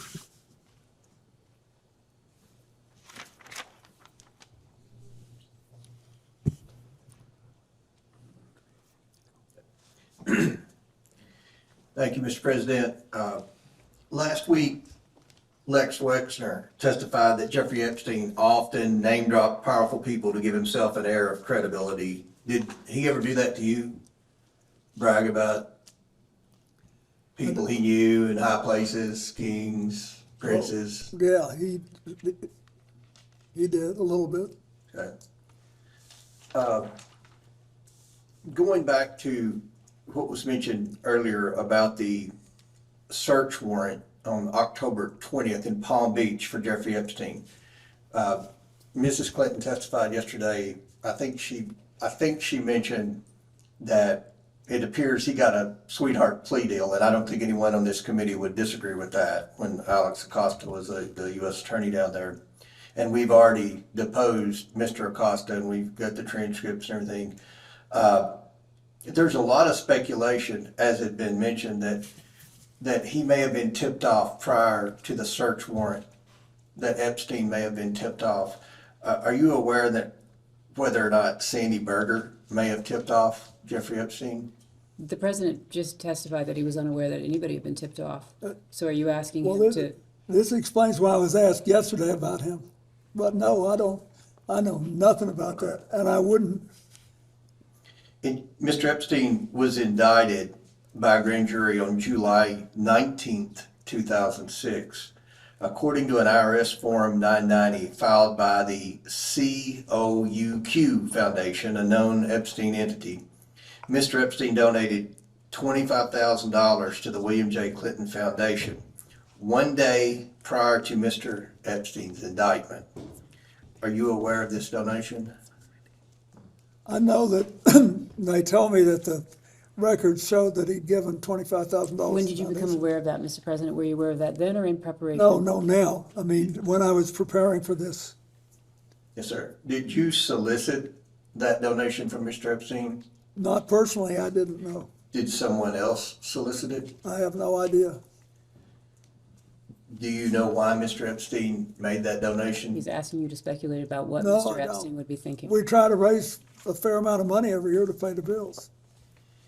It seems to me that as investigators were narrowing in on Mr. Epstein, he may have been trying to earn some goodwill with you. What do you think about that? It wouldn't work. Right. Did it ever seem to you that Jeffrey Epstein was trying to suck up to you or get on your good side in order to further his schemes? No, I didn't think about it that way. I thought he wanted to do what he said. But he was, very idiosyncratic. Right. After his arrest in 2006, did you have any further contact with Mr. Epstein? I don't believe I did, no. Did anyone affiliated with Epstein, including Miss Maxwell, contact you on behalf of Jeffrey Epstein to discuss his arrest and the allegations against him? No. Did they ever ask, either Jeffrey Epstein or Miss Maxwell ever ask you for their assistance once Epstein was in trouble? No. Or once Miss Maxwell was in trouble? No. Did Jeffrey Epstein ever attempt to contact you while he was incarcerated in Florida? No. He didn't attempt ever to contact you? Not as far as I know, no. Yesterday, during the deposition of Secretary Clinton, she suggested that we follow the money with Epstein, because there's a big question: how did he accumulate so much wealth? And I think you had testified earlier, and if I'm wrong, feel free to correct me, that you didn't really know how he made his money? I mean, he had a big plane and, I knew that he had made an extraordinary amount of money from Les Wexner, who was quite wealthy. I had no idea whether he had made enough to support the lifestyle that I saw. and I assume you're aware Mr. Wexner testified under oath that he acted like he really didn't know Jeffrey Epstein very well, and which is kind of hard to believe because he paid him a lot of money and Yeah, he made him, yeah, but you never know. yeah. Well, one of the things when we concluded the deposition yesterday, we asked Secretary Clinton, you know, for her advice moving forward in the investigation. And with respect to a statement she said yesterday, it was something that we've done on the committee, the majority has done on the committee. In the past, we followed the money, we've subpoenaed bank records, we've subpoenaed suspicious activity reports from Treasury. Those were some of the things Ms. Clinton suggested. And in order to do that, obviously, we have to subpoena banks, specific banks for specific accounts. Do you ever recall in the conversations you had with Mr. Epstein, any particular bank that he was affiliated with or any particular big banks that maybe he had deals going? No, you never asked me about that. Okay. And with that, we can go off the record.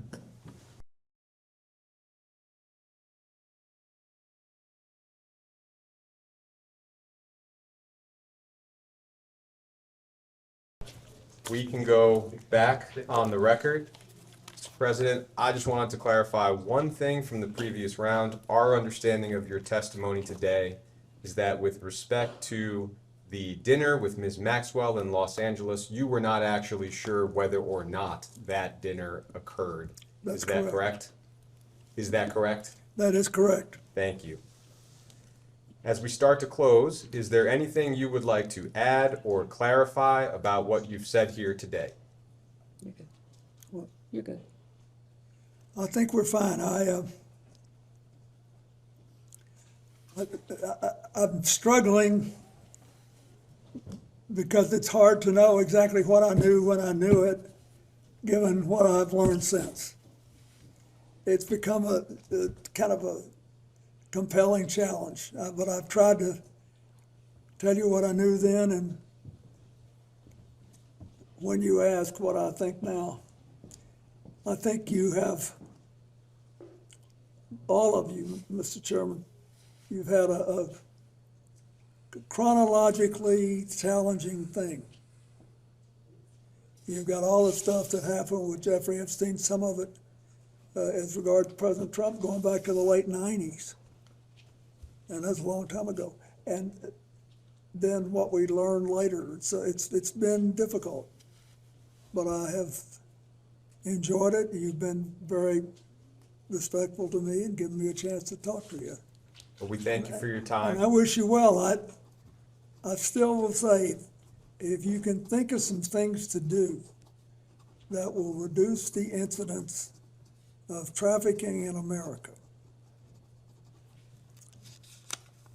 and it should be possible for us to virtually eliminate underage abuse. It should be. We just got to figure out what kind of technology we need and what kind of policies. So thank you.